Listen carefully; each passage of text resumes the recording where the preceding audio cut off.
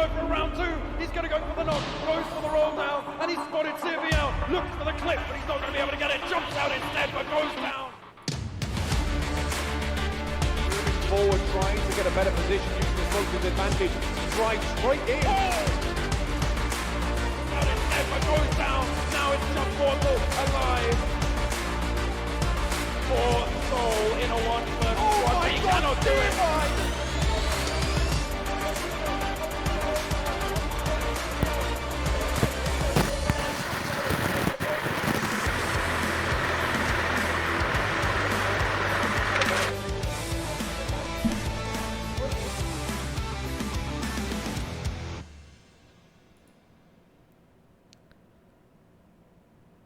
What is up, ladies and gentlemen? Welcome, welcome, welcome. This is PC Peasants Gaming, and I have Crips, and we are the English desk. And today we are going to be casting the PMCO 2020 Spring Split Regional Finals. Hello, Crips. Where are you? I am right here. Thank you so much for the warm welcome. I wish you could see me dance too, just like the way Ketan and Krat on the screen were dancing right now, celebrating the start of this wonderful tournament. Well, the two gentlemen on your screen are doing the Hindi desk, and we will be doing the English one. Rohin, it's the finals, bro. We've been casting for so long. We've been through the group stages, through the semis, and now the top 16 teams of the country are here. Yep, absolutely. It's going to be a awesome finals, and I cannot wait. A lot of these teams have worked really hard to make it to the top, and finally we are seeing the best teams in India fight it out for the PMCO final prize, which is a slot in the PMPL. And let's talk about that for a second, Crips. Could you walk us through how the entire bracketing of this tournament has been done so far? Oh, well, alright, let's take a look. So, this whole tournament is one big open qualifier for all the teams who want to make it to the World League. Keep in mind that the World League is the ultimate goal. Now, in order to get there, there's a lot of stages that we have to cross. But before we do that, let's take a look at the... Okay, never mind. Let's take a look at how Marcos Gaming, one of the strongest teams who has been entering and playing in the tournament, has progressed all throughout. They started off in the group stage with 37 kills. At one point, it seemed like these teams would be performing well consistently, but then in the semi-finals, they just had a whole new level where they got 110 kills and they topped the entire semi-final stage. Absolutely. But yeah, should I continue about how the qualifier works? Yeah, go for it. Go for it. All right. So you see, PMCO is just at least for the Indian qualifiers, has the top 16 teams in the finals, and only 9 of these 16 teams will make it to the PMPL South Asia. Now, at the same time, the PMCO South Asia qualifiers are also going on. 6 teams from that qualifier and the 9 teams from the Indian qualifier will make it to the PMPL, that is the PUBG Mobile Pro League. And along with those teams, 5 invited teams like Entity Gaming, Soul, IND, INS, the teams who did really well in the previous PMCO will be invited to the Pro League as well. And those 20 teams will then fight it out for 5 slots in the World League. So the World League is the ultimate goal over here. Yeah, absolutely. Anyway, we are getting some feedback from the admins that your mic is not set up properly, Crips. So if you could maybe look into that, that would be great. Right, just give me a second. In the meantime, I am going to keep the chat entertained. So I'd like to know exactly which teams you guys are going to be, I don't know, like rooting for. And which teams you're not, because we've got a very long day. We've got 6 matches today: Erangel, Sanhok, Miramar, Erangel, Vikendi, and then back to Erangel again. So that's 3 Erangels. So what are your thoughts? And we'd love to hear what you want to say in the chat. Crips is not reading the chat, but I am. So the top 9 teams after the 12 games will qualify for what is the PUBG Mobile Pro League, or what we've been saying, PMPL. So it's going to be insane. And let's look at Orange Rock's group stages versus their semifinals and see how they've been faring so far. So we've got the 69, the golden number kills of the group stages, and now we are at 81 kills for semifinals. So clearly, from a kill standpoint, Orange Rock has definitely improved, and they're probably in their best form for the finals. Let's look at the damage. The damage may have dipped a little bit, but it looks like Orange Rock, despite dealing less damage, has still managed to sustain more kills. Maybe they got some of those kill steals, but overall we've seen an amazing performance from Orange Rock. Of course, their 4 chicken dinners in the group stages dropped down to 3 chicken dinners, but that's not an entirely large drop in my opinion, and I still think we're going to see the best performance from Orange Rock in the coming matches. And let's see what else we have. And Crips, I can barely hear you right now. Oh god. Okay, then 1 second. Let me just fix it once again. Maybe just increase your gain just a little bit. I do apologize, ladies and gentlemen. We are casting from 2 different locations over a clean feed. I am in Chennai and my co-caster Crips is in Mumbai. So there will be certain audio issues that we will occasionally face, and you will just have to bear with us. So we do apologize. Crips? Yes, I apologize too. I hope my voice is fine at this point. Yes, it is fine. And Crips, I did interrupt you. So you should you should continue with what you were saying about the league stages. Oh, well, I finished whatever I was talking about, but just so that we can have a repetition, and because my mic was messed up at that point, I'm going to repeat the same thing again. So, the 16 teams in the PMCO Indian Regional Finals will have only the top 9 making it to the Pro League. Then, the top 6 teams from the South Asian PMCO Regional Finals will also join them. So that is a total of 15 teams who are already in the PUBG Mobile Pro League South Asia. Now, joining those 15 teams will be 5 invited teams. Teams who have already qualified for the Pro League. Teams like Soul, Entity Gaming, IND, and all those popular names. They will be joining them in the Pro League South Asia. And out of the teams, the 20 teams that make it to the South Asia Pro League, only 5 will qualify for the World League East. So it's a 3-step qualifier. First the Indians and South Asians, then the Pro League, and then the World League. So that's how the ultimate goal is. The ultimate goal is to get to the World League, where many other teams from many other regions in the world will be joining us. And in order to get there, you have to play these 2 days, 6 matches on each day. We will be starting with Erangel, and then we move on to Sanhok. The 3rd map will be Miramar, and then Erangel again, back to Vikendi, and then Erangel. So Erangel is going to be played 3 times today. Yep, and Erangel is probably the strongest map for a lot of these teams. We've got Fnatic, who's pretty decent at it. TeamTamilas, Mumba has won a couple of games. Marcos Gaming also fares fairly decently in Erangel. And we've also seen some great gameplay from 7C's 420 OP. So yeah, Erangel is just one of those maps which will allow these teams to reset if they have a couple of bad games in Sanhok or Miramar or Vikendi. So I do think these are the maps that all these teams will be looking forward to. The Erangel, the 3 Erangel matches. Yeah, and since there's only one Sanhok, Miramar, and Vikendi, if the teams who don't perform well on Erangel, they will have very less chances to prove themselves on the other maps. Yeah, we have teams like Orange Rock, who's pretty much an all-rounder. Aztecs did really well on Miramar, and I'm not sure if they will be able to perform on the same level on Erangel. They did perform well in group stages, but nothing like that in the semi-finals.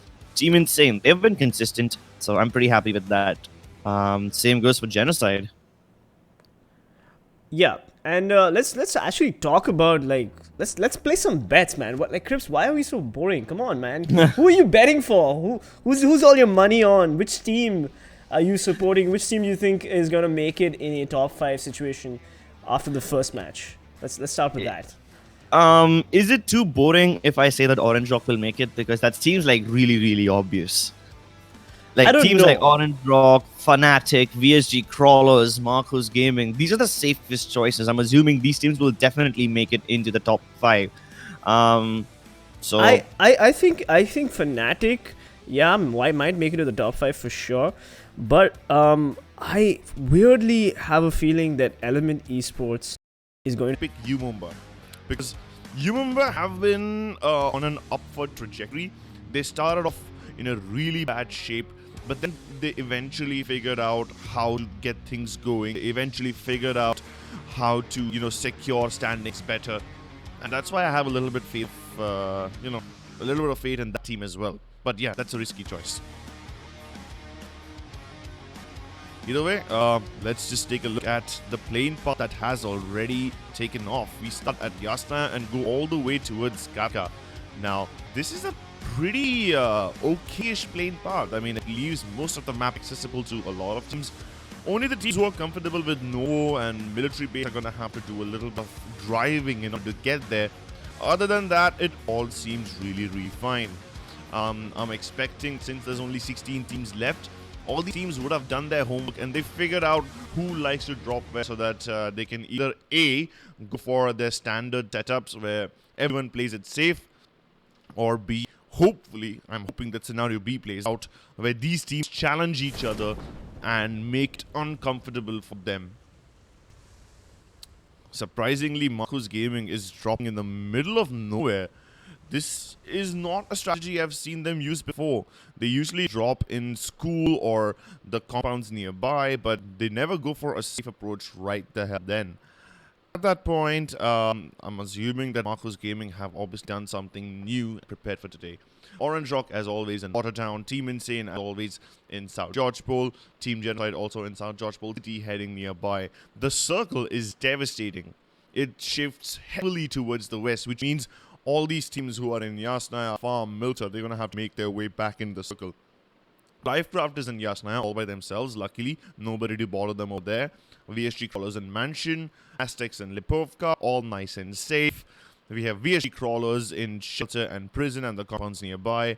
But VSG Crawlers are in problem because, you see, Team Elmnt and Team Celtz are also near that place. And this is all one big open area. So these teams don't have a lot of cover, and if they start fighting, then they might end up taking a lot of early losses, making it very difficult for them. Team Mega are just starting to make their way towards Novo. They are heading down south of Bridge, and I don't think there's enough time for them to go to Novo and get back in the circle, so they're going to have to, hurry up a bit. Team Elmnt safely dropping in Farm. Team Fnatic in their usual compounds that we've seen them drop towards the southern edge of the island, but this time they've rotated more towards the circle, more inside it, and taking the compounds which are closer to the bridges or the western bridge.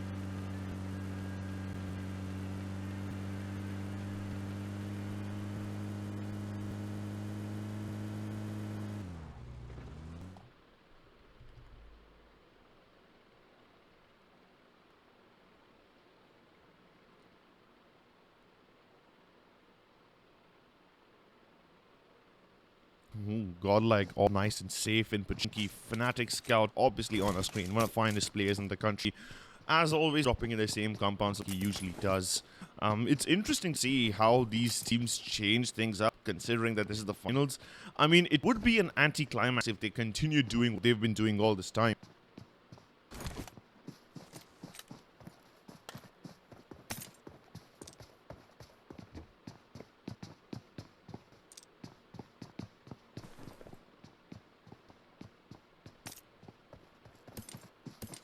Oh, well, sorry for this awkward silence, ladies and gentlemen. As always, the technical scuffles continue.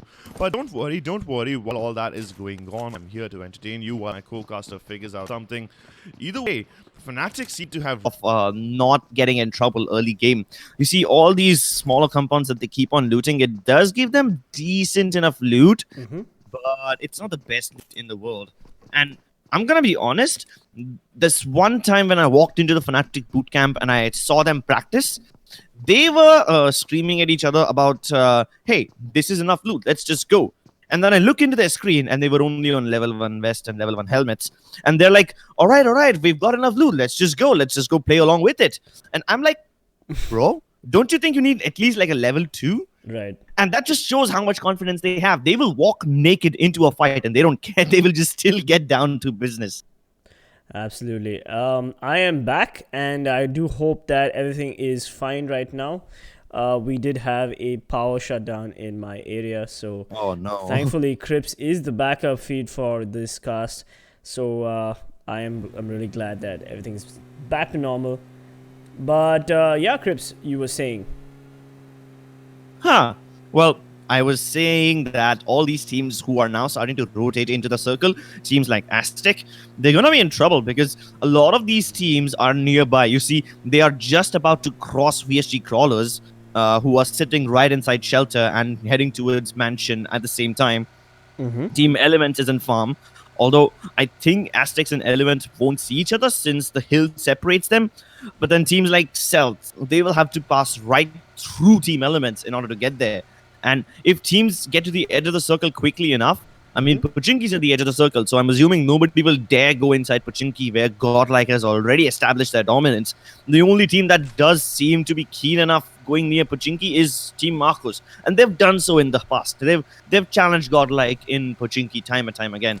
Although today it seems like they will be just skipping that entire town overall, and they're heading towards Everest, as we can see the dude with his little red dot sight trying to see if there's anyone up there already. All right. And yeah, Everest is going to be a really strong position in this game. Come to think of it, it lets you have vision all over Gatka, all over George Pole. So it's one of the best positions you can take in a circle like this, especially if you get there early on. Nobody can get you, nobody can get you out of there, and you can rack up a massive number of kills from up there.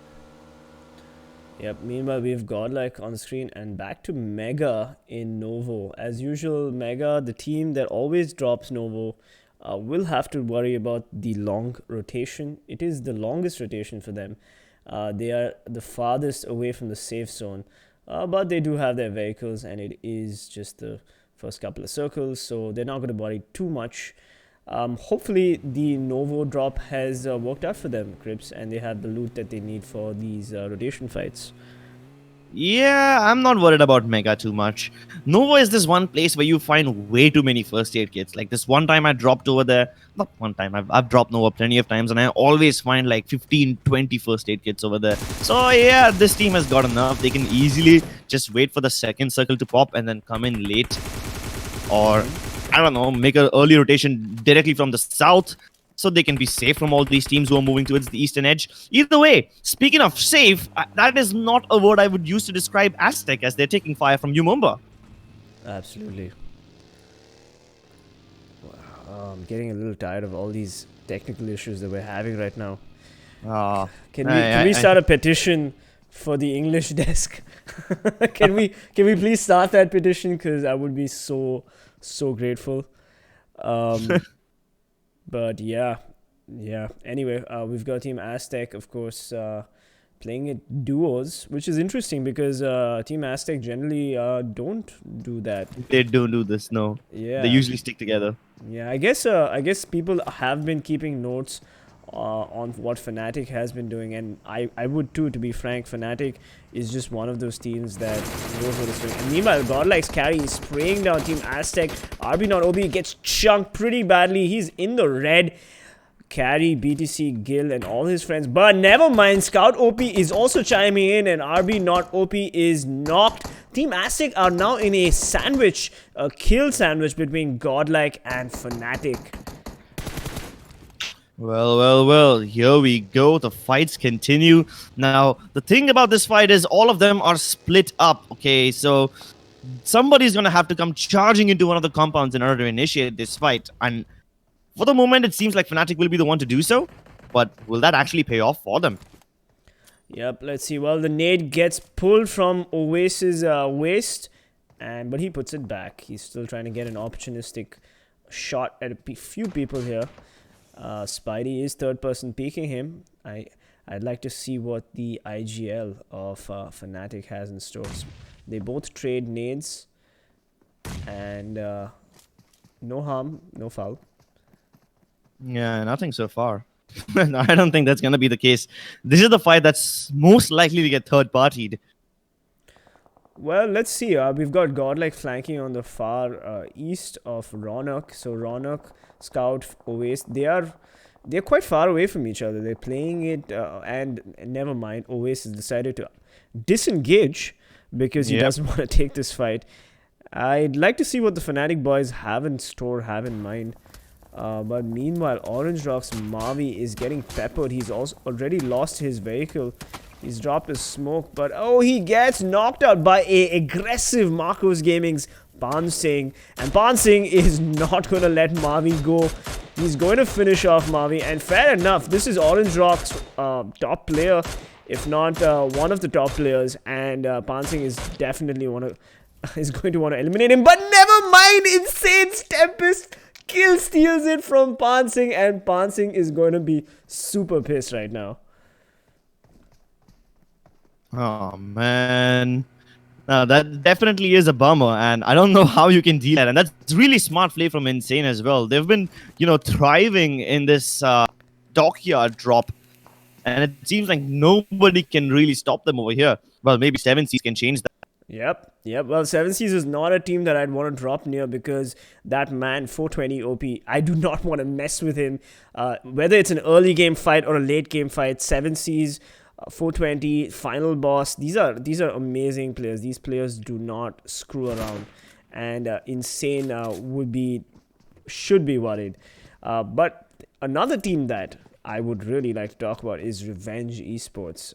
We've seen some amazing action from these guys. Akshay of Revenge Esports was, of course, in the top 10 kill leaders leaderboards for the group stages, even for the semifinals. So this team has been consistently fragging out, so I'll give them that. And they've also had a couple of chicken dinners, if I'm not mistaken. Yep, so, Revenge Esports, they have had decent performances all throughout the group stage and the semifinals. I think if I would have to name one team which has been consistently there, no breakout top performances, no horrible bad performances, they've just been there in the center and safe, I think it would be Revenge. Yeah, absolutely. And I would want to put Elmnt Esports in the same category, but then Elmnt Esports has had a couple of bad circles. But Revenge has surprisingly not fallen prey to the circle. They've consistently got the zone prediction perfect. And this is a team that has been playing consistently, as you rightly said. And I do have a lot of expectations. You can even see them, the purple Team 20 Revenge. But the circle has just screwed them. We just jinxed all these teams. Literally all of them. It's not even like one of the teams is safe. The circle destroyed all of them. And guess what? Even the team who's on top of Everest, even they are going to struggle because the circle is so bad that only half of Everest is there in it. So, this is going to be a tough one. Well, Marcos Gaming is probably going to sit tight and not rotate. But no, they will have to rotate. Yeah, you're right. I'm so sorry. They're going to... Everybody has to rotate at this point except for VSG Crawlers and Team Tamil, who are right now on the screen... right now, and they're taking shots at each other. Meanwhile, Marcos Gaming's takes some aggro on 7Cs, and final boss gets knocked. And finally, the rotation phase where we see a lot of actions, a lot of quick skirmishes. Yeah, this is the one phase which is going to be super chaotic. Revenge, they are trying to initiate upon Fnatic, and they do get Ronak. Interesting stuff. Now, can he actually finish him off, or does he get return fired by Scout? He has some pretty good position over here, but it seems like Ronak, he won't be surviving the onslaught. Yep, and even though like Revenge Esports sort of came in 16th, I understand there are a lot of people who think that, hey, they just about made it, but they've been largely consistent. I mean, they've been in the 10th to 16th sort of position, like up and down. And I do think they have just the one player who is performing, who is Akshay. So it is up to Trilok and the rest of them to finally show us what they're made of, if Revenge wants to take this regional final seriously. Yeah, and of course they're going to have to take it seriously because only 9 teams will make it. And honestly, 9 is not a lot. Oh no, look at that. Team Godlike, they're firing upon Team Elements. And at the same time, even Revenge is stealing kills from them. Elements is in a very nasty sandwich. Nasty sandwich indeed. Element's Gubber is knocked. They've already lost so many players. And now 7Cs turns their eyes onto Umumba, knocking Bhishma. So, but that nade from Exis finishes off Frost. And Exis is going to quickly go for the third party. Come on, man. Don't take your time. Exis trying to make a point to Frost. But yeah, that's not looking good for Element at all. Like, this is a team that I was betting a lot of money on at the beginning of the stream, and they just not had a great Erangel. Yeah, we are the Jinx Lords, as Gubbar also gets naded by Godlike once again. And that brings Elements down to one player, if I'm not wrong. That's a very awkward spot to be in. And the circle is even more awkward. Oh my lord, look at that. Hey, Only not George Bull in the circle. I have a question for you. Do you think Ronak gets knocked out way too often? Like, is it the role that he's playing? I think Scout is the one who plays that role, the risky role of getting knocked out earlier. Exactly, yeah. So, I mean, have you noticed that Ronak has been getting knocked out pretty early on? Is he being aggressive, more aggressive than he should? Or has he just been, like, unlucky? I think it's unlucky. It's not his role to be the one who aggresses first. Usually Scout, I mean, true to his name, he's going to play away from his team. Yeah. That's literally what his name suggests. Yeah. But looking at the South George Bowl dockyard right now, you see how insane it's spread about so far. We have Vexy from Mega stuck in between them, and the two remaining players of Mega are inside a warehouse, which is very far away from Vexy. I don't think they're going to be able to revive him. And never mind that, Godlike going for the rotate. Have they lost a wheel? Maybe not, but insane. Tries to get a knock on Daljit. Oh, he does manage to connect, but he could have actually gone for the kill. All the Godlike players are going for the rotate, and the circle has moved further north, making the rotation phase much longer, and all these teams are going to have to rotate. Meanwhile, Fnatic's Ash finds Akshay, knocks him, and thirsts him as quickly as possible. Well, that was a really messed up fight, and Fnatic, they were in a good spot at one time. Now Revenge is the one who has control of Bridge. Now both these teams have to make it to the north of Bridge, so doesn't matter who wins this fight, as long as they manage to rotate quickly, that should be it. Look at that, Raid and Sonic, they're already trying to make their way across. Trilok is the one who's playing gatekeeper to Fnatic. And the play zone knocks out Ash, and that's going to be a problem for a lot of teams. You see, this is the fourth play zone, which means you can't stay outside the circle for long. No. Godlike, they're also taking shots as they move in, but Guild loses his life to the play zone again, and a lot of players are going to, face this problem.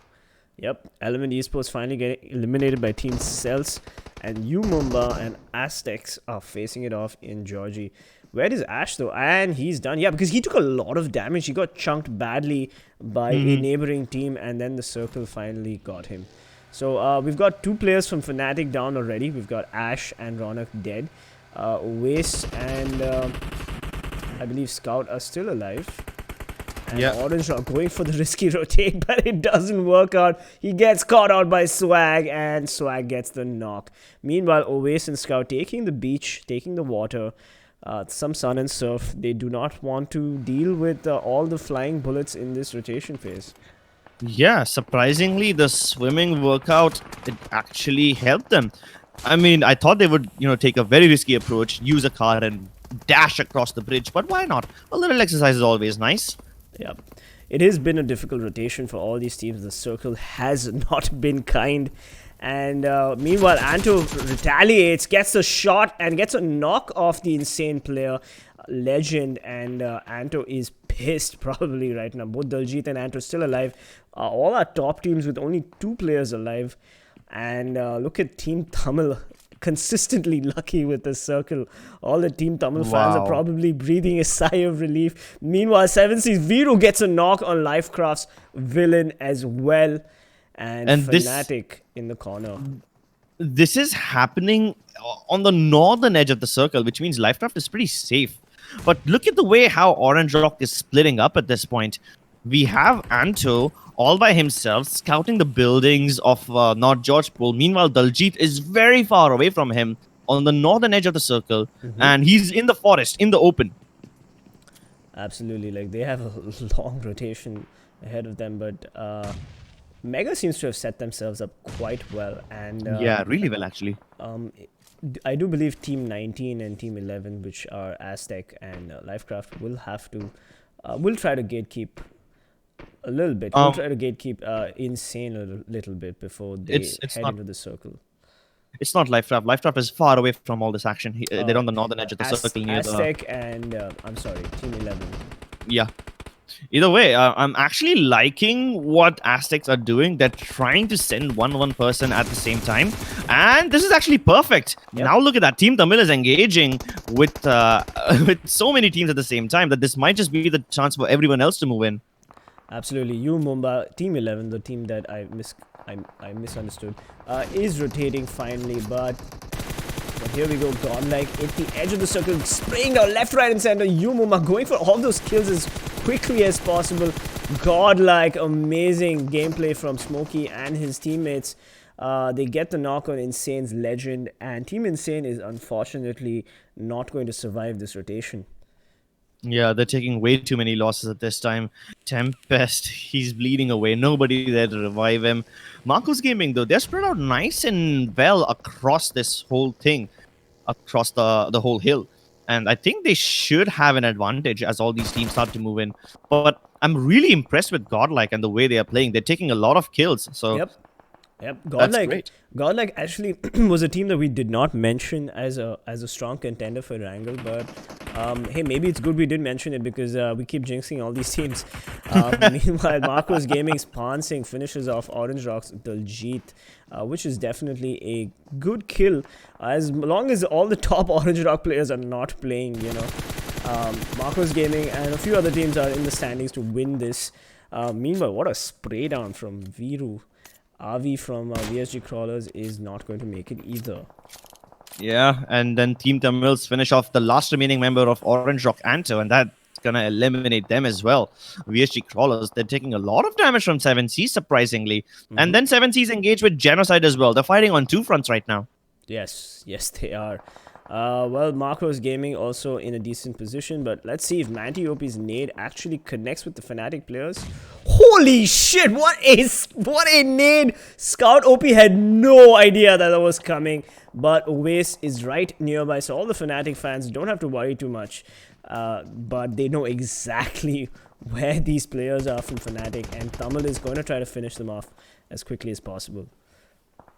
Well, TeamTamilas really turning up the heat in this fight.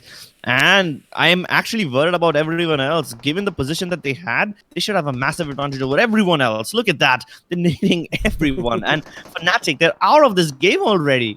Yep. Amazing. Anyway, we've got Aztecs also getting some knocks on Team Revenge Esports. They're not going to want to let them rotate. And Trilok, I think, is going for the heal off. Revenge Esports is pretty much not going to be able to make it. And yep, the play zone takes Trilok. And I do believe that will be the end of Revenge. We have Aztecs still in the game, but they take heavy losses from Mega as they push up the hill. And Aztecs also get eliminated. Mega with the stand on the hill. What a beautiful stand from them. Definitely. And they are definitely raining down punishment upon Godlike and Aztecs, both of them eliminating. I'm actually concerned right now. Marcos Gaming and 7Cs. This is one of the toughest fights. Well, wasn't too hard for them. Marcos Gaming just pushed forward, finished them off, and it looks like 7Cs is out of the game. So Marcos Gaming keeping up the aggression. It's very clear that the Marcos Gaming team has figured out their routes for rotation, and they're playing so well off late. They've been absolutely on fire. Meanwhile, Team Genocide has been eliminated, and Carry-OP is trying to get his teammate up with that smoke. Well, at least he will be successful. The smoke does grant him a little bit of cover, but VSG Crawlers are a bit too close to him. Do you think he'll be able to revive him in time? Well, meanwhile, Marcos Gaming, what a spray down right there on those VSG Crawler players. No, sorry. Yeah, it was VSG Crawler. MegaStars players, yeah, my bad. And MegaStars is also eliminated. I do believe we are desynced Crips, so we will have to be desynced somehow. But anyway, we have Team Tamil remaining and Marcos Gaming. Two South Indian teams. It's Hyderabad, it's Andhra versus Tamil Nadu. Ladies and gentlemen, get your wallets out and get the betting started. It's a 3v4. It's a 3v4. So, you know, but Marcos Gaming has been a very strong contender. So, like, it can be anyone's game at this point. Yeah, but Marcos Gaming, not just being the strong contenders, have the zone in their favor as well. And that's a massive advantage in a play zone like this, where there's just one big slope available to you. And that's literally it. That's all you have. TeamTamilas are going to have to use a lot of smokes in order to get to the safe zone. Yep. Oh, but they managed to do a lot of damage to the dude. Is he taking play zone damage? Oh my god, rookie mistake. The dude dropping to the play zone, and now it's a 4v2. This looks like TeamTamilas' game, but Surya gets the knock on Manti OP. Manti OP, let me remind the audience, is one of Raven's best players, and Striker takes a ton of damage from Max Ash and falls to his death. It is now a 2v2 situation. But Manti OP is back, so and they are not taking any chances. Raven wants to maintain their player advantage. They spot out the dude, they finish him off, and it's back to a 4v2 situation. Can Surya and Max Cash clutch this? The smokes go out, but the damage has been dealt by Manti OP. He gets the knock on Max Cash, and Surya gets the trade on him and goes for the thirst, but finally it does not work out for Marcos Gaming. They do have a ton of points, but Team Tamil having the circle from the beginning, playing it nice and safe, and making sure all 4 players make it out alive as much as possible, has clearly worked out for them. Congratulations, Team Tamil, the winners of the first finals match of today. Don't worry, we have 5 more to go, so don't go anywhere. Crips? Well, I'm actually surprised at how Team Marcos Gaming just threw away their advantage they had. They had man advantage. They had more players remaining, and then the dude falls to the play zone. How? Well, I just don't get that. I don't know. I just, you know, sometimes things happen, but you know what? VSG Crawlers with 0 kills coming in 3rd place. If any team that like that played well didn't take any fights, that would be VSG Crawlers. They had the circle and they just went for those placement points, and maybe we can see some more action from them later, but I don't know, man. There was so many mistakes. Or the rotation phase was just like terrible. The most awkward rotation phase ever. Yeah, and we can't even blame any of these teams. Like, that was just unfortunate. Of course, Mr. Spray getting 5 kills and 660 damage, which is commendable, and he is the MVP of the match. But yeah, Team Tamil just had the circle all along. All they had to do is pick fights, and that's what they did, and that's how they won. Definitely. And Team Tamilas, I think, was one of the only teams who was not too keen to rotate early, and it paid off for them. You see, in the first circle, when everyone started making it to the circle, they just started moving it. A lot of these teams took the compounds near Gatka, near Quarry or Ferry Pier down south, because they expected a circle to move down. They expected that George Pool will be nullified by the zone, and then the fights will take place in the open compounds. But that did not happen. And because everyone, instead of just rotating into the circle directly, they took a southern approach, most of the teams had to go through the George Pool bridges into North George. They went from south to North George Pool via the bridges, which is it's a death trap. It's a deadly place to be. Instead of taking a longer, safer rotation around, everyone lost most of their players in the rotations itself from the George Pool bridges. And the one team who was in the zone, Team Tamils, yeah, it was open season for them. They just fired left, right, center, and no matter where they fire, some bullet will connect to some player. Yeah, well, we've got Mr. Spray with 5 kills and Manti OP with 5 kills as well. But 7C's again making it to a top 5, but this time not with 420 OP, with Viru. Viru with the 4 kills, but the 790 damage, making him the highest damage dealer. Raven, Carry OP coming in with 3 kills in 4th place, and Godlikes Exist coming in 5th with 3 kills. So all these players, amazing performance. Some new names, Viru, Exist, which is great. But yeah, Team Tamil absolutely fragging out. That is I believe 13 kills is what they got, which is amazing. Yeah, it's good to see that all these new names are also showing up. It's not just the standard people, the standard carries of the team who are dishing out punishment. It's everyone on the team stepping up. Yep, and then we got Team Tamil with 14 kills, I stand corrected, so I'm guessing their fourth player got the 1 kill, 34 points. Marcos Gaming coming in second with 11 kills, 25 points, which is a great start for them. 7Seas Esports surprisingly performed very well. They didn't have the position points, but they had the kill points, 7 kills with 13 points. MegaStars, hats off to them, they did hold the hill as much as they could. They took heavy casualties, but they still managed to come in 4th place with 12 points. And back to you, Crips. Wow. Aztecs, I'm actually surprised they managed to get 5 placement points out of it. Given the position they were in, they were fighting Fnatic and trying to rotate half the players while the fight was still going on. I'm actually surprised they managed to do all this. Team Insane, they had 4 kills, but let's be honest, they were smack in the center of so much action that they could never be expected to make it to a higher placement point. Either way, 4 kills is still impressive. Humumba, a fair balance of both of them, 5 points to them. But then, everybody else. These are all like some of the most top teams. These are the top teams. We've got LifeCraft, we've got Fnatic, we've got Orange, we've got Elements. Celtz is also a great team. So, I mean, these guys just got screwed by the circle. Yeah, you can't even blame them. Yeah, I mean, there's only so much of zone prediction that you can do, and the rotation phase was just harsh. Maybe some people could have gone for the far rotate, maybe around Rozok or something like that, but it just didn't work out. Everybody rotated through containers and the Georgie containers and South Georgie, and it just didn't work out. Yeah, I mean, imagine if some team would have taken the longer way around from somewhere in Rozok or somewhere in Severny, and then they made the rotation just like LifeCraft did. That would have been so convenient for them, and LifeCraft, that's why I was able to get into one of the best places. I mean, they didn't make it to the top 3. That's a different story. But they did have a very safe rotation phase.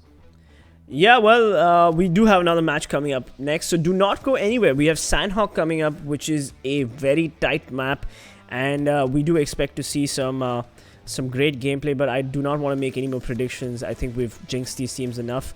Damage dealers, there we go. Viru with the highest amount of damage, 790 damage. Mr. Spray coming in second with 660 damage. We've got 2 Mr. Sprays on the screen right now. And coming in 4th place, we have Mansing with 642 damage. Yep. Yeah, I guess the admins are big fans of Mr. Spray.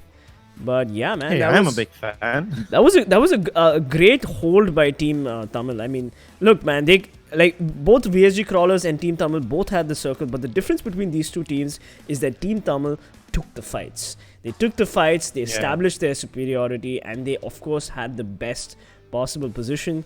3-story, which is great. They managed to throw nades at everybody from there. They managed to even smoke off their knocked out teammates. So we'll be right back to see more action in Sanhok. So don't go anywhere, guys. And yeah, this is PC Peasants Gaming, and my co-caster Crips here is thank you, sir. is going to be casting the next couple of games with me.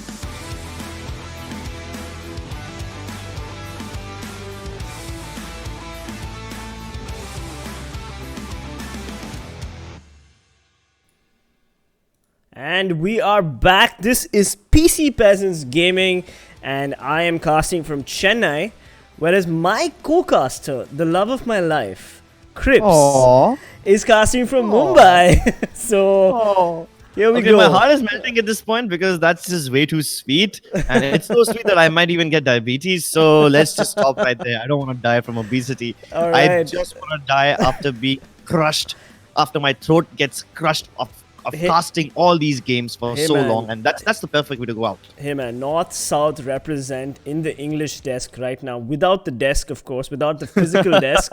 Of course, Ketan and Krat have the physical desk, and I'm very jealous, and I'm going to be making a serious complaint. But all jokes aside, it is Sanhok next, and we have had an amazing Erangel experience so far. We had, of course, Team Tamil winning it. They had the circle. The circle unfortunately damaged so many teams in the rotation phase. It was a cruel, harsh mistress. And all the top teams like Orange Rock, Fnatic, none of these guys could really rotate successfully. And they did die to the play zone, or they took aggro from different other teams. But the playing path is on the screen right now. Crips, take it away. Well. This is a pretty interesting one. You see, it starts on the southern island of Ruins and then goes all the way up towards Mongoi. Now, when I say it's interesting, it's because this is a weird playing path where all the places are accessible, but then the circle can really determine how the game turns out. Because if it goes towards the northwestern island or the south one, then all the teams who drop towards the eastern edges, they are pretty much screwed. Let's see. Team Aztec, safe in Bantai. Team Revenge, spreading out across Nakam and Sami. I don't even know how to pronounce that name. Either way, Marcus Gaming, safe in Ruins. But 7C's Viru is awfully close to them. And they'll be taking that long bridge. Orange Rock, as always, dropping to the northwestern island.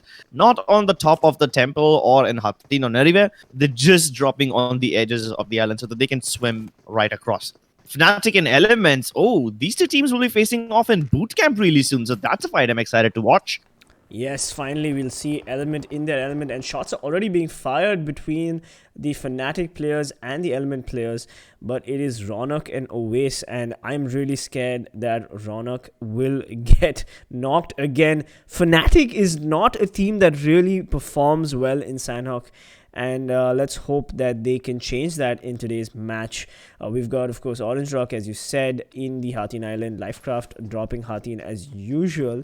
But we also have a lot of teams in the top, the northwestern side of the map, which is around Mongtai, I guess. So we've got Mumba, we've got a couple of Revenge Esports guys there. Oh, we've got a solo Revenge Esports player there. And VSG Crawlers has gone for the central drop, and Team Genocide has gone for Kampong. So we've got a nice spread out circle. The circle is between the main island and the Painan Island, the Ruins Island. So let's see if Trifecta Compound becomes important. And see, Destro spotted him out, as I was just saying, the northwestern side of the map, and he goes for the early thirst. So Revenge Esports has just lost their first player. Yeah, and they're splitting up way too much. Don't you think? Revenge usually isn't the kind of team who plays split. I mean, we have Scout on our screens right now, and yeah, we are used to seeing him away from his team, all by himself, one-man army types. Revenge aren't the kind of team who go for that usually, and this early loss is definitely going to be a big hit, especially when we know for a fact that Revenge is a team that excels in team fights. They don't excel in flanking. They don't excel in rotations. They excel in pure man versus man team fights. And if you take out one of their players already, you're taking away not just the man advantage, you're also taking away one of their strengths, one of the things that they excel in, which is, yeah, that's definitely not a good start. Yeah, and I'm not really sure what happened there, because the rest of Revenge Esports is in Sami, and then Rayad went for the northernmost drop. Another team which is very similar to Revenge is Elmnt Esports. They're a team that can take a one-on-one team fight, but when it becomes a third-party situation, they are not able to sustain fights on multiple fronts, which is something that Elmnt has been struggling with since the group stages, since the semifinals. And Sanhok is just one of those maps which is very it's very like third-party friendly. So we've got Team Celtz, of course, in the central location, right on the hill east of Painan, we've got Fnatic also going for Quarry, which I think they've learned a very hard lesson from the last map with the rotation, so they don't want to be caught out rotating. And Team Elmnt is parallelly rotating with them from bootcamp as well. So let's see how that fight pans out. Quarry being in the smack center of the circle is a bit of a concern. You see, Quarry, if you're inside it, like literally in those trenches, then you're in trouble, because getting out of that place is super awkward and super difficult. And all these teams who are at the edges of the cliffs of Quarry, we have Genocide, we have VSG Crawlers. I mean, right now that they'll engage with each other, but if you're inside the little ditch of Quarry, then there's no way. You're trapped over there. You're definitely not getting out of that place alive. And that makes rotating also so awkward. Yeah, I mean, it's like shooting fish in a barrel with respect to Quarry and Team Genocide, of course, on the screen right now. I'm not going to commit to Quarry. I mean, no team will unless they really have to. Even VSG Crawlers is staying on the higher ground. And the Quarry loot is also quite sparse. I mean, you do get a couple of decent guns there, a couple of nice heals and armor, but it's just not worth the risk, especially in a professional environment. Yeah.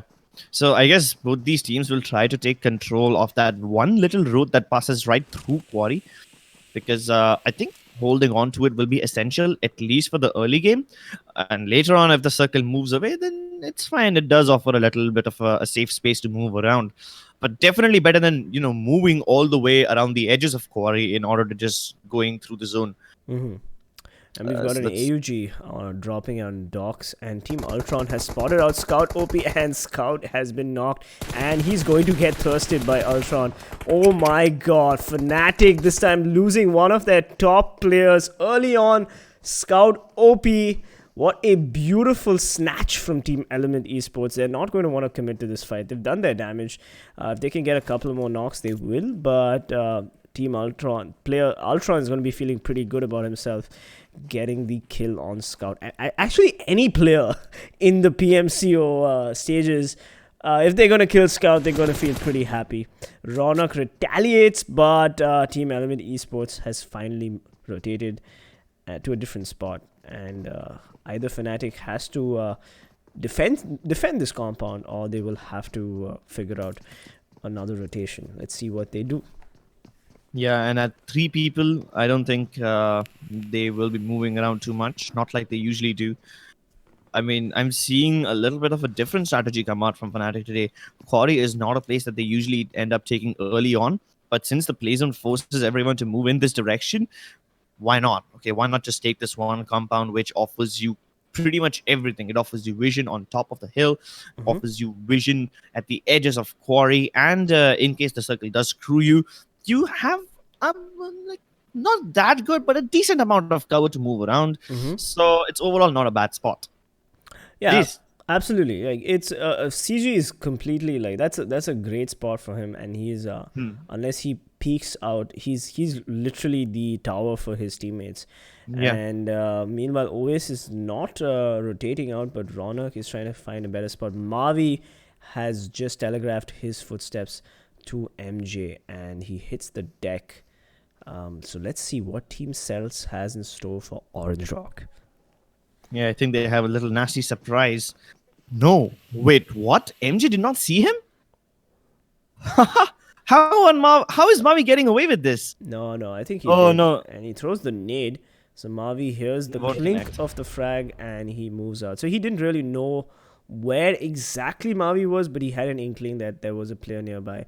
Mavi goes for the hard disengage, rotating to his teammates, and Vampire keeping a vantage while Mavi rotates. And see, that is some beautiful teamwork right there. We've got Mavi rotating and Vampires giving him cover. I mean, this is like SWAT level. But we get a knock. Daljit with the man with the Kar98, the man you do not mess with. What a shot. He gets 2 flesh shots, 1 headshot and a flesh shot, and Rox is going to be bleeding out fast.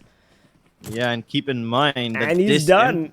It's done already. And this is the one very good thing I like about Elements and Orange. Both these teams do this thing where they just send out one player, and even if they don't fight, they fall back. They will just take the information and punish them based simply on the information. And that's so beautiful to watch. And the way you take decisions around the information that you have, whether to fight, whether to disengage, whether to move away or hold, all these decisions is something that Orange Rock is really, really successful in. And that's why they've been one of the most consistent teams in the country. Absolutely. Yeah, I gotta say, like, Orange Rock just knows how to play this game, and they've vastly improved from 69 kills to 81 kills in the semis. These guys are pretty consistent, and they've just shown improvement, and I do have high hopes for them for the rest of the final stages matches. So let's see how they do it. Meanwhile, Team Tamil going for the drop. But the drop is out of reach. How will they get up there? You can't get up on this warehouse, can you? Hey, ledge grab? No, I don't think so. No. These professional players always surprise us. But yeah, I mean, I do believe that is out of reach. So I'm not sure if it still works. It doesn't work in PUBG PC anymore. In PUBG Mobile, it used to. You throw a nade on the roof, and the explosion will knock the airdrop out. And it will like let it fall down or something. Does that still work? I'm not sure. Frankly, I don't even care. Look at Akshay. He's already got the knock on Spidey. And that's a very interesting player that he's taken down. Spidey has been one of those players that, is very good at playing away from his team. And he plays the anchor to a whole different level. Losing Spidey is going to be problematic for Team Aztecs, especially in a map like Sanhok, where Spidey's role is so much more important than any other map, let's say like Erangel or Miramar. Yeah, absolutely. And now it's a 3v3 with Spidey sort of slowly bleeding out. So maybe Revenge Esports can go aggressive with this push and take the loot that they definitely need. Meanwhile, Marcos Gaming, the dude, gets the knock on Zigzaw of 7 Seas Esports, but 420 takes a lot of damage. But Marcos Gaming gets knocked by Viru thirsting Surya and trying to finish off the dude. That's 2 players and Marcos Gaming have just lost. And the 7 Seas Esports players are back. They're going to just lick their wounds and get back into the fight. Meanwhile, Pan Singh and Max Cash are really far away. And there's really not much they can do to help the dude. So they're going to maybe take a couple of shots or just have to disengage. But Viru has spotted Max Cash and vice versa. Let's see how this trade pans out. Yeah, but none of them will be able to finish each other. The best that they can do at this point is try to keep the 7 Seas players knocked, keep them engaged in battle. There's no way they're saving the dude, and they're already bid him goodbye. There's 2 players down for Team Marcos. And this is one of the best teams in the tournament. Them losing 2 players is going to make things easy, not just for 7 Seas, but for pretty much everyone. And 7 Seas is doing everyone a favor by taking out the dude like that. I'm not sure why Marcos Gaming were playing 2 split, because they generally don't. No, they don't. VSG Crawlers opens fire insane Tempest, and Tempest has been sprayed down. Carry spots on Bhishma from Umumba, and Bhishma quickly is made worm food. And now Godlike have an inkling that Umumba are nearby. So this is going to be another fight that we're going to see happen on the screen. Yeah, but Godlike is not the one to disengage, right? We don't usually see Godlike disengage from fights. This time, they're not taking the fight with you, Mumbai. In fact, Godlike is just spreading out in every direction, and they're trying to keep tabs on everyone. We see Gil on our screens. He's way too far away from his teammates. At least Carry and the rest of his boys are close to each other. Gil is playing like the reconnaissance guy, and he is in a bit of danger. Exist takes a bit of damage, but I don't think that's from you, Mumbai. Yep, I don't think it is. VSG Crawlers, of course, is still taking multiple fights. But yeah, they still have this compound. They don't have to go anywhere. The circle is firmly in their advantage. All they have to do is just hold and spot our people and knock them. And maybe even go for thirst. And that's literally what they did with Team Insane. So we've got Insane, Fnatic, VSG, Elmnt, and Godlike all clustered around the quarry. None of them, of course, are committing to the quarry, but they're all on the edge of the quarry. So they're they're just going to hold that. Yeah, and that's exactly what makes this area so tricky to work around. If you see the approaches that other teams are taking, teams like Marcos Gaming, they're just making it into the circle now. Orange Rock safe in Bainan, then Team Tamilas very far away from quarry, and so is LifeCraft and Mega. These teams are going to have a pretty easy time in this game. But VSG Crawlers, they've made contact with Team Genocide. And they did get fired upon by Gil from Godlike as well. They just connected a couple of shots. So where do VSG Crawlers focus now? They're inside the compound. They have a safe spot, but they have players all around them. Well, the circle has changed and they're still pretty much safe, so they don't have to take any unnecessary fights. And that's pretty much how VSG Crawlers played the first match of the day as well. They had the circle and they got the zone prediction perfectly right as well. And all they had to do was just sit tight. But I think this time they're going to be maybe a little aggressive. They've gotten a couple of kills on their names, and they're going to want to maybe commit. But Smokey, look at the angle that he has on the VSG Crawler players. He can really dish some damage out if VSG Crawlers over peaks or aggressively peaks. So let's see how it works out for them. Well, I'm a bit concerned about Godlike now. Smokey, Exist, Carry, Gil, all of them spreading apart really wide. If any one of them gets knocked, just like Carry got right now, there's no revives coming your way, boy. There's no backup. Carry's about to be thirsted. He's lost most of his HP already. They spotted out Smokey as well. And XDD, he's trying to connect shots. He won't be able to land them just yet, but I think he should be pretty happy with whatever he's accomplished so far. He's got the information. He's got one knock onto Carry. Maybe even a finish off. No, not anymore. The smoke comes in for the backup. And luckily, Godlike, they should be able to keep him alive, at least for some time. Unless, of course, like XDD managed to land a lucky shot through the smoke, straight to his face or something.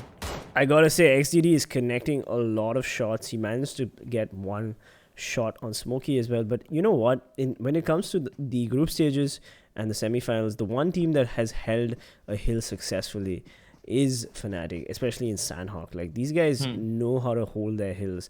And I feel like Godlike is overextending themselves, just as you rightly said, spreading out the way they did. Carry once again in a bit of danger. Godlike, he's trying to engage with VSG Crawlers, has an angle onto them. But will that be enough? Will this 6x M4 be enough to hold down VSG Crawlers? They have so many exit avenues, so many angles that they can take. And Godlike, they do relay the information to each other, but they're also broadcasting their own position to literally every other team in the vicinity. And if they get too focused, too tunnel visioned onto VSG Crawlers, this might just be open season for some other teams like, I don't know, like maybe Genocide. Aztec or maybe Fnatic or Genocide to move in. Yeah, absolutely. But at this point, like, since they do have cover, like, they don't really have to worry about telegraphing too much. I mean, right now, all they need to do is make sure that they hold the right angles. And there are a lot of angles, of course. You're right. But still, I do wonder what Marcos Gaming is doing here. Like this just playing the edge of the circle, and they're not rotating. Not sure what's happening there. But we're back to Orange Rock. We've got Team Orange Rock and Revenge Esports in shooting distance of each other. So maybe we'll see some action between these two teams. And we've also got Team Celtz a little bit north of them. So so yeah, we're possibly going to see a third party if any of these two teams start fighting. Let's see what happens. So let's keep in mind that Orange Rock, they haven't taken a lot of fights yet. They were safe and by none. Revenge lost one player to another team, but Orange Rock, they've been on a very safe approach. And I don't think any team should be expecting this, but Revenge are gatekeeping them. And look at the circle. It is so bad. It's so bad. It's straight in the center of Quarry. So all the teams that we saw on screen before are going to be nice and safe. But every other team, Orange Rock, Revenge, LifeCraft, TeamTamilas. No, actually, wait. TeamTamilas actually made it to the safe zone safely. But while I say that, 7Cs, they are engaging with them. Spray has been downed already. Yep, and it looks like 7Cs will now have to figure out how to rotate in. I like how 7Cs is taking a fight, but it's not in the circle. So both these teams are outside the circle, and they are trying to vie for the rotation.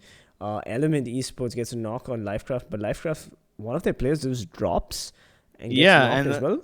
So he was knocked by falling, and then he was finished off. Wow. Oh. What a bad position. Exotic, he's taking so much damage from around that tree, and there's barely any cover. But the AK still manages to do quite a bit of damage to Team Insane. Is that nade going to be enough? Oh, this is a brilliant nade. A counter one comes in, and that's going to be the end of Exotic. Oh my god. Oh, that nade though gets Ultron. At least it wasn't a failed nade. Gubber still has the angle on Exotic. And now it is up to Villain and Noob. What are they going to do? Noob maybe tries to go for the push. Meanwhile, Villain is giving him all the information that he needs. Gubber healing up. And Godlike's Gil has finally seen the 7 Seas players. He throws a nade, but it does not connect. Unfortunately, it does connect. It does a little bit of damage. Encore, meanwhile, knocks out Mavi and Noob getting out Gubber. So they could possibly go for the res, but it doesn't look like Exotic is going to survive this. And Frost is watching the angle, waiting for the LifeCraft push. 3 different fights happening right now. Elements versus Exotic, and then 7 Seas versus Godlike, and at the same time, TeamTamilas versus Aztec. So this is a really fight-laden circle. Elements, they are trying to hold the edge, and they should be able to gatekeep LifeCraft well enough, unless, of course, some other team from far away decides to, start fighting with Elements, and then they have both those ends covered. Revenge, Trilok, he does get the knock onto Aztecs, but TeamTamilas are trying to fight back, and they're starting to get a lot of kills. You see, they've already knocked out Marcos Gaming. No, this was amazing. Marcos Gaming, they did fall, but then at the same time, Fnatic, Celtz, they are taking so much damage from each other. At the same time, Aztecs is trying to third party in on this fight. This is turned into a 3-way very soon, and Ultron, I don't think he's going to be able to hold off this this assault from Team LifeCraft. They desperately need to make it into the zone as the placement starts to push them in. Keep in mind, this is the 5th circle. This should be able to knock out pretty much everyone who's caught outside. Ooh, Ultron. He goes for the nade. I wonder if he can ricochet this perfectly, and if he does, that's going to do some damage, but it does not. So we've got 3 players of Elements still alive, and it is Noob and Villain. Alright, they go out through the blue zone, and they spot them out, and they finish them. That was a good peek from the Element players. And LifeCraft is eliminated, but the circle has also screwed everybody else. VSG Crawler still at the edge, but Fnatic again have to rotate all the way through Quarry. So do Revenge around Quarry, and TeamTamilas now needs to push Team Genocide from the south. So we're seeing a fight happen right there. Team Genocide is holding their compound.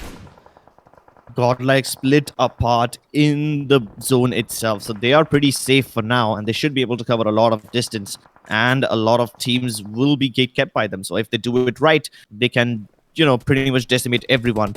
Insane, they decide to go for the reses inside the blue, but that's a bad idea. Daljeet does manage to get one more knock onto them. I think they just got their losses short. I think Insane. Oh, but he gets a double knock on the Element players, and Orange Rock finally getting multiple knocks on the Mumbai players. So all these teams are getting fights as the circle closes in. The playzone takes on Mega, but Fnatic gets eliminated by the VSG Crawlers, and Mumbai finally get eliminated as well. Alright, it's Orange Rock going for the push, Daljeet, but here we go. Can Daljeet do this? He gets the knock on Exis. He goes for the Thirst as well. Might as well get the kill as quickly as possible. He's also going to finish off Smokey, but he takes a couple of shots. He just about makes it. Exactly. Ooh, indeed. And can Vampire help his teammate who is currently pinned down? It's a 2v2 situation between Orange Rock and Godlike.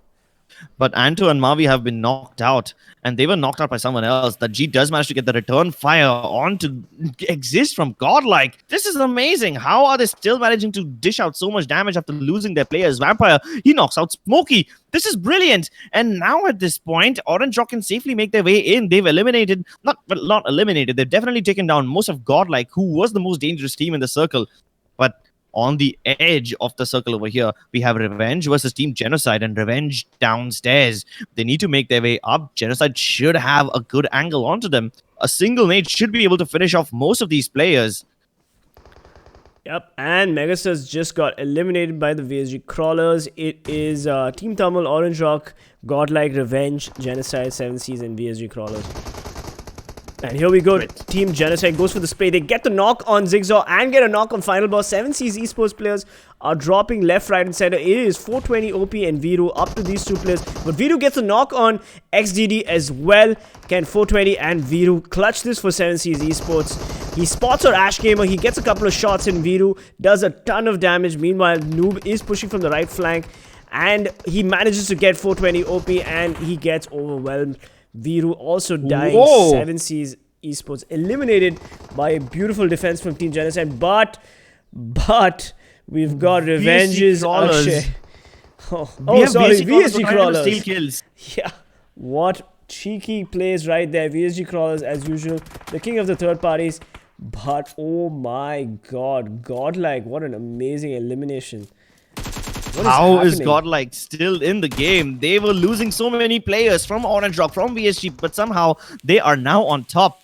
Godlike, we have Kill and Carry BTC remaining, and they are up against 3 players from VSG Crawlers. This is about as fair as it gets. Godlike don't have an advantage, but they do have the high ground, and they have the circle to themselves. So maybe it's an even Stevens fight. Maybe they might just come out on top of this. Well, Carry not spotting CG, but CG going for the rotation. He peeks and yep, he gets knocked. And that now it's a 2v2. Now it's an even Stevens fight, in my opinion.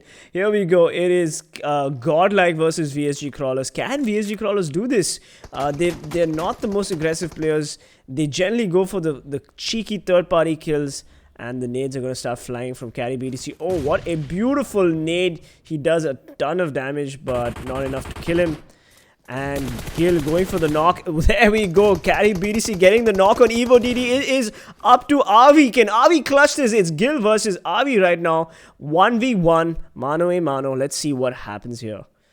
I think Carry should serve as a bait at this point. As soon as Avi tries to go in for the thirst, he should just allow Gil to finish him off. I don't think he has the time nor the luxury to go for the revive right now. Yep, we've got Gil and Carry, but it looks like Carry is going to get rezzed by Gil. And you might as well, because it is a 2v1 situation. And Avi will probably rather die to the play zone than try this, because you don't want to give your enemy team another point. But the nades come, and that nade is a little too short. So I think it's a smoke. Oh, it is a smoke. It is a smoke. My bad. Well, my bad. Well, at least for now, Avi knows exactly where they are. And the only contingency that Avi needs to be prepared about is him getting flanked from the other side, which is exactly what Exist is going for right now. Gil, on our screens right now, he has Avi in his crosshairs, knows exactly where he is. But I don't think Gil is the player that Avi needs to be worried about. There is another player down to the, towards the other side of the hill. Yeah. So here we go. Carry BTC standing and healing. No. He's proning. So he's going for the prone push from the south. These players have split up like predators, like apex predators. And here we go. Avi, but Avi gets a chunk of damage on Gil, but never mind. See, the second res was the most important play from the Godlike players. And yep, that split really helped. They managed to sandwich Avi and finish him off. Godlike wins. Sanhok coming in first place with, I believe, 13 kills, which is unbelievable. I love the way how Godlike rotated in this one. Usually, I like Godlike for their early aggression and everything, but this time they just showed us that they can, take very risky positions and defend them successfully in order to take multiple kills and the chicken dinner. They were the first team to move into the last circle, and then they were split up. And I mentioned so many times that splitting up is dangerous, especially in a map like this. But even after they got knocked by multiple teams, they were fighting VSG, they were fighting Genocide. They, I think, also took battles with, I think it was either Orange Rock or 7Cs, maybe both of them. And then still they survived, all thanks to this wonderful performance by the players, the heavy aim-focused game, and especially a wonderful performance by Carry, who got 7 kills in that entire match. So he really dished out a lot of punishment, and that's exactly what enabled Godlike to come out on top, even after they had a risky position. I don't think any other team would have been able to pull this off if they were in the shoes of Godlike, if they were in the same exact position. Because even though they had central position, it takes a lot of firepower to actually hold on to it, because all the teams are firing at you. And that's exactly what I really like about this game. Yeah, meanwhile, we've got the top 5 players of the match right now. We've got Godlike, Caddies, BTC coming in with 7 kills in first place. But let's not forget that VSG Crawlers got 12 kills. RV credited to 5 kills and doing the highest amount of damage, 854 damage. Godlike's Gil coming in third with 5 kills with slightly lesser damage, 748, but still commendable. So both RV and Gil, the highest damage dealers of the match. Elmnt Frost coming in with 4 kills with 236 damage, and Diljit coming in 5th place with 3 kills with an insane amount of damage, 724 damage. And we also saw the headshot on the screen. So as you rightly said, these guys, Godlike, they did defend the hill, and that's something that I only saw Fnatic do so far. But I think these teams are starting to, and Orange Rock, yeah, and I see that these teams are starting to show what their real colors are. They're defending positions that we've never seen them defend. So the finals is actually going to be a very interesting couple of matches to watch, because now everybody's going to be bringing out all their secrets for us, the viewers, to see, and for us, the casters, to cast over. So it's going to be awesome. Definitely. All these teams, they've been cooking up strategies. They've been trying them out in the scrims. They've been trying to see what works and what doesn't. And it seems like Godlike has figured out that even when they take central positions, even when they are split up, they are able to hold everyone at bay using their superior firepower.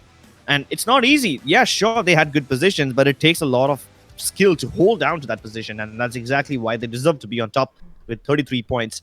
VSG Crawlers, impressive 12 kills, and they come in second with 26 points total. And I'm actually surprised that VSG was able to take so many kills. I mean, of course, they were also taking multiple fights in different directions, but they never had the central position like Godlike did. In spite of that, 12 kills, that's really really impressive.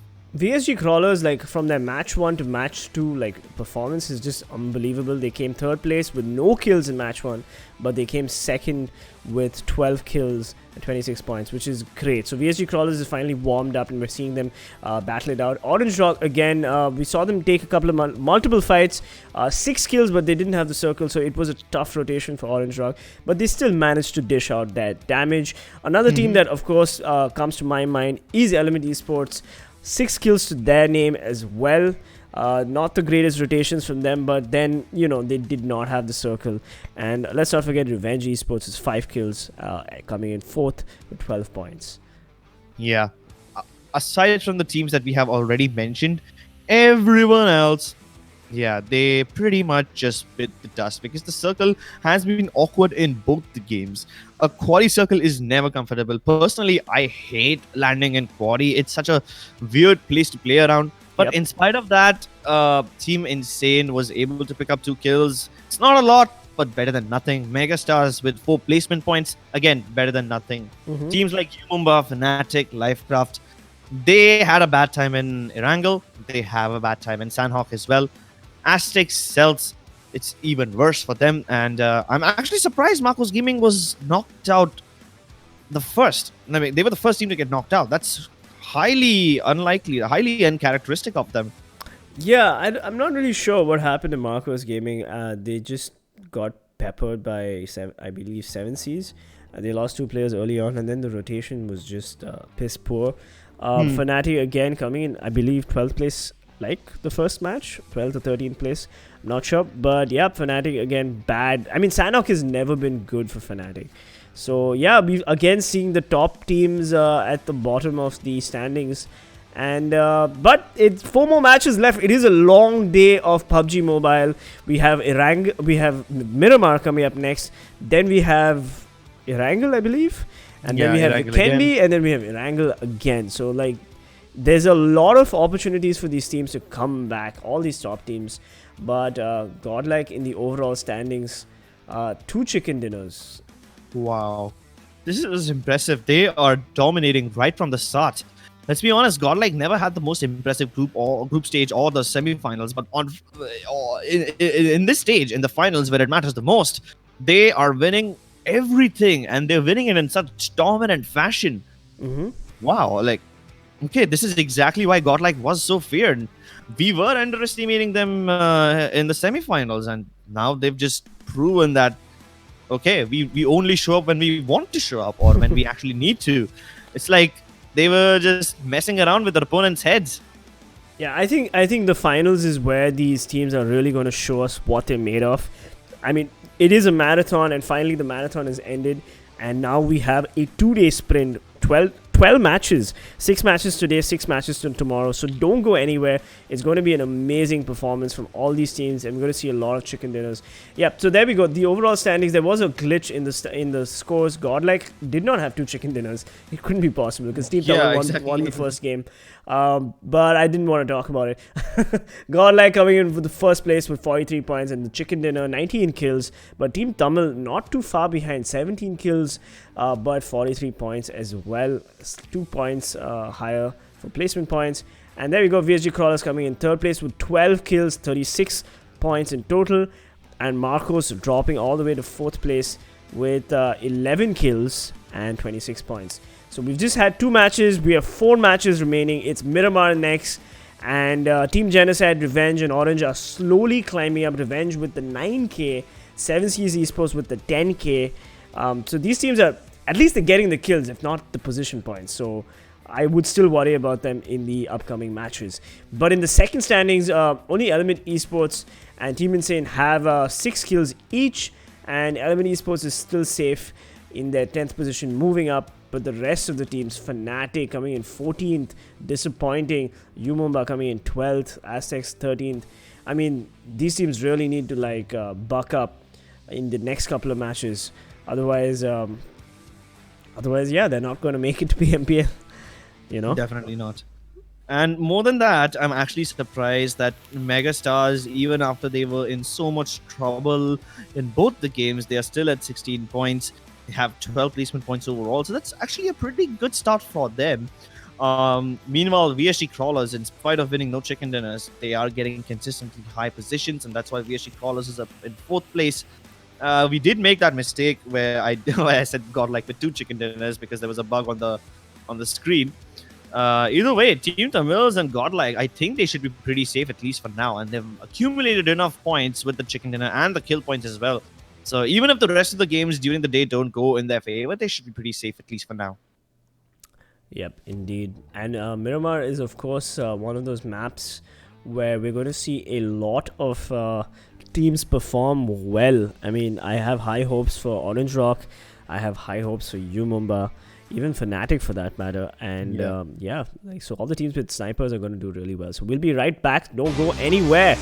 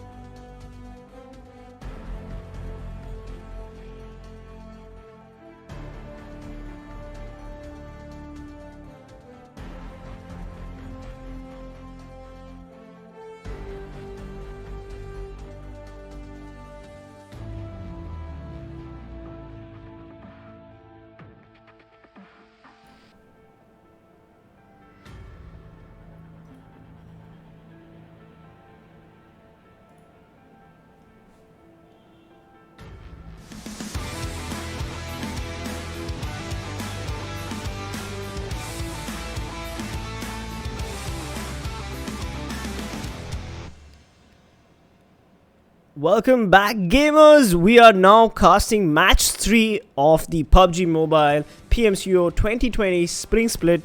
This is the regional finals. I am PC Peasants Gaming and I'm from Chennai, and my co-caster Crips is from Mumbai. Crips? Well, I guess Crips can't hear me, so I'm just gonna go ahead with the cast without him.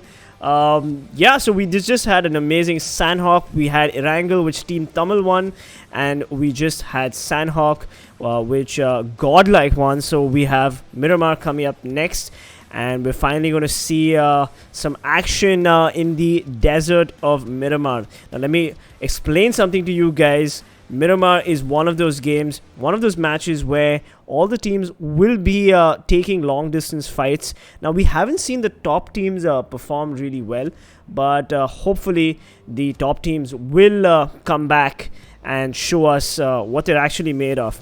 Now this is the final, so all the gloves are off, all the secrets are out. All these teams are going to be showing us what they're really made of. They're going to be using all their strategies in their inventories, and it's going to be an exciting Miramar, so don't go anywhere. Of course, we are not the casters on the screen right now. That is Krat and Ketan, and we do wish that at some point Tencent gives us a desk, our very own desk, so that I am reunited with the love of my life, Crips. Aww. Well, thank you so much for your warm words, Rohin. I'm actually feeling really wholesome right now, and I feel so good. The two gentlemen on your screen obviously have a chemistry of their own, but it's nothing compared to us. Yes. Either way, this whole tournament is about to get hot and heavy in Miramar, as obviously we have seen these teams. They are all trying something or the other new. Godlike, they take central positions and they split up instead of, building a compound out of cars and playing together all hunched up. We haven't seen Godlike split up that often, and I'm gonna be honest, this was a really refreshing change of pace. So if Godlike continue to play this way in Miramar as well, they're gonna be able to decimate everyone. Orange Rock, they are definitely not shying away from any fights, but they have been struggling a little bit. So let's see how that pans out. And every other top team, teams like Aztec, teams like Fnatic, all these guys, they have been struggling way too much on Erangel and Sanhok. Maybe Miramar will be a much needed change of pace for these ones as we go from compound to compound, close quarter battles into vast open sniper battles. And that's definitely a good thing. Yep, and the plane path is a very south plane path, and it's going to be a long drop for a lot of these teams. So let's see, Mumbai already jumped out the plane, and so did Fnatic, and now it looks like Marcos Gaming also are jumping out 7 Cs. Let's see where these teams go. Crips, you're the expert on team drops, so I would rather you clue us in on what's going to happen. Well, obviously the southern plane part does screw things over for a lot of teams. Teams that usually like dropping to El Pozo, San Martin, and El Azhar and everything. They're going to be in a lot of trouble. And that's why we see that Mumbai, even though most of them are heading towards El Pozo, I believe they're going to have to drop somewhere on the road, pick up a car, and then make their way over there. Teams can't make it to Montanova either. So Ladrilla is the place where MegaStars will settle. So definitely not a comfort zone for them, but if they can get a vehicle and get there quickly, they should be fine. Fnatic are dropping in Minas de Val. Now, wait a minute. This is definitely not a place Fnatic like to drop usually. And the circle is so... It's a betrayal. It's a goddamn betrayal. The plane path was down south. The circle is up north. Everyone is screwed. And I rest my case over there. This is Miramar, and the whole purpose of every game today is to mentally destroy the teams before the game even begins. Let's see how they deal with this. Yeah, absolutely. We have Mumbai at least making it to the circle, going for El Pozo, and Mega going for Monty, as you said. But Orange Rock at Junkyard will not have to worry about too long a rotation. And the shots are being fired right now between Team Genocide and Lifecraft's Villain, who are the south of Los Leones, around the edges. So let's see if these teams can get some early knocks. Remember, the early fights in Miramar are never pretty because you generally don't have the loot, you don't have the weapons. It's a Mac 10 shotgun SMG fight. So here we go. Critic07 has a shotgun and he seems to be very confident. So he is going for the push on LifeCraft's villain. Meanwhile, we've got Aztecs dropping at Puerto and Team Tamil, of course, dropping on Spawn Island. Something that they've been doing a lot of in Miramar, haven't they, Crips? Yeah. This time it's going to be even worse because the Spawn Island is like completely in the opposite direction of wherever the circle is. So they have to first rotate in via boats and then take cars and at the same time avoid anyone who's shooting at them. So they have a tall task ahead of them. Villain, though, he might just be safe. Yep. Team Genocide is disengaging. Yeah, might as well. I mean, why would you want to take an early fight? Just loot up and rotate, because that circle is so far away that Team Genocide is going to have to find a vehicle, find some loot, and GTFO. So, yeah, we've got so many teams that are going to rotate, and no one is going to want to take an early fight, because if they do, then the play zone is going to be your real enemy, not the other teams. Yeah, and that's exactly what the whole game of Miramar is about. Most of the times it's the play zone who is the MVP, as we've said multiple times in the groups and the semi-stages. Absolutely. It continues to deliver the same amount of betrayal in the finals as well, just a little degree higher. We have Orange Rock on the screen. We did see them in Graveyard just a few moments ago, and now they are already making their way in. Daljit securing a compound. His team isn't close to him, but him getting in here will let his team know that yes, there is a safe space for us to go to. Yeah, absolutely. Orange Rock's Daljit here playing the scout for his team.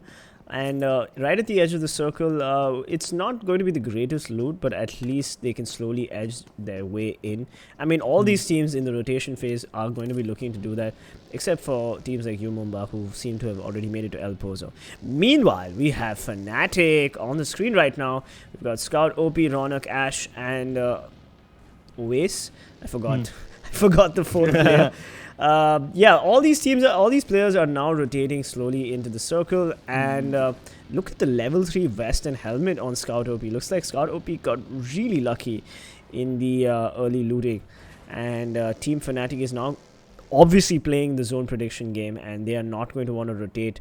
They've learned hard lessons in the first 2 matches. Erangel, then Sanhok. They are not going to want to make those same mistakes in Miramar. No, definitely not. More than that, I did see that Fnatic had already crossed into the zone, and now they're trying to go even further north. Maybe somewhere like La Cuberia or another central position, maybe Trailer Park? I don't know. I haven't seen a lot of teams go to Trailer Park or places like that. It's... I mean, I don't have the words for it right now, but it's going to be interesting to see anyone going there, actually, because it's a very isolated place. It's pretty lonely. It doesn't get any action. So, yeah, why not? Why not just give it a little bit of love? So, like me on a Saturday night. Anyway, we've got Team Tamil on the screen right now. Hey, you set up the joke. You set up the joke, and I just had and to you deliver. delivered it. Yeah. We've got Team Tamil. Of course, they're looking at the longest rotation because they've gone for Spawn Island. And I don't know. That is one of the biggest questions that I have for these professional teams. Like, is it worth looting such a far off area and then sort of getting caught out in the rotation phase? Like, it's that is the balancing act, and some teams do manage to do it quite well. Team Tamil, of course, was very lucky in the first game where they had the circle, even though it was a terrible circle. But in this game, they're not so lucky. Nah, not at all. And Team Tamil, they know the risks of doing this Spawn Island approach. And they know for a fact that there are teams who like dropping in Impala and Porto Periso. So they're well versed with the risks. Let's see if it actually pays off. Aztec and Team Marcos, they are just looking for vehicles right now, and they should be rotating in soon. Aztec, though, I think they're already on the move. Elements, they're in La Bendita, not that far away from the play zone. And look at Insane. Insane are the one who are really going for the risky stuff. They're splitting up across Hacendia and San Martin. One of the players is all the way in water treatments. They have like players in three different, not just settlements. They're three different towns altogether. So they're very, very far spread apart. VSG Crawlers, I think they're gonna go north and then take an entry into the circle away from all this action. Yep. They're going to rotate through Cruz del Val. Yeah. And then they're going to maybe go around into La Cobera. But yeah, Insane is also setting up camp there. They're pretty spread out, but I'm sure that's just for now. Yeah, And they will this- probably converge in water treatment.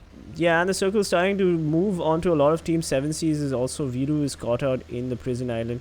But these teams are going to have to worry about the rotations. Oh, they're taking the left road, the westernmost road to the circle. Good one. Which is a great idea because they can rotate in through El Pozo. And Pansing, the man, these guys, Marcos Gaming, they don't give a shit. First circle, it doesn't matter. If they can get an early knock, they will. And, well, enough, Pansing, enough. Like, he's gone. Yeah, he never seems to give up. Yeah, and that's one of the best things I like about him. Absolutely. I really enjoy casting the Marcos Gaming games in general because these players are so aggressive and they just don't seem to care. They just go for the kills and then they worry about other stuff later. Meanwhile, Akshay seems to have jumped from his vehicle and has gotten knocked of Revenge Esports. Yeah, where is Revenge? It's not like they're in the circle. Yeah, they are in the circle. All right, they're pretty safe. They've already made their way in the circle. LifeCraft is just starting to move in, not that far away. Same goes with Genocide. They're also pretty safe. Aztec's pretty safe. The next circle pops and it's concentric and it moves even closer. But there's an airdrop MK14 near La Coberia and nobody is claiming it. Nobody is even close to it. Well, MK14 could be a really nice gun, especially in Miramar, when you have the cheek pad also gifted to you in the airdrop itself. Yeah, it's like almost like the PUBG gods were like, here, you gotta take this. This is a good gun for this map. And it really is. The MK14 is a devastating weapon in Miramar, where the fights are a little sparse and the distances are long between teams and skirmishes are, Oh, anyway, we've got Fnatic Scout OP getting a knock on exits. Godlike, oh my god, but Carry BTC drives away and it doesn't look like he's going to be able to do much. But Gil trying to keep some action. He hits Scout, but Scout OP going for the aggressive pushes and the SKS from Gil does not seem to bother Scout OP. Gil trying to explode that vehicle, but Scout now rotates and now tries to retaliate. He has the higher ground, which gives Scout the advantage. If you haven't seen Star Wars, I would highly recommend you see it to get the reference. Well, Gil is safe, at least for now, inside that compound. But Godlike, as I said, split approach in Sanhok works really well. Does it work in Miramar? Depends. Because we've seen Fnatic do the split approach in Miramar and it does not always work out for them. It's really difficult to make it work. But if there is one team that can pull it off, it is Godlike. If there is one team that can stop Godlike from pulling it off, it's Fnatic. You really need strong gamers to make the split approach work. Yeah, absolutely. And Villain almost flipped his Mirado, which is something that he wouldn't want to do in the blue zone, but he just managed to do it. I mean, you always have that one player in your team who flips the vehicle in PUBG. And if you do, let's get an F in chat for them. But yeah, it's a long rotate for all these teams. Even we've got Revenge Esports and Team Genocide in shooting distance of each other, and they do it! Ash Gamer, oh my god, gets the knock on Akshay, and they're going to go for the thirst. Akshay is eliminated. Sonic goes for the push, and he's also eliminated. Can Trilok get back? He sprays down. He manages to get Critic 07. He gets a knock on there, but he takes the minivan to move forward. Okay. We've got 2 Team Genocide players knocked right now, and Trilok is going to go for the thirst. The vengeance is strong. Let the hatred run through you. It's also another Star Wars reference. And Ash Gamer now entering the fight. Is he firing at nothing? He just goes for the pre-fire. I mean, let the man do what he needs to do. Noob is also entering the fight right now. It is a 3v1 situation and looks like Revenge Esports. Raid is nowhere to be found. As usual, he did not drop with the team. Trilok gets caught out, takes a little bit of damage from both sides, but Noob really needs to heal himself first before he gets knocked out. And he just about makes it, and then he goes for the spray. Trilok is dead. That's 3 players. What a beautiful drive-by from Team Genocide. Genocide committing genocide upon Revenge, and now they're left with only Raid, who has already escaped. I don't even see him on the radar. I mean, that's another excuse because it's too small to be seen. But the next circle is about to pop, and this one is Oh, okay, interesting. It's not that unfair. A lot of teams can make it in, but it's a really awkward circle for one reason only, because of creative fields. And that's the only thing that's going to make things a bit difficult for the other teams. Of course, crowding is something that I don't even need to mention, because in such a small circle, you have 59 players alive. Things are going to get hot and heavy. CG taking a lot of bullets from Marcos Gaming, but none of the bullets have connected yet. But look at Pansting. He jumped into a vehicle and he goes for the flank so that he can get the angle onto CG. And his teammates are not anywhere close by, so if CG does go down, there's hardly any revives coming from him. That's a wide nade from Pansing. Wide ball right there, and cross. VSG crawlers, CG now has to worry about 2 pushes, but the smoke is on him, so his visibility is heavily reduced. But never mind, Max Cash going for the push. These players are not going to let the VSG crawler player survive. They managed to get a couple of hits on that, but oh, can CG clutch this from the smoke? They're just spraying widely. Pansing just jumping into the smoke left, right, and center. Oh, but it looks like CG is getting shot from multiple fronts, and he's been decimated. The knocks are real, but Max Cash is now getting fired upon by the rest of the VSG crawler players. Meanwhile, the dude goes for the thirst, and the smoke dissipates, so he needs to go back behind cover. It is HB, Evo, and RV left in the VSG crawlers team. And will HP use his Car 98 to maybe get a couple of revenge shots and revenge knocks on the Marcos Gaming players? Oh no, Ray's been blown up. I think that was the last member of Team Revenge, and he was blown up by Celtz. So I think Team Revenge is knocked out already. Yep. Even though we didn't see it on the screen. Exotic though, he secures the compound for his team. That's going to allow the rest of LifeCraft to move in without any trouble whatsoever. Alright, we just saw Spidey on the kill feed get a double explosive kill on the Team Elements player. So let's just see what happens here. You were saying some great things about Spidey and Sanhok. Crips, what were you saying? Well, I said that he likes to play as an anchor far away from his team. So while the rest of his team is rotating or they are in the middle of some action, Spidey is the one who lays down the covering fire. And they definitely need it now. Look at Killsome. He's been knocked out already. Meanwhile, another fight between Orange Rock and Marcos Gaming has started at the other side of the map. Raven, TeamTamilas versus Aztec, and Orange Rock versus Marcos. 2 different fights. And I'm more interested in Orange Rock versus Marcos because these two are the top tier teams. Look at Vampire. What a ballsy move. He's already in the cards and he's rushing towards Team Marcos. Meanwhile, Daljit, he tries to connect the shots with someone else. Vampire, he does knock out Pansing. He did not even step out of the vehicle. I think he just switched seats and he just quickly sprayed down. Yeah. What a beautiful play from Vampire. Orange Rock is now going to want to take care of Marcos Gaming. Again, Marcos Gaming, the strongest contenders of the semi-finals, is now getting peppered by Orange Rock off screen. And we've got Team Tamil, who just got into a fight with, I believe, was Team Celtz? I'm not sure. And they have decided to disengage. And now Orange Rock just spotted Team Tamil. And oh my god, Mr. Spray just about made it out alive with just a couple of health bars to spare. And now I'm a bit concerned about Orange Rock. They're taking too many fights with too many teams at the same time, and this might just not end well for them. But at least Orange Rock is close by. While I say that, Umumba, they are also showing up in the kill feed. Yep. And LifeCraft gets a knock on Godlike's kill. We have Umumba also giving a lot of damage. Ashgamer has been knocked, and now Critic and Noob have the hardest decision to go uphill to not only face a team that is quite adept at Miramar, but also having to res their teammates. So let's see if it works out for the Team Genocide players. Having the higher ground in Miramar always helps. And look at the highest ground that Bhishma and his teammate have. They're just waiting for a mistake to be made. And not just this, this position that Umumba have, it's at the edges of Crater Field, which means they don't just get to stay up here and keep Genocide at bay. They also get to peek on all the other teams on the other side of the circle itself. So we saw that one fight where Orange Rock, Marcos, and everyone was fighting. Yeah, I think Umumba can participate in this fight as well at this point. Well, meanwhile, Mr. Spray just spotted our 2 LifeCraft players and got the knock off screen. Got a third knock. Oh my god, Team Tamil just got 3 players knocked out. And it looks like Striker throws the nade. It's up to Clowny. He sprays, and I do believe there's one more player from LifeCraft remaining. And look at that, Team Tamil go for the aggressive thirst. It is the last man standing for LCraft, and it is Big Chill. And Big Chill is chilling. He does not want to take this fight. He's going to go for the placement points right now. And Yumumaz Bhishma gets the knock on Ash Gamer again. And the blue zone is also creeping up on Team Genocide. There's very little cover left in this edge of the circle.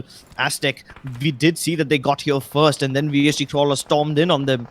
Well, off screen, we did see that Aztecs did manage to get the knock onto Evo D, but he's priming the nade now. He knows that Avi is going to go for the res, and when he throws it, does it connect? No, the door was not open, so it blows the door up. And here comes the Molotov. This is the interesting one. This is definitely going to burn them a lot. I don't think Evo D will survive this, but Avi, he's going for the fight already, trying to get the flank onto RB not OP. He heard the sound. He knows where he is. Did a little bit of damage as well, and now he hears him healing up, and this is the perfect time he can get to aggress in on him. Evo takes revenge, and he's gonna finish off RB not OP.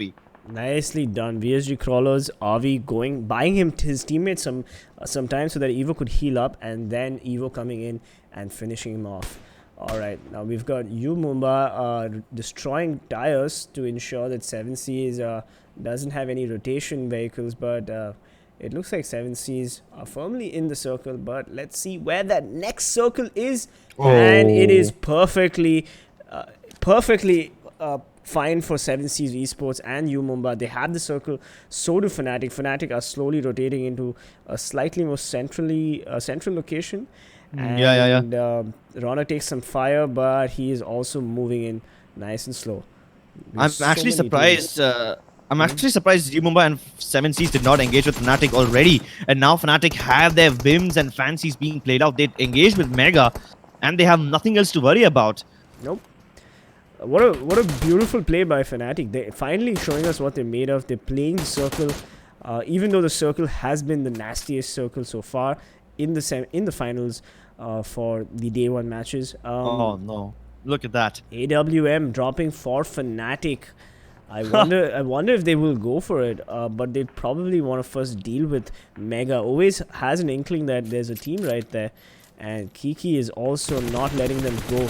He sprays them down, but none of the shots connect. And oh, never mind. Kiki was going for the vehicle kill. He gets the explosive kill. 2 kills, by the way.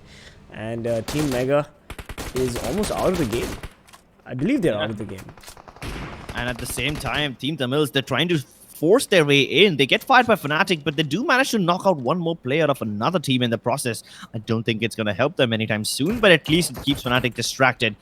Tamil, they already take one more knock. Manti OP hits the ground, and he's wide in the open. There's nobody to save him. Celtz is close by. They might just steal that kill. And so is Avi from VSG Crawlers. He's been knocked out. So where even is VSG Crawlers at this point?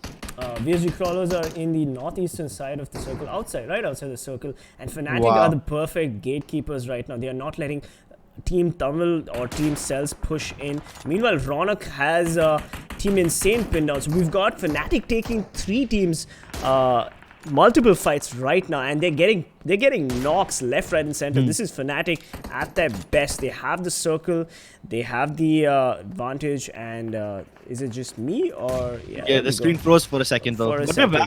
But we're back. Anto gets the nade on Team Tamil. Team Tamil is in dire straits. Nades are falling left, right, and center. Striker trying to res his teammates, but I think he's going to have to just heal up and let them deal with their fate. Meanwhile, Scout has spotted Orange Rock, but Orange Rock gets knocked by VSG Crawlers. Vampire gets knocked right now. So we've got VSG Crawlers defending their position. Meanwhile, Max Cash falls to his death from Marcus Gaming. At least Anto has managed to steal the kills away from Fnatic. They stole all the kills away of the Team Tamil players who were knocked out by Fnatic initially. And now Anto, he's moving in. He's already got very less HP. He's gonna pick up Daljit on the way, and then they both start heading towards Fnatic. Oh, this is a very brave push. It might just work out for them if they have enough cover. And that nade is off by a mile. Scout is not gonna land that nade. Not sure what he's trying to do here. Maybe he's just trying to distract them, trying to misdirect their attention. But Daljit, Anto, and Mavi not only have to deal with the Fnatic boys on the top of the hill, but they're going to have to also deal with the Celtz team. Now, if Team Celtz pushes Fnatic, they might get the perfect opportunity third party. But Mavi also needs to worry about Team Insane on the western front. if they do not deal with Team Insane as well, they will be in a sandwich position. So Fnatic right now having the best circle. Oh, but Mavi catches out Scout OP. What was Scout OP thinking? And Mavi is not going to let that man live it down. He finishes off. Oh my god, Daljit! Another one. Explosive kill on the Fnatic's Ash. And Celtz. MJ gets the kill steal from him. Oh, beautiful. Here we go. Here we go. But, oh my god. Team Celtz gets knocked. MJ gets a knock on Anto. It is up to Mavi. But Fnatic is also chiming in. And Orange Rock has been eliminated. Atanki, the man, the machine, finishing off Mavi right at the end. Fnatic, now they are in a dire situation. They were dishing out so much punishment at one point, and they finally start getting punished for it. Well, they can't stay on top forever. At least for now, they have the zone upon them. But there is UMUMBA right alongside them. And both UMUMBA and Fnatic have the edge upon 7C's Insane. So 7C's and Insane are going to have to fight an uphill battle with no cover whatsoever. The only grace that they have, the only saving grace, is the fact that maybe Celtz can distract Fnatic long enough to let the other teams make their way in. But even that is a big if. Yep, absolutely. I'm not sure why Atanki didn't take the shot on Ronak. But the Fnatic players are still pretty much alive, and they do have to worry about UMUMBA. But UMUMBA spot out Team Celtz, gets a couple of shots onto Team Celtz's red. He gets hit. Rox is taking serious damage from the play zone, and MJ gets finally knocked out by Goldblade. UMUMBA is on fire. They are not going to let Team Celtz push in. But if they did let Team Celtz push in, it would be Fnatic's problem. So I'm not sure what they're planning here. They do have the circle, but I guess they're just going for the kills right now, because the points is what they really want. Yeah, Celtz is in a lot of trouble. Luckily for Fnatic, the terrain is such that UMUMBA cannot attack them right now. So both these teams have literally nothing else to do but to pepper down Celtz as much as they can. And unfortunately, even though Celtz did save Fnatic from Orange Rock, Fnatic, they do not return the favor. They don't care about the favor that Celtz did to them by saving them from Orange Rock. They just want to get rid of them as soon as they can. Right. And now we have the final push from 7C's and Team Insane. Crips? Well, look at that. The circle, it definitely screws them over. It screws literally everyone. But my concern is, even though Fnatic and UMUMBA are in the zone, they can kill literally anyone else. Everyone else, actually. How do they finish each other off? Because the terrain is such that they're going to have to move around the edges of the cliff in order to actually fight each other. So I don't think Fnatic and UMUMBA will engage now. But when they finally do, how will they even do it? There's a massive piece of rock in between them. Yeah, so they will have to rotate, and it doesn't make sense for UMUMBA to rotate just yet. They're going to want to wait for the teams at the bottom of the hill. There's nowhere left to rotate. Yeah, they're going to nowhere left to rotate. They'll have to wait for those teams to fight it out. Fnatic just has to worry about Team Celtz, and Ronak is slowly losing cover. Bhishma finally gets shot at, and Bhishma gets the kill on Zigzag. Meanwhile, final boss, last man standing for 7C's. It looks like 7C's is going for the heal off. And they just do not want to give any more points to the other teams. So that leaves Insane to slowly make their way up. So UMUMBA have to worry about Team Insane, and Fnatic needs to worry about Celtz. Yeah, definitely. But I don't think Final Boss will be able to survive for that long.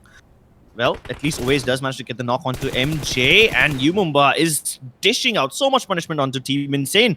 Naruto's been knocked already. UMUMBA, look at that. Circle forces them very, very close, and now they don't have a lot of room left to stand. If Insane managed to get one single nade in there towards either Fnatic or towards either UMUMBA, they should be able to get multiple people knocked with the same nade. Ash playing as a gatekeeper for Team Celtz. He's the one away from his team. Meanwhile, Ronak and Oaze are busy hugging each other behind that car, up to the very close to the edge of the zone. UMUMBA with the cheeky nades. They have an inkling where Fnatic is, and they're trying to nade them out, but it's not really helping now. Oaze has turned his eyes to Bhishma, and meanwhile Destro tries to go for the aggressive peek, but Tempest pushes him down. Destro is finally knocked, and Bhishma is going to have to, one of the team UMUMBA players will have to revive him. So it is Fnatic, Team Celtz, Team Insane, and UMUMBA, and here we go. Insane going for the push right now. So Bhishma not only has to worry about Fnatic, but they also have to worry about the Team Insane push. And if Bhishma can third party this, look at him, he's trying to third party. third person this, then he will get the knock. Anyway, Insane's Legend gets a knock on Rocks, finishes off Team Celtz. What a double nade from Insane nade, and Team Celtz is out. It is 3 teams remaining, and Legend goes for the spray down, and Ash is also knocked. Now Fnatic have to worry about 2 fronts.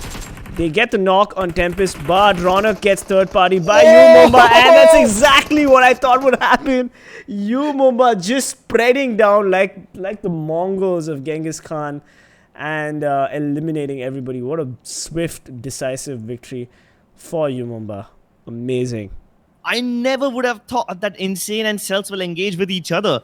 I thought both of them will somehow converge upon Fnatic and deal with Fnatic first because they were the real danger. But then Celtz, they were knocked out in one brilliant nade by Team Insane. And that just shows how many times Fnatic has been saved. At one point, UMomba saved Fnatic from, I think it was Team Orange Rock. And then Insane saved Fnatic from Team Celtz. And then when Insane and Fnatic started fighting, UMomba were like, alright boys, this is it. This is our chance. We saw how Beastman was trying to third person peek, but he couldn't see them. After he saw that fight go down, he was like, screw third person, I'm jumping in. And he went in, finished off most of them. Absolutely. UMomba, of course, played it really well. They just waited for the right time, the right opportunity to make the push. But hats off to Team Insane. That was a great call from that team. And honestly, that was the best possible decision that they could make. They took one fight, they took another fight, but, it just obviously they did not expect UMomba. They had the highest, they had the vantage point. UMomba just came down like a bunch of like cavalry and just like decimated Insane. But what an aggressive and amazing push from Team Insane. They played it exactly like they really didn't have too much of a choice, and I'm quite impressed with that amazing push. Team Celtz, on the other hand, they could have pushed Fnatic much earlier, but they didn't, and I'm not sure why. I think they were busy trying to keep UMomba and Fnatic both in their crosshairs. Because I can't even blame Celtz because both UMomba and Fnatic had the high ground, right? So they were dishing out punishment to literally everyone, and Celtz had no choice. They should have pushed Fnatic, but they were scared that what if UMomba comes in? What if we get third party? And it's a valid reason to be scared, especially when the zone is, so unfair to you. So I guess Celtz couldn't have done anything better. In fact, the fact that they were eliminated by Insane and not Fnatic is something that I would have never expected. Yeah, that nade though, I mean, oh my god, that nade was a double kill. I didn't even hear the explosion on my headphones. It was just so quick, and the Team Celtz just got like buried with that one nade. So amazing play from Team Insane.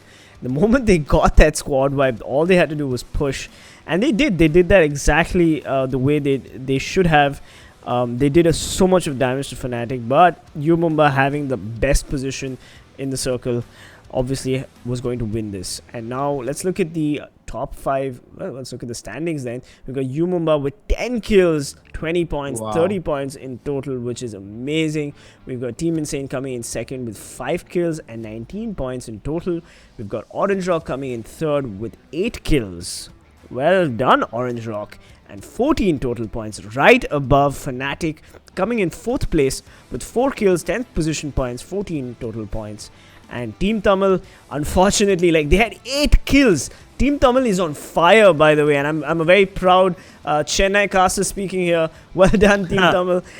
8 kills, 5 position points, but they were just getting barraged with nades and bullets from multiple sides. They had to worry about VSG crawlers, Team Celtz, Fnatic. It was unbelievable, and they had 13 points. Yeah, and don't forget that Team Tamils also had to go for that massive spawn island rotation. So kudos to them for pulling that off. Meanwhile, this time Godlike did not really show up. They did have 4 placement points. Agreed, the circle was a bit unfair given where Godlike was, but I probably would have expected more kills from them. Either way, it doesn't matter. Godlike have plenty of points, and a poor performance on Miramar should not really affect them. Aztecs and Genocide, though, they're on the same boat, both with 3 kills each. And both these teams started engaging in firefights really, really early in the game. Yeah. And that's exactly why they lost a lot of members by the time they got to the last 3 circles. Marcos Gaming, I'm actually very, very concerned now. All 3 games, they haven't performed well. And if Marcos Gaming don't start to show up by the second half of the first day, there's not going to be a lot of room left for them to cover up.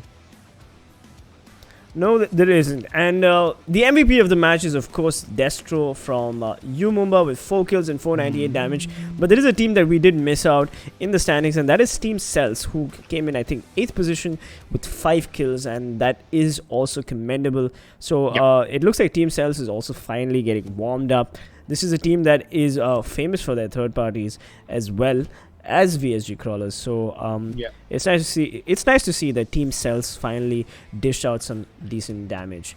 So but Mumba clearly the victors, the MVPs, and finally we're seeing Mumba come back. So we've had 3 matches so far, but don't go anywhere because we have 3 matches remaining.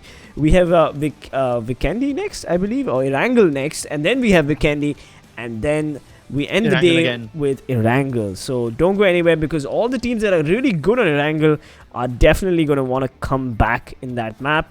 And who are your predictions for Vikendi? I mean, that's one of your favorite maps. What do you think? For Vikendi, I'm going to stick to Mumba. I've realized that Mumba really like maps where there's open spaces, long rotations, and barely any potential to prone in the grass and everything. Those are the maps where Mumba really thrive. And we saw that this time where they took the early high ground and then they just stood there. They held their fortress.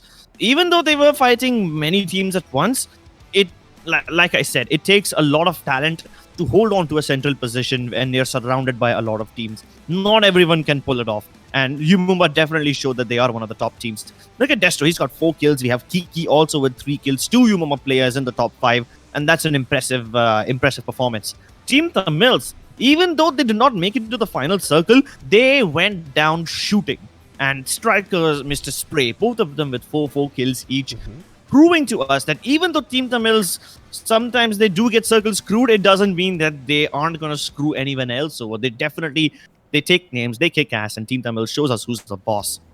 Absolutely. Kiki with the double explosive kill on the MegaStars team, which was quite nice to watch. And then, of course, Orange Rock's Vampire coming in 5th with 3 kills as well. So, like, we've seen Orange Rock do some decent damage. Mumba, of course, was fantastic. But hats off to Team Tamil. Absolutely. Team Tamil has been having a great day. And I really hope that they're able to keep up the momentum, the aggression, the violence, and, continue their reign of terror in the regional finals of PMCO 2020. So we have Vikendi coming up next, and it's going to be a nice map, frigid map. We're going to see some interesting rotations, so don't go anywhere. This is PC Peasants Gaming, your caster, and my co-caster here is Crips. Well, before we go out and we start doing the niceties of taking the break between now and the next map, let's take a look at what the overall standings look like. TeamTamilas, they have now moved up and they are leading. 56 points. They got the chicken dinner on Erangel, and then they got multiple kills in Miramar. That boosts them up to the number 1 spot. Godlike, their spot has been stolen from them, but it doesn't really matter. They're still high, pretty up there with 48 points.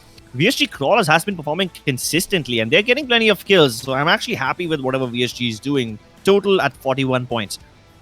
Mumba, they really stepped up in Miramar, and 38 points, all thanks to that one chicken dinner that they got. I think they were not even in the top 8 before, and now look at them. They're on 4th place. Orange Rock, though, again, a monument of consistency. This team really shows us what it is to be circle screwed, yet don't get overwhelmed. Even 7Cs for that matter, they did really well in this map as well. Orange Rock and 7Cs both 5th and 6th with 31 points each. Marcos Gaming coming in 7th with 12 points, which is quite disappointing because Marcos Gaming had the best semifinals ever. And then Team Insane coming in 8th place with 11 kills and 28 points. So Marcos and Team Insane are tied in 7th and 8th respectively. Now we've got Fnatic slowly moving up in life with 7 total kills and 19 points. And so is Celtz moving up with 6 kills and 16 total points. But the rest of these teams moved down a notch. And Aztecs, Elmnt, LCraft, Revenge, and Team Genocide will want to go back to the drawing board and maybe figure out why they have not been performing. Of course, the circle has been cruel. She has not been kind, but for some reason, a lot of these teams have managed to survive the circle, and this is PUBG Mobile, so the circle is not your friend. Oh no, Circle is your biggest enemy, bigger than any other team in this tournament. I actually would like to point out one thing. Fnatic, they did climb up in this game, but overall their standings have been low because even though they get into fights well, their kills keep getting stolen. This time, Miramar was a massive kill stealer, and so was Team Celtz, who was creating problems for everyone. Similar story happened in Sanhok as well, but I know that Fnatic is one of the favorites, so maybe they have a much better chance of coming back in the next game. Don't go anywhere. My name is Crips, and PC Peasants is along with me. And after this short break, we will be back with yet another exciting game of PUBG Mobile.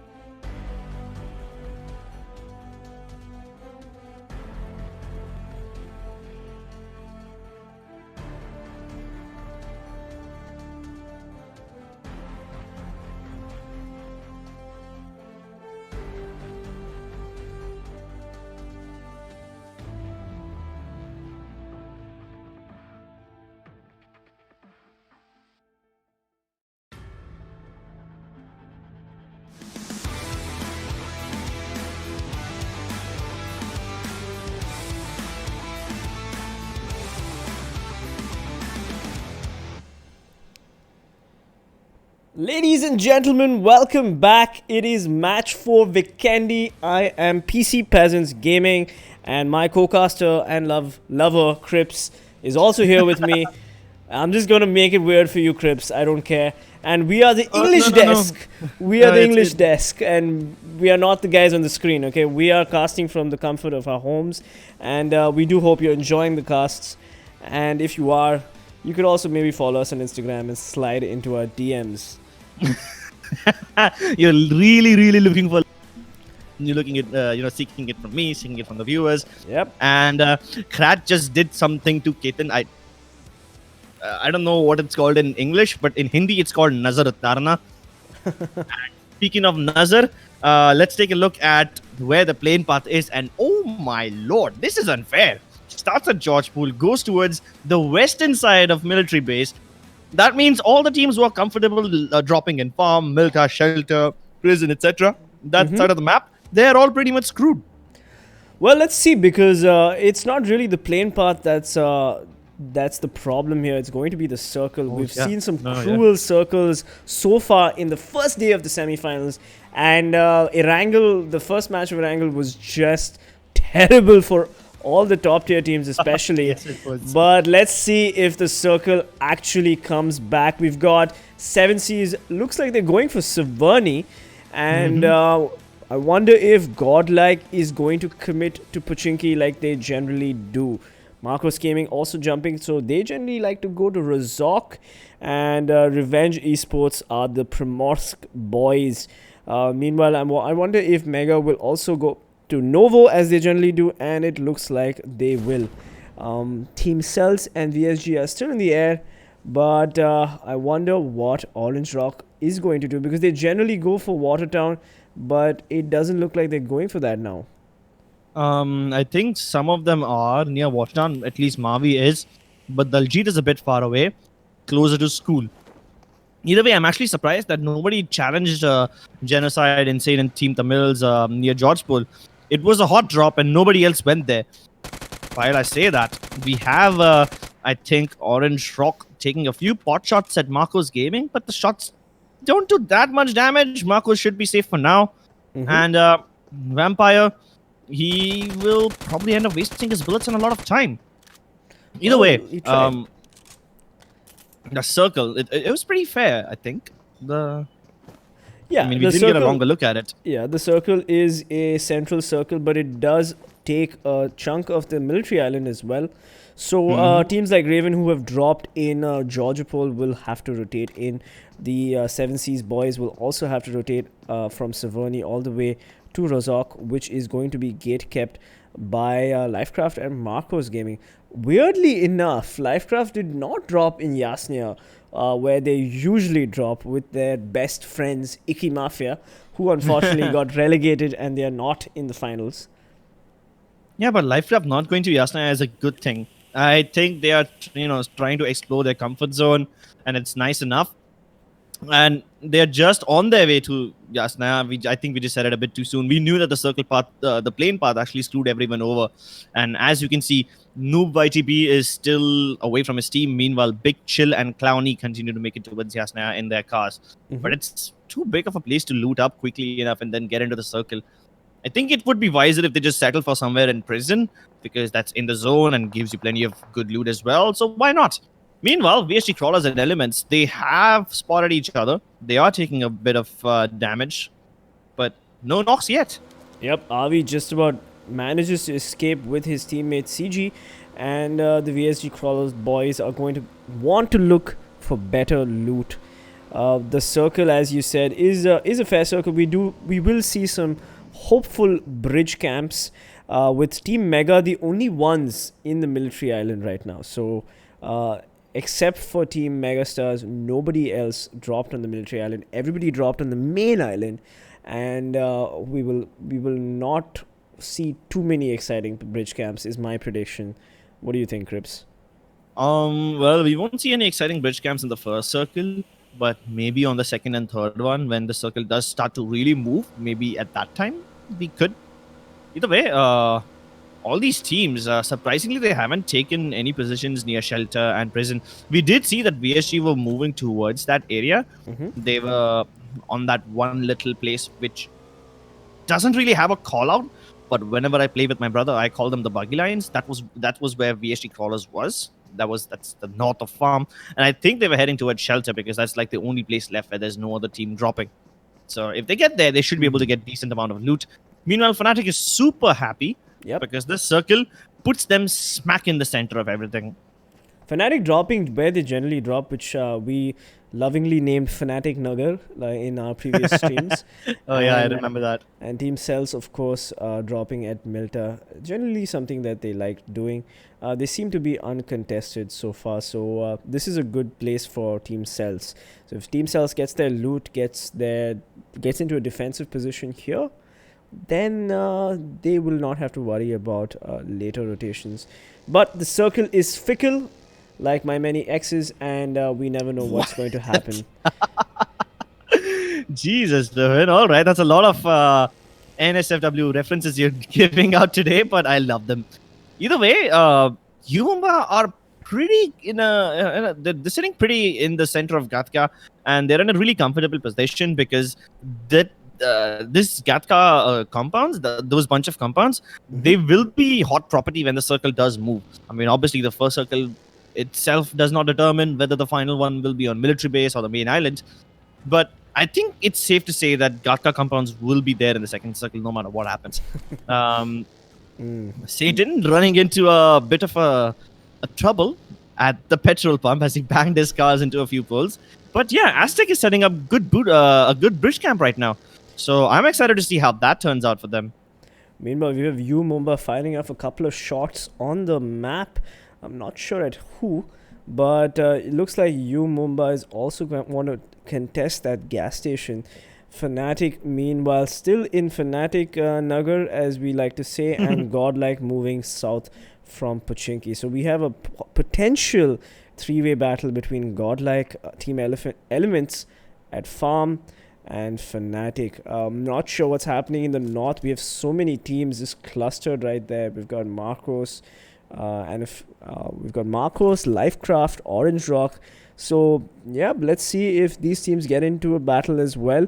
But the teams that are still outside the circle that haven't rotated yet, Crips is 7 Seas, Team Tamil. Insane are slightly outside the circle, so they're fine. Even Revenge and Primos need to start rotating. Team Genocide, of course, have made their way into the circle, and all these teams are going for those rotations. And by the way, Team Aztecs are pushing into military base. They're not doing the bridge camp.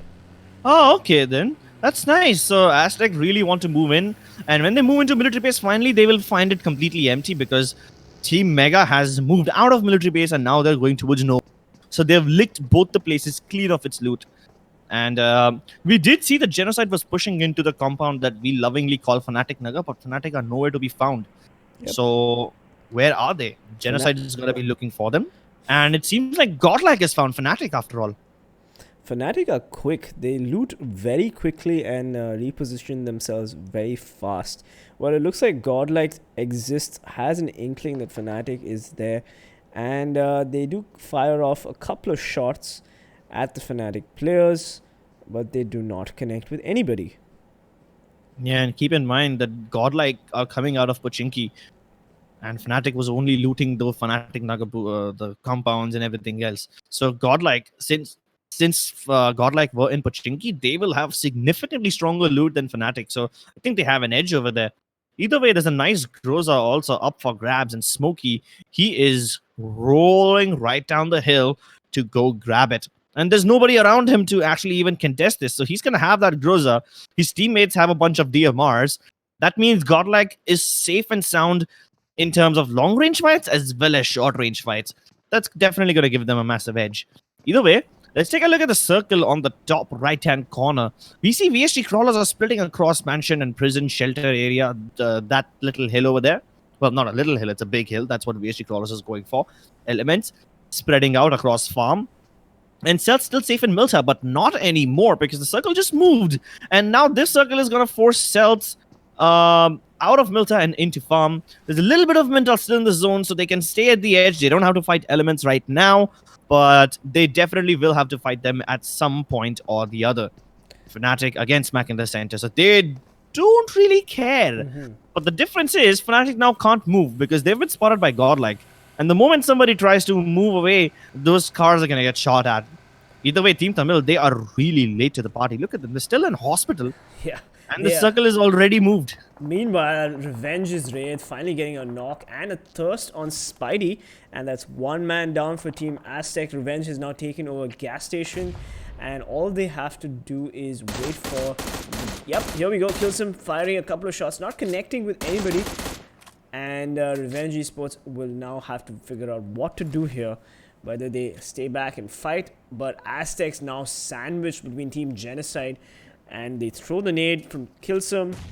This is not a good situation for Aztecs right now. I don't think Revenge will take this fight. Oh, but I was wrong. As soon as I say that, I jinx him. Akshay gets the knock onto RB not OP. Now Satan and Killsum, they need to deploy a lot of smokes in order to get there. And that doesn't guarantee any safety because Team Genocide can move in any time. And even Revenge is moving in now. Akshay in his Jeep charging right at the front. Satan and Killsum trapped in a very awkward spot. Trilok joins the party. Sonic going for the long haul. He's going for the other position. Well, the snake does finish off Celtz. And at the same time, Aztecs take the fall. Two teams, they're taking a lot of damage. And that was a really quick execute by Team Revenge. Look at the space at which they moved in. Team Genocide never even got a chance to third party. Absolutely. I mean, Revenge needed to do what they exactly did. Get the kills and get out. Meanwhile, we have MegaStars on the screen right now taking a little bit of action from Team Celtz and the gatekeepers of Milta, Team Element. So MegaStars now need to not only worry about Team Element from Milta, but they also have to worry about the lone Team Celtz player who seems to be knocked. Yeah, but Mega were trying to move in towards the main island. And I think this is a premature rotation because they're expecting the circle to move towards the main island. There's no guarantee yet. The circle could go either way. So I think, Team Mega should just continue holding down this bridge and keep killing people. They just killed off MJ from Team Cells. And that brings up the core of Encore from Team Mega up to 3. He's on a dominating streak. He's got 3 kills in the bag already. So Mega have plenty of points. And all of them have come from Encore.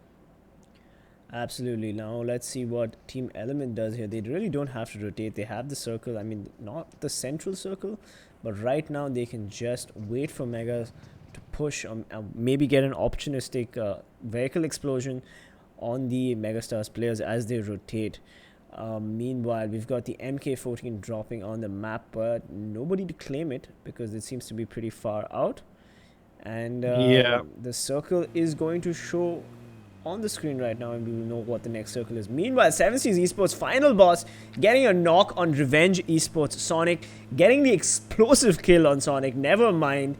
And it looks like the action is happening around a gas station. 7Seas has taken a firmly central position, and they literally do not have to rotate right now. They have a compound, they're good to go. They can take fights from anywhere. And all these teams now have to slowly rotate. Team Tamil very far out in the open at the edge of the blue zone have to make the trek all the way to the safe zone. So let's hope that they can do that without taking too much of damage while rotating. Well, Team Elements was the gatekeeper of Mega, who were just making their way in from the bridge. And we do see Elements in the background. They're moving around in the car. But for now, the highlight remains the battle between LifeCraft and Team Orange Rock, with a small chance that Elements might third party in on this fight. Or maybe instead of third partying, they'll move in first and then they will die first. So that could also be a possibility. In the background, we also saw VSG Crawlers creeping their way in. But do they stop right there? VSG Crawlers are also definitely looking for a compound, and they have been so far away from the action that they haven't seen any team fight each other. So they don't know where others are. They might just end up crashing one of the compounds of the other teams. That might be that might be their end. Meanwhile, Godlike is still keeping their eyes on Fnatic. They are not letting this team get out. Carry BTC with his car 98. Godlike has had an amazing performance so far. Anyway, Elmnt Esports, Frost sees the MegaStars players rotate. Finally, we see some action from Double sprays. He manages to connect a little bit here and there. Vexy takes a lot of damage. Prince is looking very low of Elmnt Esports. And now VSG Crawlers also chime in. They know exactly where Elmnt Esports is, and they're going to take a couple of shots at them. Meanwhile, Godlike's guild spots out Manti OP from Team Tamil going for the drop, and he lets him have it. But he does not manage to connect enough to kill Manti OP, and he's going to take out the Dasha's wheels of Manti OP. So Team Tamil is now caught out in the open. That was a very, very risky push for the airdrop from Team Tamil. Yeah, but the situation over here has not changed. Elements was gatekeeping Mega, and they're still doing the same. And Mega decide they don't want to fight Elements at all. They're going to move away, move into a different compound, and they've made it into the circle. Congratulations, Mega. They are safe at least for now. But all these teams have different compounds of their own. Elements in their own little world. Mega with the Harry Potter house. And Elements, oh, nice shot. They connect onto HB. Ultron takes a fall from Team Mega. So 2 fights have broken out. And the action really starts to begin now. Absolutely. Like, Elmnt is now finally in a position where they can get a couple of knocks. They've got VSG Crawlers also in their sights as well. Gubber is trying to see if VSG Crawlers will be up to no good, but the next circle will decide where these teams will have to rotate. And oh my god, no. It is a circle for Fnatic, 7Seas Esports, and Team Insane. And all that Fnatic has to do is move a little bit to the south, and they have 2 airdrops right next to them. But will Godlike let them rotate? That's the question. Yeah, and at the same time, Insane is moving in from the sea cliff, so there's a small chance that Insane might get to them first. Either way, let's take a look at the fight between Marcos Gaming and Umumba. They're at the edges of the zone, so Umumba have to get out and get into the circle. Meanwhile, I don't think Marcos Gaming have any intention of letting that happen. In the background, the fight between Final Boss and Fnatic has started, but I think the 7Seas is a bit safe, at least for now. They are engaging upon Team Insane, and they go in towards the shack. And this is at the top of a cliff, so they can get fired upon by all the other teams. Naruto already knocked out. He's trying to get revived. Final Boss and Zigsaw up close and personal. Meanwhile, 420 OP and Viru, they are far away, covering their teammates. There should be a nade coming out soon, but wait a second. Orange Rock Anto gets a nade onto gets a knock onto Naruto, and he finishes them off as well.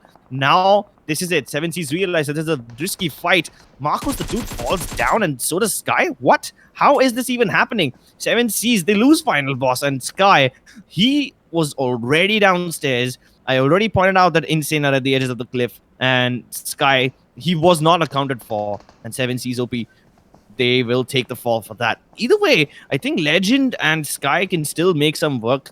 They can still make something happen. I'm going to have to stop you there because we got a double nade from Godlike on the Marcos Gaming players. They managed to even thirst one of their players. Surya is still not. Pansing and Max Cash are still pretty much in the game. But Godlike right now in a sandwich situation between Umumba and Marcos. What are they going to do here? Are they going to go for the push, or are they going to wait for Marcos to make a mistake? Marcos Gaming is going for the revive meanwhile. And I don't think Godlike has any idea that Umumba is right behind them. Yeah, Umumba have been a bit sneaky up until now. They will just wait for the perfect time and move in when the fight between Godlike and Marcos Gaming is at its peak. Both the teams exchanging a bit of utility to force each other out of cover. But little do they realize that Exist has a nice kill suit. And that man could really, turn up the heat whenever required. Fnatic keeping their position at the double warehouses. They don't really have any reason to rotate right now. And I have to say Team Tamil has rotated pretty successfully. VSG Crawlers is taking the southernmost part of this cliff. But they spot out Ultron. Evo goes for the spray down. Ultron just about makes it. Prince is already knocked. And it looks like VSG Crawlers will want to go for the push here. They finish off Prince. And Ultron needs to heal up, but never mind. He gets caught out by Swag from MegaStars. I wonder where Swag was. But he goes for the kill steal. And now it is Godlike, sandwiched between Umumba and Marcos Gaming. Umumba still not entering the fight just yet. Carry gets the knock with the Car 98. Yeah, and that was a really well-placed shot. Max Cash, he falls down to the ground. So that's going to keep Marcos Gaming engaged for a little bit. Meanwhile, Pansing is the only one who's out in the open. His teammates are safe inside the compound. Exist. He tried to take a few shots at Pansing. He did not connect. But that's going to let his team reconsider their decisions. And now they're disengaging with the fight with Marcos, and they're going around the other side of the hill where they will run into Umumba. I'm not sure if Godlike is aware about this, but Umumba really have a nice chance of catching them off guard. Well, Umumba is also going to want to play the circle, so unless they absolutely have to take care of Godlike, they will. Meanwhile, Marcos Gaming are just recuperating. They've lost one player. They are awaiting a push from the Godlike players, but little did they know that the Godlike players have already gone for the rotate. But they have left Exist behind. Team Insane is taking multiple shots from Team Tamil right now. And it looks like Team Genocide has also chimed in and knocking Raven. Elmnt Esports, meanwhile, gets eliminated. Team Insane has the best position in the game, but keep in mind that in order to hold those really nice positions, you need to be able to frag out of your mind as well. And so far, that doesn't seem to be the case. Fnatic, the circle will force them out a little bit, but they have a bit of time before they need to move, so they're gonna nail down all the other teams while they still can. Insane, they start taking the fight with VSG Crawlers. LifeCraft, on the other hand, are engaging with Marcos Gaming. Clowny and Noob YDB manage to get 2 kills, and they wipe out Marcos Gaming all by themselves. What a beautiful play by LifeCraft. Anyway, we've got Fnatic now spotting out Godlike, and he takes a shot, but then he notices Umumba. He gets a couple more shots on Goldblade, and Oasis is not going to let Umumba rotate. Now, Umumba is in the worst possible rotation place right now with Fnatic trying to get a couple of shots at them. They take some heavy damage. Destro gets knocked, unfortunately. Rana gets a knock on Ash Gamer meanwhile, and it looks like Oasis has also spotted out BTC. He goes for the shots, he connects, but not enough to knock him out. Definitely, and now Carry, he's moving right up in front towards Team Revenge. Does he win that fight though? There's a lot of bodies on the ground over there between Team Orange Rock and LifeCraft, and it seems like Orange Rock will come out on top with all 4 of their players still in the game. So that's an amazing achievement to have right there. What an amazing push though by Orange Rock. They just drove in and just eliminated LifeCraft. There was no way LifeCraft even expected that. Orange Rock always aggressive, always going for the pushes and trying to get those kills.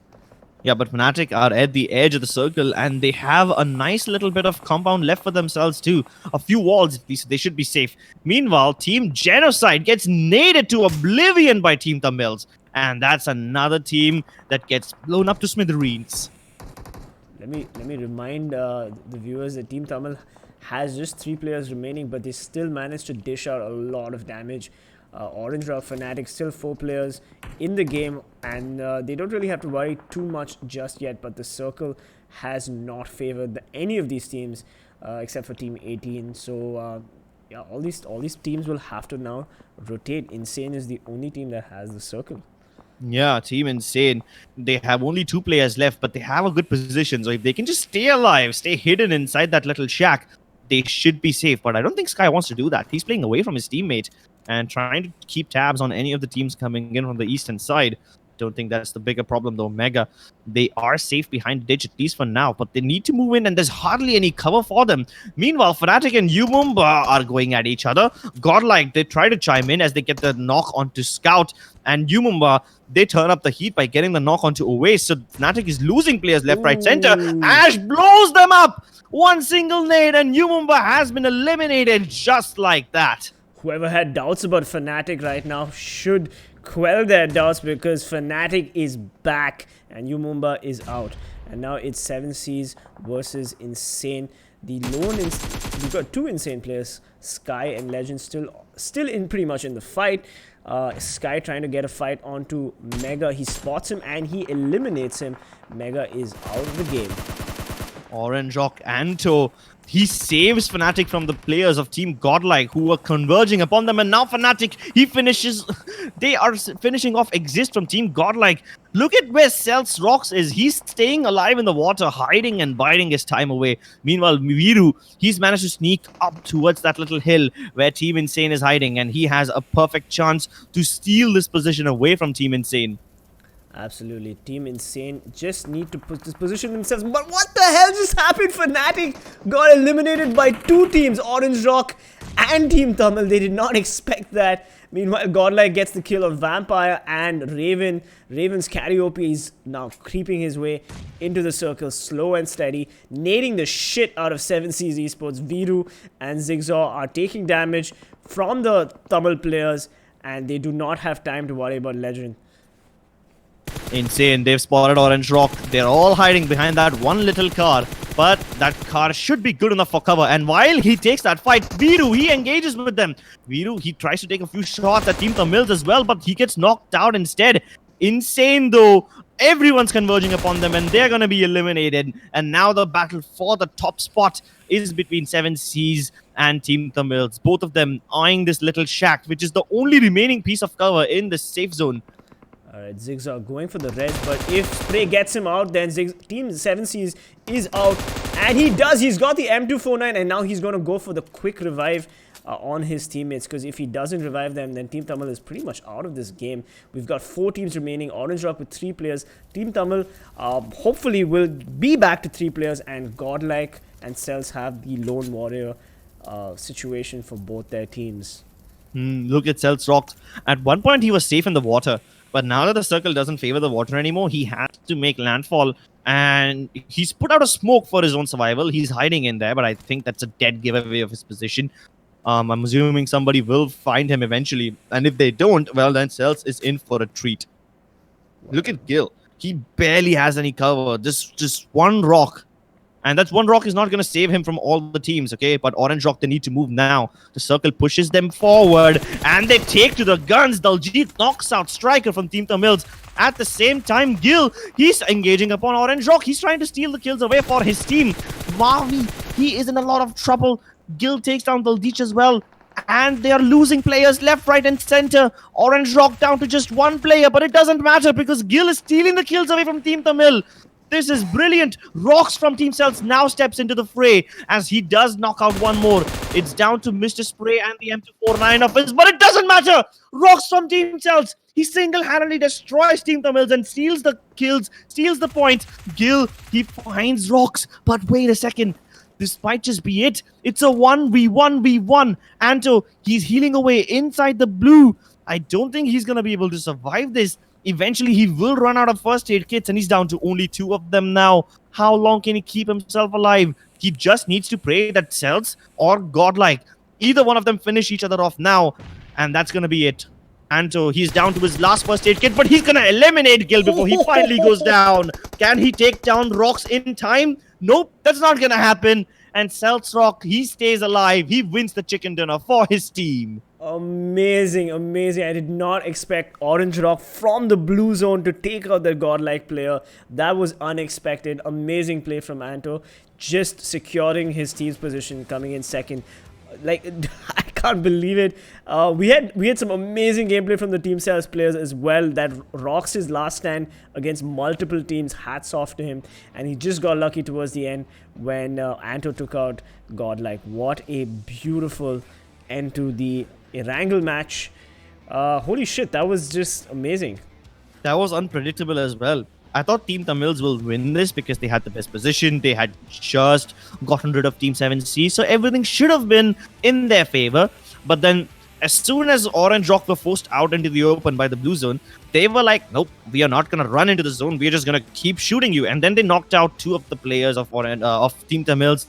Some of them had to go down the hill. And most of them lost their HP while going down. And that's how Team Tamils, one of the favorites to win the entire game, was knocked out very, very early in the game. Either way, absolutely, hats off to Rocks. What a brilliant performance from him.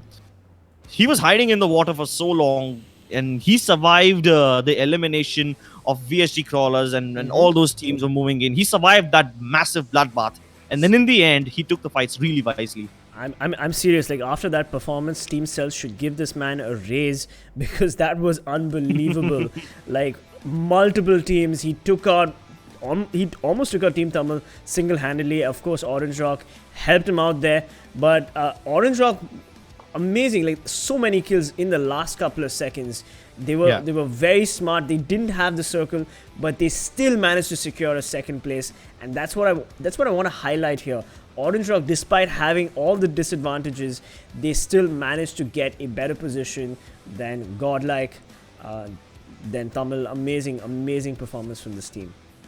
Yeah, and to the guts it takes to go for a heal off in a situation like that, in a 1v1v1, where you might just trust yourself to win the fights, but he timed his attack so nicely.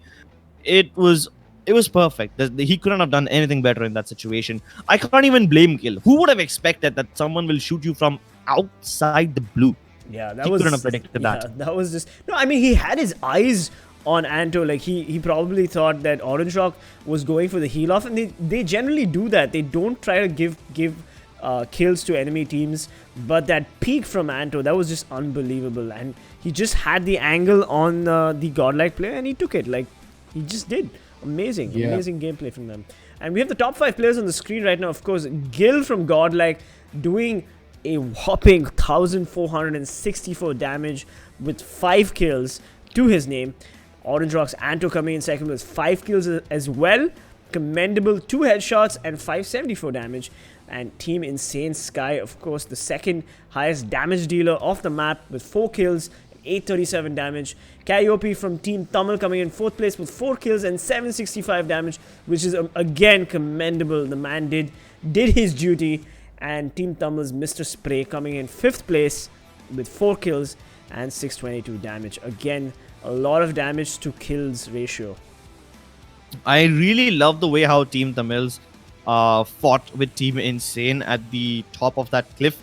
For the cover of that shack. I thought that Team Insane would be able to hold off Team Tamils at bay because they had the position, but obviously they were at a man disadvantage. Tamil had 3 players, Insane had 2, so that's why they were able to win. But I still can't take away any credit from Team Insane. They predicted the zone really well and they got it down to perfection. If it wasn't for Tamils, they probably would have won the whole thing.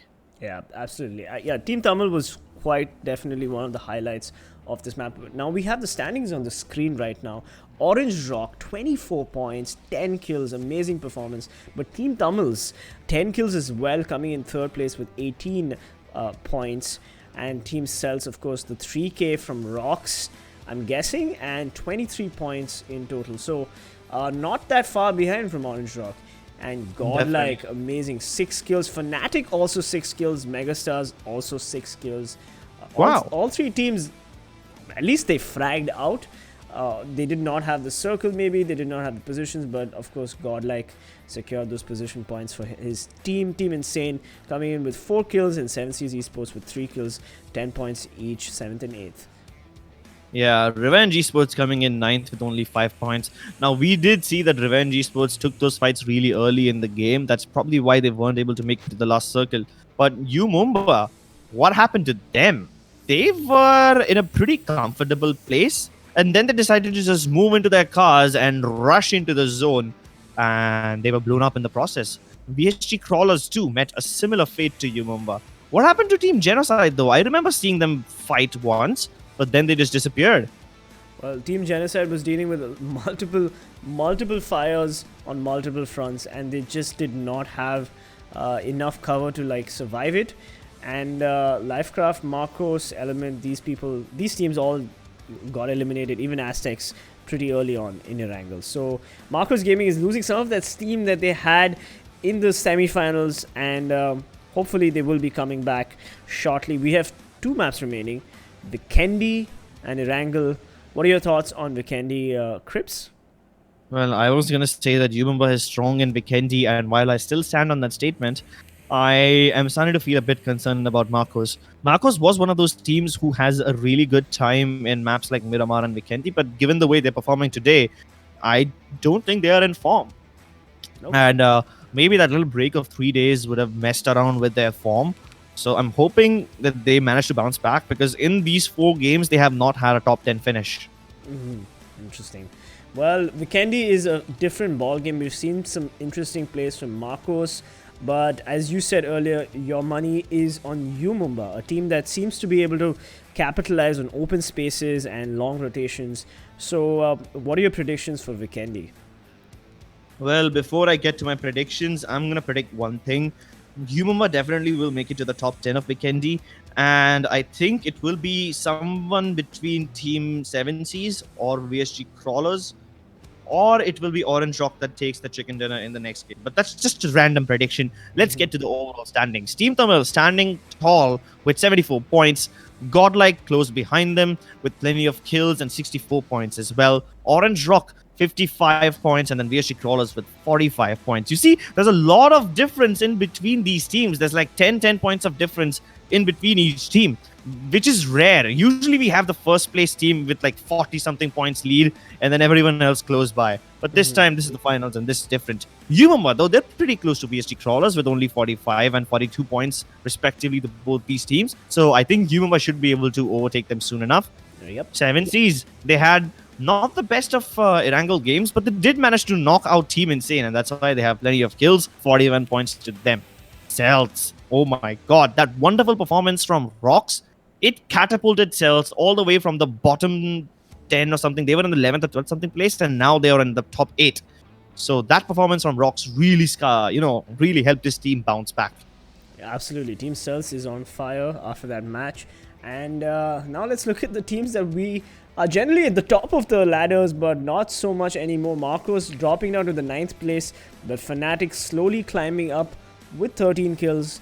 Right below Marcos with 14 kills. MegaStars also making their way up slowly with 10 kills. But Revenge Esports, they had 13 kills, but they've just not had the placement points. So Team Revenge Esports needs to worry about their rotations, needs to figure out if they can get the zone prediction correctly. And they've got the kills, they just don't have the placement points. Yeah, but I'm really starting to feel, feel concerned about Elements and LifeCraft. LifeCraft, I can still understand they're at the bottom because they struggled throughout the group stages and the semifinals as well. So that doesn't come as a surprise. Elements, though, they were really, really good in the semifinal stage. Now they're really struggling, so I don't know what happened to them. Elements and Marcos Gaming, both, they don't seem to be performing like they usually do. Yeah, absolutely, but nobody expected Team Tamil, a team that's not even sponsored, I believe.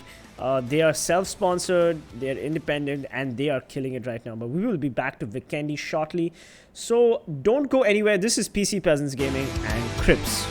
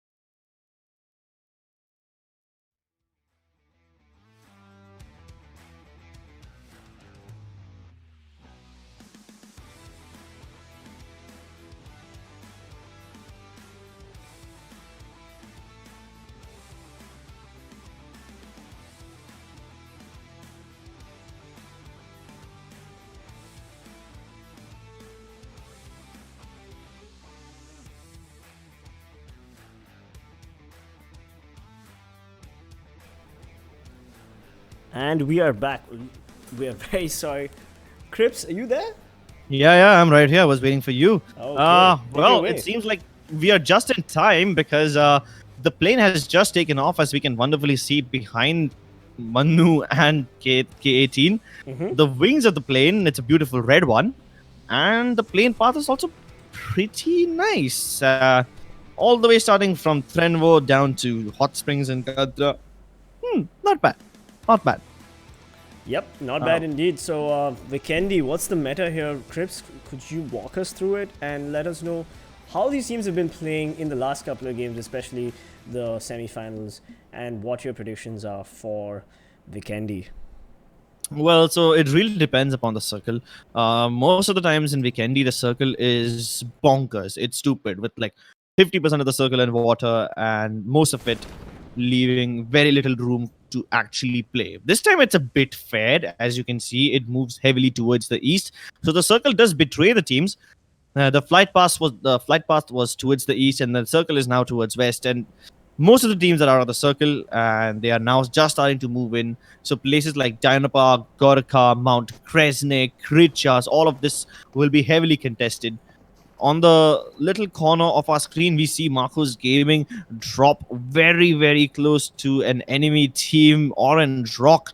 And both these behemoth teams, if they face off very early, it's going to be one hell of a fight. Either way, let's continue looking at the circle. Rohin, do you want to take this over? No, you got this, man. I All right, support so you. we have VSG crawlers inside Villa, and very close to them is LifeCraft, who are somewhere between Toar and Villa. So this little compound that they are in, it's about to turn into a battlefield, as none of these teams will have good drop. But Big Chill, as you can see, is already very close to VSG crawlers. Now, I don't think Big Chill is a player that we have seen on LifeCraft often. I have not seen this name previously, but he does manage to connect a few shots onto HP with his UMP. Keep in mind, Big Chill has nothing. He has no meds, no armor, just level 1 helmet. So he's practically fighting naked at this time. Absolutely. I think he's just going to go for the push. But hey, he's got teammates, so it's not an issue. It's a 3v2 situation against VSG Crawlers. Will HB and Evo survive this? That is the question. But it looks like CG is also dropping in a little late. Evo takes a lot of damage right now. And Big Chill goes for the push. Here we go. He sees him. Evo. Come on, observers, work with us. Work with us a little bit. All right, we've got Big Chill on the screen here right now, and he throws some nades, and I wonder what he tries to do. He goes for the rotate. He sees him through the window, but he didn't see him through the window. Incredible.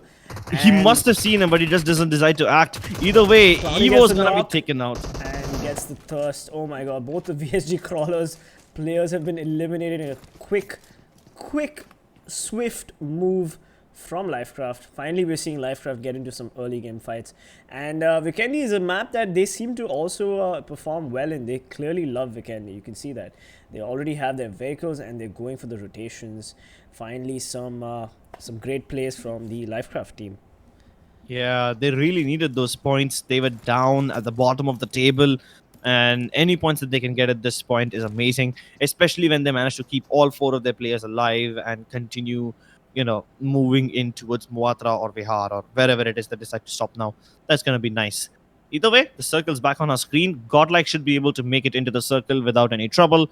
Orange Rock already towards Coal Mine. That's also nice. With Daljit sitting in Gorka. Okay, then so Orange Rock are splitting up. And that's a weird thing because we don't usually see them split up, at least not in Vikendi. I stand corrected, actually. Daljit, he's not even in Gorka anymore. He's just moving around, and he's at the borders of Krichas, where he might come into contact with Team Marcos Gaming at this point. Elements are in Gorka, and Orange Rock is just passing them by. Beat Elements Frost staying away from his team, somewhere close to Villa, where he will run into Revenge and Fnatic soon. Interesting. Fnatic have a vehicle, and they do have at least some level 1 loot, level 2 loot. It's a mix of both, but they are going to go for the rotation and they will play the circle. This time they will not make the mistake that they've been making all this while. Fnatic had the circle last game, but towards the end it just didn't pan out. So maybe if they can get the zone prediction correct in Vikendi, they will be in a better position to in the overall standings. Never mind, they just spotted our raid and they sprayed him to oblivion. Fnatic, what a beautiful spray down. The Revenge Esports player did not expect it. Meanwhile, Akshay from Revenge Esports is not having a great time either, as the 7Cs player 420 OP finishes him off. That's 2 players down in Revenge Esports, and now Fnatic pulls up in front of Elmnt Esports. Here we go. Yeah, this fight is going to be interesting. Now, definitely Elements have heard Fnatic move in, and they already have the angle over here. Look at that. Ultron connects a couple of shots onto Ronak's head, but doesn't manage to take him down just yet. Now, the interesting part over here is Frost. He is playing away from his team, and this is one position which Fnatic will not expect. They moved in from the same spot. They wouldn't expect one more player to be right there. But they spotted him. They just spotted him. So now all the element of surprise. See the fun over there? Yeah, they lost the element of surprise, and now Fnatic know exactly what they're up to. How do they approach this fight? That's going to be interesting.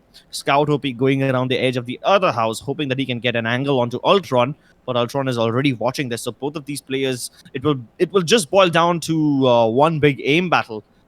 Unless Scout can pull off some shenanigans with the nade.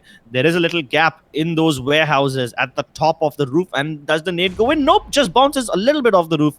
If it would have connected, Prince would have been knocked out.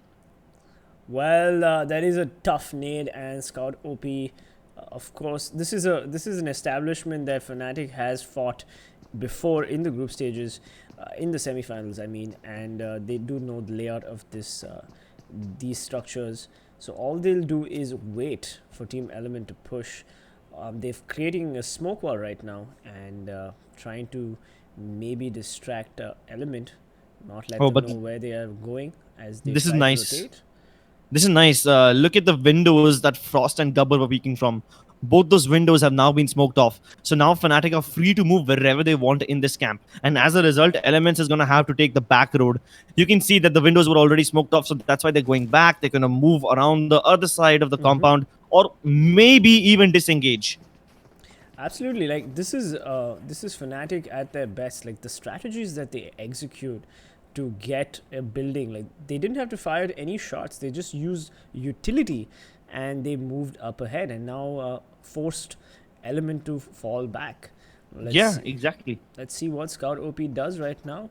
Fnatic, that way, is a team that is full of surprises. We've not seen these plays from them in the past, at least in the PMCO so far, but it's nice to see that they are pulling out new strategies and always surprising us. Here we go. It's finally down to the final push. Scout OP going for the third person peek. Gets ready with the molly so that nobody pushes him from the right. And the molly pushes Frost back. And Scout OP going for the right flank. Meanwhile, Ronak takes some damage again. Hopefully, Ronak will not get knocked out the first time. And Scout OP gets a couple of shots on Frost. Frost takes a lot of damage. Meanwhile, Oasis and Scout going for the rotate. They do know that Frost is right there. And they fire a couple of shots, but Frost hides behind the tree. Oh, but Frost tries to go for the rotate and it doesn't work out. Scout catches him off guard and gets the knock on him. Gubber also eliminated by Scout. Scout is on fire. Always getting the knock on Prince. It is Ultron, last man standing. They finish off all the Team Element players and Ash. Oh, but Ash gets spotted out and Ultron goes for the thirst, but does not manage to get it. Ash, oh my god, now Fnatic takes some action. Finish him off eventually. Oh my god, Ultron from the grave, finishing off the lone player Ash. Ash was just unfortunate and he was almost getting healed. Like, he was so close. He was just 1 HP away from getting healed. And Fnatic got shot from a moving Team Genocide. Interesting. Yeah, down to 3 players. Fnatic, they already have 5 points in the bag. They managed to take an early fight and get those fights going in their favor. But where Fnatic was initially, in Villa, there's a nice M249 up for grabs over there, which I don't think anybody is going to care about. Well, all the teams who... It's outside Villa, I mean, so you never know. Some team might just happen upon it. Meanwhile, Godlike found the rotating Team Genocide and destroyed Critic 07. So I do believe that is the end of Team Genocide. Yep, they are the first team to get eliminated in Vikendi. No, they do. I do see. We just saw Fnatic wipe the floor with. Oh yeah, with Elmnt, Team. right. So Team Genocide do have a couple of players remaining. My bad. So, Godlike, let's talk about them a bit. Now, this team really likes to split up, and it worked out well for them this time, surprisingly. Usually, it does not work well for them going for those early game fights, but obviously, they've fixed some things, and Godlike are looking really strong right now. The fact that they were able to get Genocide and they performed pretty well in Sanhok as well, it's a testament to the fact that Godlike is no longer the team that we saw make a lot of mistakes in the group stage, and they've definitely improved a lot. Absolutely, they have improved. But speaking of improvement, Godlike and Godlike's improvement, Fnatic is coming back. You know, I've noticed something about Fnatic. If they get these early game fights, they tend to sustain that momentum. Meanwhile, Team Genocide, XDD just got destroyed by a barrage of bullets from 7Cs. Nobody expected that. That just gave me a heart attack right there. Yeah, like 4 players rushing you all at once. That's gonna scare anybody. Yeah. Anyway, yeah. Let's go back to Godlike. Godlike's been having a good couple of games. We had the first chicken dinner from them in, I believe, it was Sanhok, and then we had them come in second place in the last map of Erangel. So they've been getting some consistent frags, some decent placement points. So this team has been performing really well. And do you think it's because Cronton is not playing today? Is this because they're using their original lineup of Smokey, Exist, Gil, and Carry? I'm not really sure. I don't think Cronton is the one to blame for this. Because their whole playstyle itself is very different today. They're going for the split approach, which they don't usually do. Whenever they do take early game fights, they are all huddled up together. Sure. And this time, we saw them take a split approach in Sanhok. In Vikendi, though, they're back together. So they're really keeping it dynamic, and they're just trying to be as less predictable as possible. So I don't think Cronton is to blame here or whatever, but I guess as a whole, this team has changed their approach of the game. Interesting. Well, let's see what Team Mega has in store. Again, a team that has been performing in Vikendi quite well, but the circle is a bitch, and these teams really need to rotate as quickly as possible. Yeah, the second circle is about to start moving now. The third circle doesn't really change much, neither does the fourth one. The main game changer is the fifth circle, because at that point it's too small, and the amount of compounds left in the in the play zone are not a lot. So that's when the teams really start to come, scramble for cover and start killing each other. Either way, the few remaining players of Genocide, Noob, and Ash Gamer, they are within spitting distance of Team Orange Rock. I don't think they want to engage with them right now, because obviously they're at a man disadvantage. They don't want to go up against one of the strongest teams in the tournament, especially when they don't have the numbers to do so. So Genocide is just going to keep eyes on them and hopefully do something about that information later on. Meanwhile, Mega seem to have an idea about where the remaining players of Team Revenge are. Let's see what happens here. We have the circle on the screen right now on the top right hand corner. Godlike in the center of the circle with Fnatic, and Orange Rock not too far behind. Mega going, Marcos Gaming going to the outskirts of Dobro, and 7Cs south of them. LCraft is sticking to the coast, and Mega and Team Tamil are moving in from the south. So most of the teams are in the circle, but let's see where this next circle goes. Let's flip a coin. Well, before the next circle pops, I just want to point out one really weird thing that I just noticed. None of the teams are in towns. Gorka completely empty. Dobromeister completely empty. Krijas, nobody there. Everyone's just going for central positions.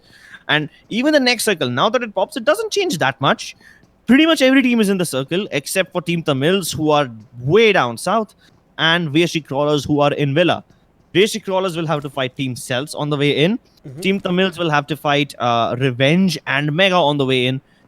Nobody else needs to move. Celtz are definitely moving though, even though they are not required to. Well, But we did see some good performances from Celtz today. Yes. Maybe they are in a desperate need of points. That's why they're just roaming around and hunting for kills. Ooh, but meanwhile, Revenge Esports is hiding from the predators that is MegaStars, Vexy, and Paradox. The Velociraptors of Mega are now sniffing out Sonic, and Sonic spots him, but he does not connect as much as he should have. Vexy goes into the car and then gets out on the other side. Sonic is badly damaged. Oh my god, Vexy! What a beautiful 200 IQ play. Amazing, amazing. Sonic had no idea that that was going to happen. But did you see him go into the car and get out the other way? That was a 400 IQ play from Vexy right there. He got in, got out, used it as cover. Instead of just walking behind the car, he got inside it and then out. Because if Vexy would have peeked at the same time over there, I don't think Sonic... I mean, if Sonic did peek him, he could have fought him. But then, you see, when you get in and out of cars, you like blink away for 1 second. And that's just so annoying to deal with. So it was an unnecessary precaution, but it was a precaution. Nevertheless, better safe than sorry. And then in the end, the way he blew up that gas can to finish him off, that's just a cherry on the cake. That's not just 400 IQ. That's 1,000 IQ play right there. Absolutely. Well, amazing. I did not expect him to do that. But me neither. Hey, those gas cans are like TNT. Mini TNT is just waiting to get exploded. And, exactly. Finally, we've got Godlike on the screen. They don't have to do much. The circle, this is the third circle. And they are safely within their compound. They just have to wait for somebody to aggro them, and they can play a very defensive position. Exist is firing at the wall deliberately. Now, why could he possibly do that? Is he just throwing his Win 94 away, which he just did, picked up an M762 and an M4 instead of that, but he didn't have to fire his shots away by just giving his position away like that. Hey, maybe he's just chilling, like he just wants to...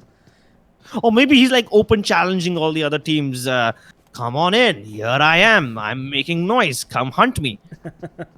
Yeah. I mean, why not? If Godlike want the points, if they want to take fights, then why would they not do it? They have a nice compound. Now he's panning the air. I think Exis is just chilling.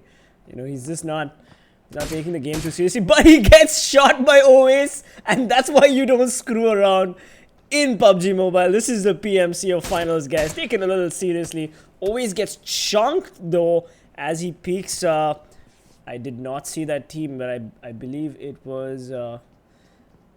it was Aztec. Aztecs. There we go. There we go. The observer is on acid today. He's just doing his own thing.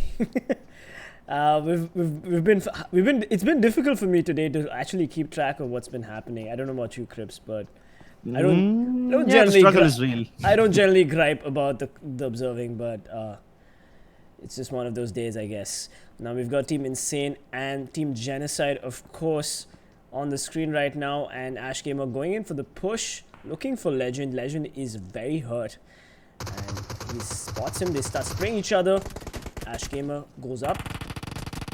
He gets a little bit hit, but not enough for him to take too much of damage. Keep in mind that Team Genocide only have 2 players remaining. They survived an onslaught. By which team? Was it Insane who hunted them down initially? Or was it LifeCraft? I don't really remember. My memory is failing me a bit. But Noob and Ash Gamer are playing away from each other. So either one of them gets knocked and it's game over for them. Insane have all 4 players alive. They know exactly where Ash Gamer is. I don't think they know about Noob's position just yet, but they will find out soon enough. But while I say that, on a completely different part of the map, Trilok he got a free kill onto VSG Crawler's player. Now his teammates are trying to hunt down Trilok and get revenge. Haha, another joke. But he's the last man standing for his team. So how does he play this one out? And he has no first aid kits remaining. And he has to also worry about Team Celtz, who's just over that ridge right there. So Yeah. Trilok is in the perfect kill sandwich. But if he can get RV, then I'm sure he gets the last man of VSG crawlers. So Yep. let's see how that plays out. Meanwhile, Nope. Yep, Team Celtz finally finds Revenge's Trilok, and Revenge is out. You're out. Get out of here. Leave. And Reds also spotted RV, but Rox gets knocked by Umumba. Oh no. Yeah, and luckily for now, Rox is a bit safe because he's hiding behind a rock. Damn, these puns just keep coming. And Destro, he's going ahead. He wants to take that fight for sure. Umumba don't want to let this opportunity go. They know they have the compound. They know they're at the edge. They know that Celtz will have to move into the circle, and so will they. But do Celtz have any vehicles left? I did not really see them on the map. But Rox, he was knocked out eventually. Now, there is one car remaining onto Team Celtz, and they should be able to use this pretty well. Unless, of course, Umumba blows its tires away. Can they do it from here, though? I don't think so. Well, Team No, Celtz they can't. They can't see the car. They can't see the car. Team Celtz is now just keeping an eye on the circle, but the circle has moved, and it is a harsh circle.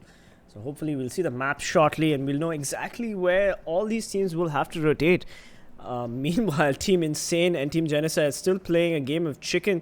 All 4 Team Insane players are here. So Genocide, Noob, and Ash Gamer need to pull out some 500 IQ plays if they're going to want to make it out alive. And Ash Gamer is already going for the 500 IQ smokes. I don't think anybody can even see anything up on that top floor. The Ash Gamer is standing and hiding, but he's going to jump out into the balcony. Now, if he plays this smartly, he should be able to get away. And now he's on top of the roof. Oh, okay. Now things are getting interesting. Naruto can spot him out, but if Ash Gamer gets the knock onto Naruto first, then at the same time, even Noob can start, chiming into this fight.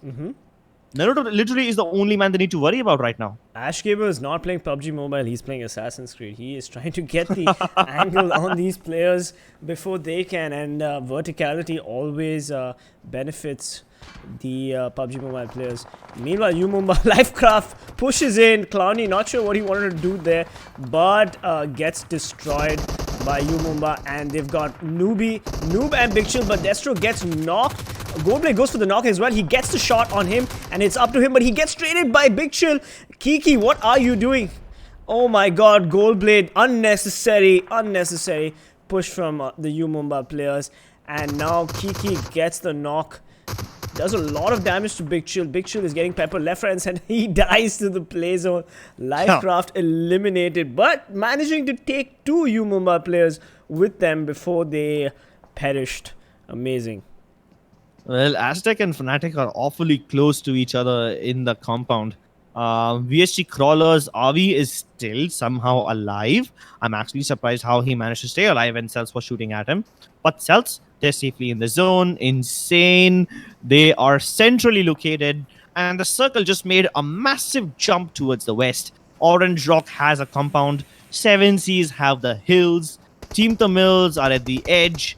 And Marcos Gaming are also in the circle. So there's 4 teams inside the circle now. They should be pretty safe. But look at Mega. They're being gatekept by 7 Seas.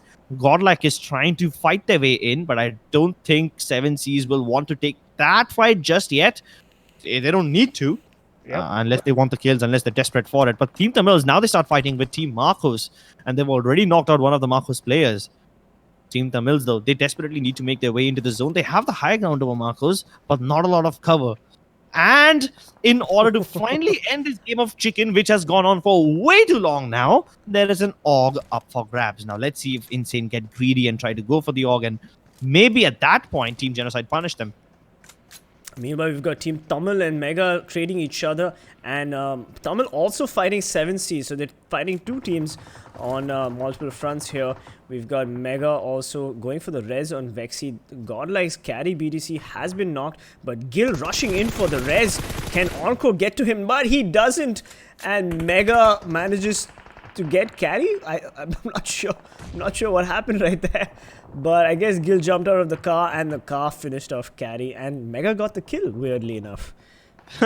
Well, that's what PUBG Mobile is all about. You steal my kill, I steal yours. Absolutely. And Fnatic, now they are really in the thick of it because they have Orange Rock pushing upon them. Either way, before we look into the Fnatic versus Orange Rock fight, let's take a look at Aztec. They are awfully close to Team, I think, Godlike? Yep. Godlike it is, and Aztec is now trying to get as many opportunistic knocks as possible, and Smokey knows exactly that Satan is around the corner, but will the devil get the better of him? Meanwhile, we've got Fnatic and Orange Rock, a 4v3 situation. Now that is a fight that I want to watch. Let's see the top teams battle it out, and it's just chaos on the screen right now. Team Tamil knocking out Zigzaw, but Mega finishing off Kiki, and Umumba has been eliminated. Vexy dominating, amazing. What a spray down by the way from Scout. Where is my audio feed? There we go. And the audio is back, and we just saw Scout get a double kill and eliminate Team Insane. Unbelievable. Keep in mind the Team Insane was fighting Genocide at one point, which means Genocide have one player alive, and Team Insane, they just decided to get the hell out of there, walk right into the cross of the Fnatic. That's amazing. Scout, he's still doing so much more.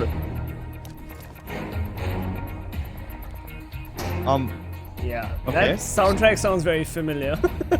That's not even a PUBG soundtrack.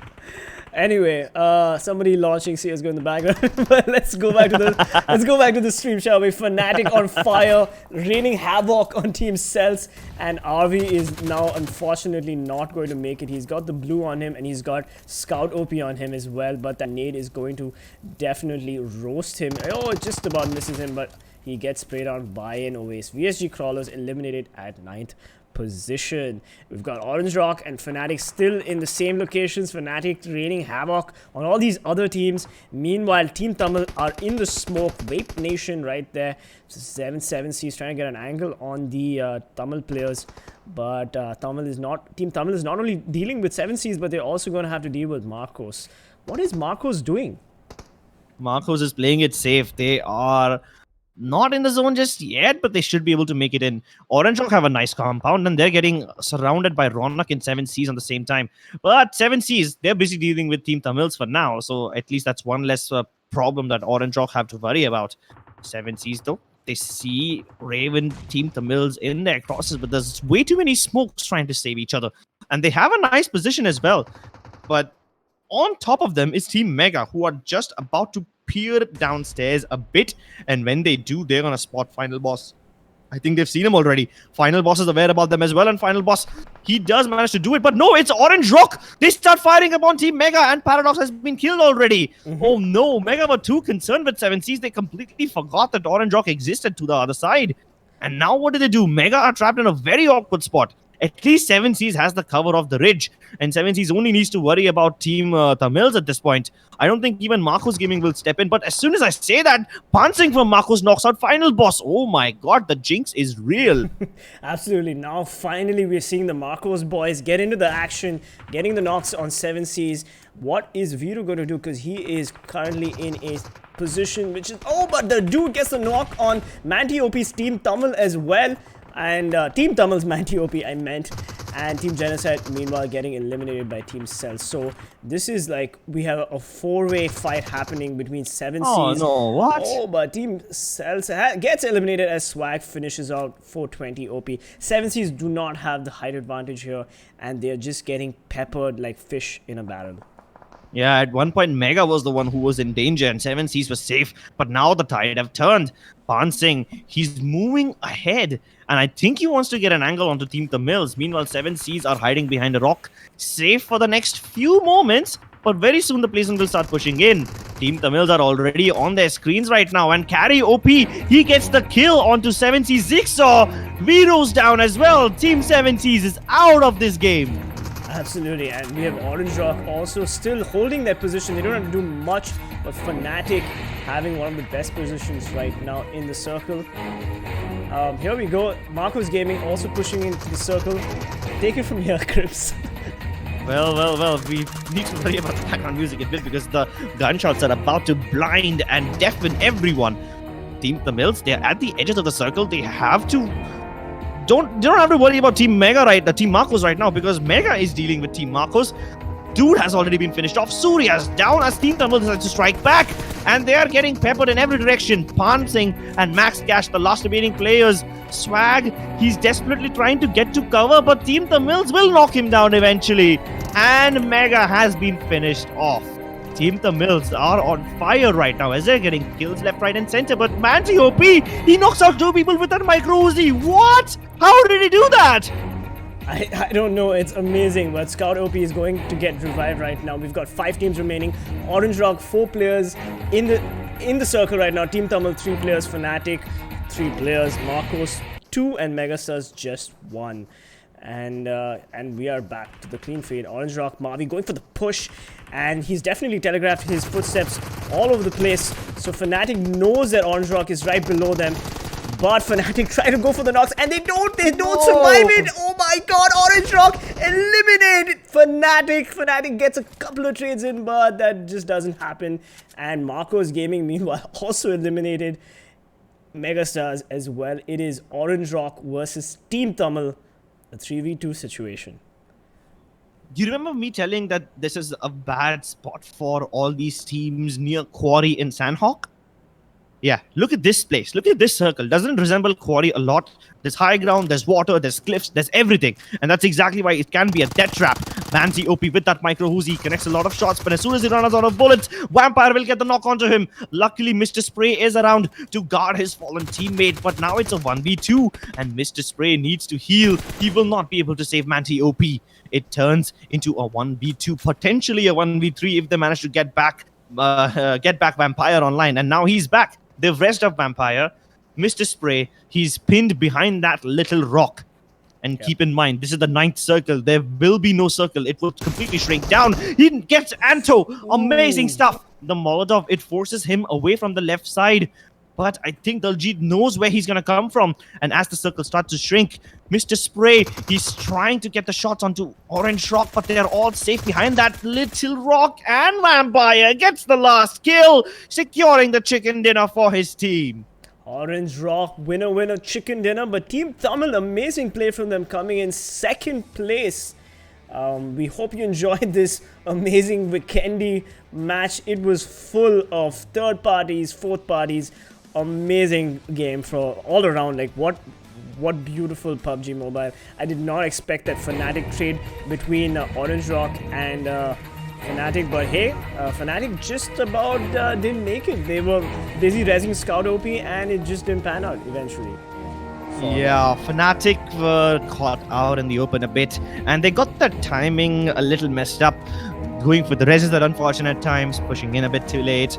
So that's why they were not able to capitalize upon all that momentum that they had built up for themselves early in the game. But TeamTamilas, even though they came in 2nd, I have to give them a lot of credit because they were in so much danger. They were getting shot from Mega, from Marcos Gaming, and from 7Seas, but TeamTamilas survived despite of all that disadvantage. Absolutely. TeamTamilas, highest survivability, but the MVP goes to Anto of Orange Rock with 4 kills and 406 damage. Orange Rock, again, playing consistently. They had a great Erangel map where they came in 2nd, and now they have secured the chicken dinner in Vikendi. They have just been blazing, and even in the finals, they had about 81 kills. In the group stages, they had 69 kills. So they've just been consistently fragging and improving upon their gameplay, which is great to see. And of course, Orange Rock is one of the best teams in the PUBG Mobile regional finals, so I'm not surprised that they've been able to keep up that pressure. Yeah, I mean, Orange Rock winning this game does not even surprise me. They had the best compound in the game, and while Mega, Marcos, Tamils were all fighting out, Team Orange Rock, they just kept their cool, and then they moved in at the perfect time to 3rd party, and that's how they usually roll. It's the Mills that really surprised me by their survivability. And now look at Manti OP. He surprised me by the amount of damage he did. 5 kills, which is fine, but then 1,400 damage. What even? How did he get literally triple the amount of damage that he should have been able to get in 5 kills. Like 5 kills was what, 500 damage technically? Yeah. He has 1400. Team Tamil has been on fire. 1438 damage is amazing, but Fnatic's always as well dishing out that damage. 794, 5 kills. Fnatic and Orange Rock had the best positions, but the rotations of course cost Fnatic weirdly more than Orange Rock. I did not expect Fnatic to lose that fight against Orange Rock. Me neither. That was maybe a choke moment where Fnatic just choked, but Orange Rock was just on fire today, and they've been consistently playing well, and they have had the best form so far in the regional finals. This is of course day 1, and we do have one more match coming up next, and that is Erangel. So don't go anywhere, because we have some more PUBG Mobile action coming up next, and let's look at the overall standings as well. Yeah, I think in the overall standings, I'm impressed by Orange Rock as obviously, and even impressed with Godlike. But the team that really took me by surprise was TeamTamilas. Yeah, sure, they won the first chicken dinner, but after that, their performance in Vikendi just shows me that they can do so much better than that. Their decision making and the way they were reviving each other and covering each other while the revives were happening, it's just so difficult to pull off. Something like that. It's really difficult to have coordination on such a high level. Yeah. And that's why I'm really impressed. They finished second in this game with 22 points. Orange Rock on top with 20 placement points and 7 kills. But look at MegaStars. They have the highest kills, 10. Yes, I was patiently waiting for you to finish, because 10 kills from MegaStars. We've not seen this kind of action from them in a long time, and it's nice to see that they've placed 3rd place despite not having the greatest placement position. I mean, they absolutely fragged out. Fnatic just below them though with 7 placement points and 9 total kills. Again, that's impressive too. Yeah, it is impressive, but I did expect Fnatic to win the fight against Orange Rock. That was just a very surprising moment. Marco's Gaming having one of the best positions also in that last couple of circles. Not sure what happened there. Yeah, I think Marco's Gaming overextended a bit. They got very excited when they started getting knocks on the TeamTamilas. But the moment they tried to finish off the TeamTamil players, the mega players started converging upon them. And then it just became a matter of who makes the mistakes first. Either way, speaking of mistakes, I really want to highlight Team Insane's mistake. Look at that. They finished 14th. At one point, they had Team Genocide cornered. You remember that fight that was taking too long? Ash Gamer and everyone was just hiding all the time. Somehow, Team Genocide finished better than Team Insane. So that's just surprising. Well, Team Genocide is a great team, and so is Insane. But I don't know, man. Like, Insane just made too many mistakes. So did Revenge. Elmnt has just not been in their element today. To be honest, they've had the worst couple of games in the finals, in day 1 of the finals, and getting pushed by Fnatic is not always like the greatest feeling ever. So Fnatic eliminating them quickly, definitely not. It's just unfortunate, but eventually, like, if you're going to play in the international sphere, if you're going to play in the World League, then you need to be able to handle teams like Fnatic, teams like Orange Rock. So if these teams really want to be taken seriously, because this is just India region, by the way. All right, when you play with the big boys in the international region, that's when the pressure is on. So you guys have to like get your shit together in the regionals so that you can perform at the highest level of PUBG Mobile. Yeah, and keep in mind that this tournament, PUBG Mobile Club Open, it's not a standalone tournament. It takes you all the way up to the global level. It takes you first to the PUBG Mobile Pro League in South Asia, and then it takes you to the World League East. So, yeah, a lot is at stake. Yep, absolutely. And, we have one more match remaining. That is Erangel. So let's not take too much of a break. We will be back in a few minutes. We do hope you're enjoying the English desk. Of course, we're not the beautiful gentlemen on the screen. I'm PC Peasants Gaming. I'm from Chennai, and my co-caster Crips here is from Mumbai. We do hope you're enjoying the stream. But right now, let's look at the overall standings. We've got Team Tamil coming in first place with their single chicken dinner, but 43 kills, 96 points, 4 points shy of a century.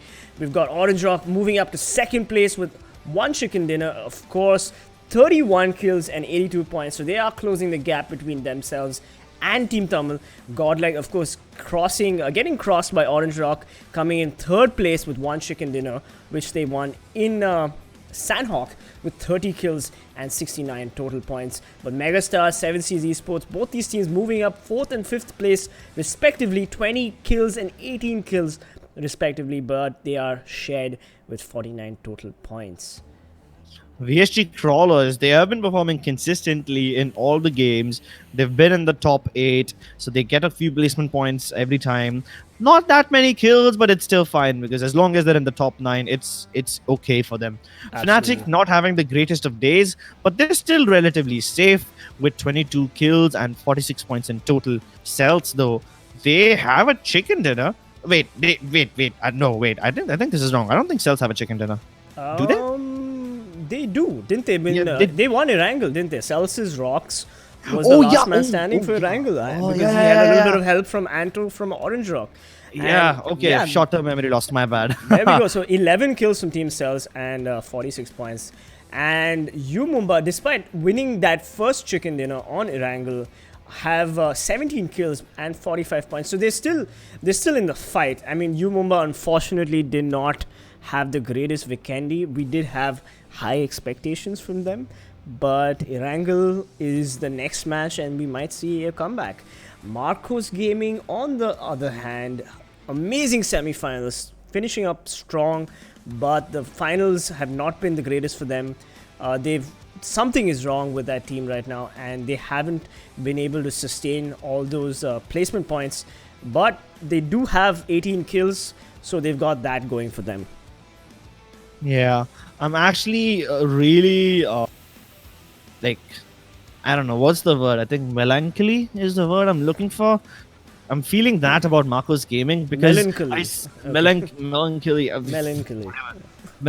I'm really feeling that about Marcos Gaming because I've seen glimpses of their wonderful performance in Vikendi, the level of domination that they used to have in the group stages. But even then in Vikendi, they choked. They overextended and lost to MegaStars.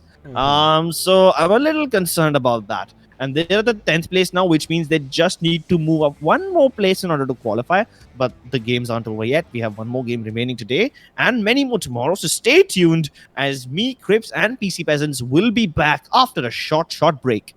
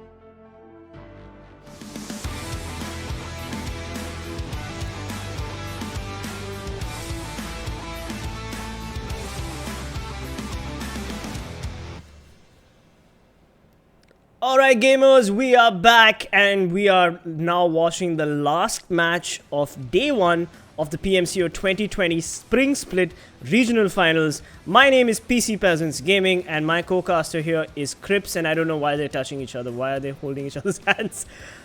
I mean, you expressed your love to me a few games ago, so it's only natural that they do it so. Alright. As Ketan and Krat swipe right on each other, let's talk about match 6, that is Erangel. What's the scene here, and how has the last couple of games been, Crips? Well, the last couple of games have been honestly unpredictable. At one point, the teams who had great compounds, great positions, they lost out somehow. And then the teams who I least expected to win, they won the whole thing. So there can be either something wrong with me, or there can be something wrong with the way that these teams are preparing for each other, or something right about the way they're preparing for each other. Because look at that, always the teams with maximum disadvantage, they've surprised us. We saw how Celtz Rocks was able to steal the chicken dinner in Erangel previously, and then in Vikendi we saw Team Orange Rock come out on top, and the second place was given to TeamTamilas, which should have never been the case. So things what do I say, they get messed up. This is PUBG Mobile, and shit happens, I guess. So speaking of shit happens, look at that plane path on the screen right now. Yeah, it is again a poor plane path, and a lot of these teams will have to go for the long parachute drops. Yeah, so Erangel, we saw some great Erangel games. The first Erangel game, of course, was won by... Are you testing me right now? It's won by Yes. TeamTamilas. Yes, there we go, TeamTamilas. And the second one was won by... Well, the second one was Sanhok. Second one was just the second Erangel map. I'm trying to mix it up. I'm trying to mix it up. The second Erangel game. Why are you quizzing me? Why are you giving me like a...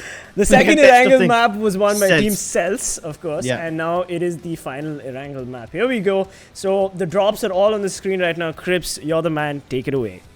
Well, military base is surprisingly uncontested with only 7 Cs and VSG crawlers going for this.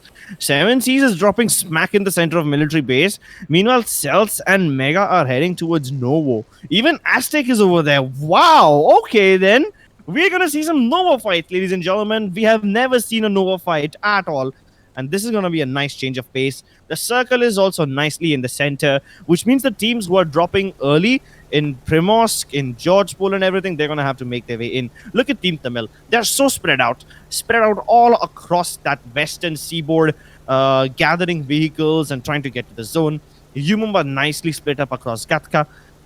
Team Genocide inside Georgepol City will have to make their way in towards the dockyard where Team Insane is already present. Right. In Pochinki, though, look at that. In Pochinki, we have Marcos Gaming and Godlike. All right there. That's going to be interesting. It's been a while since we saw some early Pochinki fights. No, I think Marcos Gaming is going to move to Razok because they generally drop. And at Razok, we've got Orange Rock, of course, dropping at Watertown as usual. And Fnatic sticking to Fnatic Nagar, which is generally what they do. VSG crawlers, they parachute all the way towards shelter. And this long jump, it's just so effective. You get to the road, you grab a car, and then you move towards prison, mansion, Yasnaya, places which are inaccessible because of that ridiculous plane path. But you get into cars quickly, and you get into the cities quickly, then you are going to have a nice gala time of uninterrupted looting. On our screen, we have Elmnt Gabbar. Not sure why he's down on the beach. Oh, okay, I get it. So Team Elmnt is that one random cheeky team that usually tries to drop at Fnatic Nagar, as we've called it, because we don't have a name for that compound. So they usually try to drop in and take the early game fights. But since they saw Fnatic land before them, the Gabbar was like, nope, I'm getting out of here. And then he just jumped down to the beach so that he doesn't get shot by Fnatic. But look at this. They've caught Orange Rock. Marcos Gaming, they stormed the compound. And Vampire is all alone over here. There's nobody to save him. Marcos Gaming can really wipe the floor with him, and Vampire is already out of here. He's trying to get away, but he's going to get spotted. Surya must have definitely seen him by now. He's on the other side of the ridge, and the chase is on. No scope UMP fights, and Vampire hits the dust. It is the dude who finishes him off with that M762 Beryl assault rifle. Yeah, there you go. They're just trying to steal the kills from each other. Might as well, you know. Might as well steal the kills from each other. Yeah. Either way, Marcos Gaming, I'm actually liking this. They're spreading out. They are in that little compound next to school. School is uncontested. So is Rozok. They're both empty, and both these towns have pretty good loot. School obviously having better loot than Rozok. So I think Marcos Gaming should just go there and gear up. Yep, and that's generally what they do. They drop at Rozok, drop at school. I've never seen them drop in this place. But hey, they always try to keep like a central rotation, and Marcos Gaming makes sure that their Erangel rotations are the easiest rotations. Meanwhile, we've got LifeCraft back in Yasnaya, of course, the kings of Yasnaya. But Team Tamil going for the long rotate via water to Georgopol. So that's something that you don't generally see. Of course, it was a plane path that did not favor them. But despite the plane path not favoring them, Team Tamil is consistently dropping at the same positions. And they go and loot the same locations, which is Not great. George. Which is great. But at the same time, it shows that this is a team that while they get the frags, they are not flexible to different situations. And this is something that they might want to work on if they are looking to contest in the international space. Yeah. This team is going towards North George Pole from the water, which is already a lot of time wasted. And at the same time, look at the circle. It's already starting to shrink, which means by the time these teams get to North George, they will have to move out already. And they will have to find a car in order to move out because, let's be honest, North George, it does not really have a lot of vehicles. Luckily for them, Mantop is already there, and I think he has a vehicle with himself. So that's nice. You can see that the same boat was parked over by another member of Team Tamils over here on the same beach. But they're not beaching the second boat, so they might use the boat to get back in. And meanwhile, Aztec, oh my god, RB.OB gets a knock on red and he tries to finish off MJ, but MJ trades him. Oh my god, MJ also manages to thirst RB.OB. Unfortunately for him, we've got 2 players down from Team Celtz, 1 player down from Team Aztecs. And the Celtz players are going to be eliminated. Atanki and his teammate Rox, meanwhile, are not wanting to get into the fight. But Rox sees Satan, gets a couple of shots on him, chunks him quite badly. And Rox and Atanki, what are they going to do? Are they going to go for the push? No, they are going to disengage. They're getting into the vehicle. Or maybe they will go for the push. No, they've decided that this is not worth their time. Taking heavy losses, Team Celtz exits left. Yeah, they take to the beaches and get the hell away from there. And do they re-engage with Aztec? Oh, they're blowing up their car so that they can just keep Aztec stranded over there in Milta. That's just petty. Why would you do? But very petty, Team Celtz. I'm not impressed. Now, I'm joking, of course. Yeah, you would want to strand Team Aztec as much as possible, and it makes sense that they did that. Meanwhile, we've got Fnatic on the screen. Not on the first circle. I mean, Milta is not that far from the circle. I think it might even be in it. And even if it's not, they just have to cross one road and then get into farm. So it's not that hard. I mean, given that they will run into Team Elements in farm as well, but they need to deal with Aztecs first. They got out safely of that situation, but then they fired again, gave away their positions. Now Aztec have Celtz cornered. And there's no getting out of this place, okay? They're just hiding behind that one car. As soon as the car blows up, Celtz are gonna be trapped in between a rock and a hard place. Absolutely. 3 IQ plays from Team Celtz right there. They unnecessarily rotated to such a poor position and then proceeded to shoot at Team Aztec. I guess they really took the 2-man disadvantage quite to heart. Meanwhile, Team Aztecs are kills him going up and going for the aggressive push. Oh, but the molly gets thrown in his direction, but it is wide, and Killsum is now rotating to a slightly different position. Meanwhile, Satan gets the knock on a Tanki, and it is Rox, the last man standing. What was Team Celtz thinking? I don't understand. This is very unlike them. And the team that won the last Erangel match has now been the first team to get eliminated. Wow, what a turn of tables. From chicken dinner to the first team to get eliminated. That's a massive drop right there. Yep. And Celtz are going to be pretty unhappy about that. But I think they have enough points for the day, so they can just end it well. I mean, they end the game early. Maybe they can just go have some dinner, eat something. I mean, I'm pretty hungry, even though I had chicken noodles just 5 minutes ago. I mean, I wish I would have had a complete chicken dinner, but It's the night is young, my fellow co-caster, so do not worry. I could always swiggy a chicken dinner for you from the comfort of my home. By the way, viewers, we are completely in different cities, and which is why it's a little difficult for us to cast over Discord, but we seem to be managing, and we do appreciate the viewership and the comments and the engagement. But of course, I'm keeping an eye on chat, and thank you so much for supporting the English virtual desk. Back to you, Chris. well, the virtual desk is about to, you know, Get hot. witness the virtual battlefield that Mumba and Insane have in front of them. This little bunch of hills to the south of Pochinki, it's a really tricky area to play around, because if you keep in mind, Godlike is also in Pochinki, so as soon as Mumba or Insane get distracted for just 1 second, Godlike can move in. And Insane... Okay, no, wait, Godlike is not in Pochinki. Looks like they must have moved out already. So Insane are safe, at least for now. They can roam around these hills. We already see them splitting up. Tempest and Naruto on one side, and on the other side of the hill, the other two teammates got into buggies and they moved away already. Maybe they're trying to surround Yumumba from both the directions, but even Yumumba is playing 2-2 split. Impressive. So let's see which one of these split approaches actually ends up working. Well, Mumba has always had a lot of luck in Erangel, and while they haven't had the greatest couple of matches in Vikendi and even Sanhok, Erangel seems to be their strongest map and their forte. So let's see if Mumba can convert this map into a chicken dinner as well. The first match, I believe, of the... No, did Mumba win any chicken dinners today?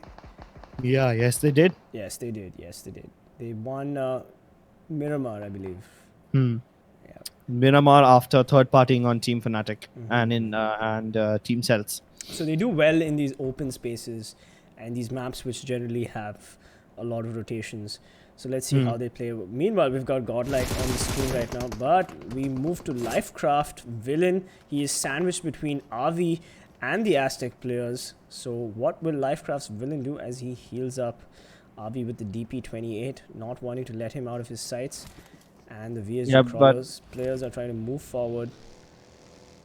Yeah, but Avi was away from his team, and looks like they will disengage in this one. Maybe re-engage later on, but LifeCraft, they do manage to get a knock onto Spidey from Team Aztec, and that's pretty nice. Spidey, as always, has been a very crucial player to LifeCraft, and getting rid of him early is a big advantage to Team Aztec.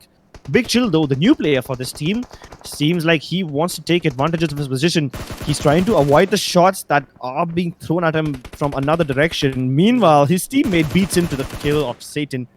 Now, VSG Crawlers, they are watching the kill feed. They know that Aztecs have lost 2 players, and LifeCraft has taken a bit of damage. So this is a perfect time for VSG Crawlers to move in. Kills him, the last man remaining, and everyone else just spread across. Yeah, in fact, it doesn't seem like Killsum is going to want to take this fight, because we're going to see the circle very soon. CG, of course, taps a couple of shots there. Oh, but the circle, Jeez, the cruel mistress that she is, has gone all the way to Pochinki, and Marcos Gaming, Godlike, Orange Rock are all firmly within the circle, but teams like Fnatic, 7Cs, Mega, LifeCraft, and VSG Crawlers have to go for the rotate. Meanwhile, what is Team Tamil doing? They're all the way out towards containers, and they're still making their way. I don't understand the way this team plays, but... yeah, super late rotations from Team Tamils. Yeah, it seems to be working for them so far, so I don't know. But Team Tamil has had the highest number of kills, and they are the top team in the overall standings right now. So maybe we shouldn't question their MO and just let them do their thing. Yeah, staying outside the circle, into the blue zone, looting up very late in the game. It seems like a very safe approach, but also a pretty boring one. Definitely the approach that 7Cs and Mumba are taking is not boring, as they engage and roll. Everyone moves. speeds, shooting at each other, and we are about to witness a death race. Zigsaw, he moves into the compounds and he gets there first. UMUMBA wanted to get to the same compound, but it seems like 7 Seas has beat them in the race.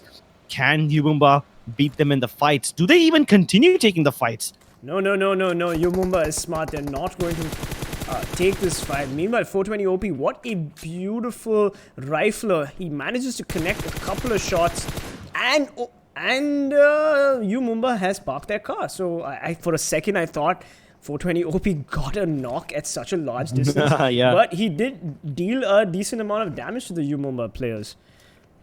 So UMUMBA now are out in the open. They don't have any compounds for themselves, but they do have vehicles, so that's nice. They can at least move around.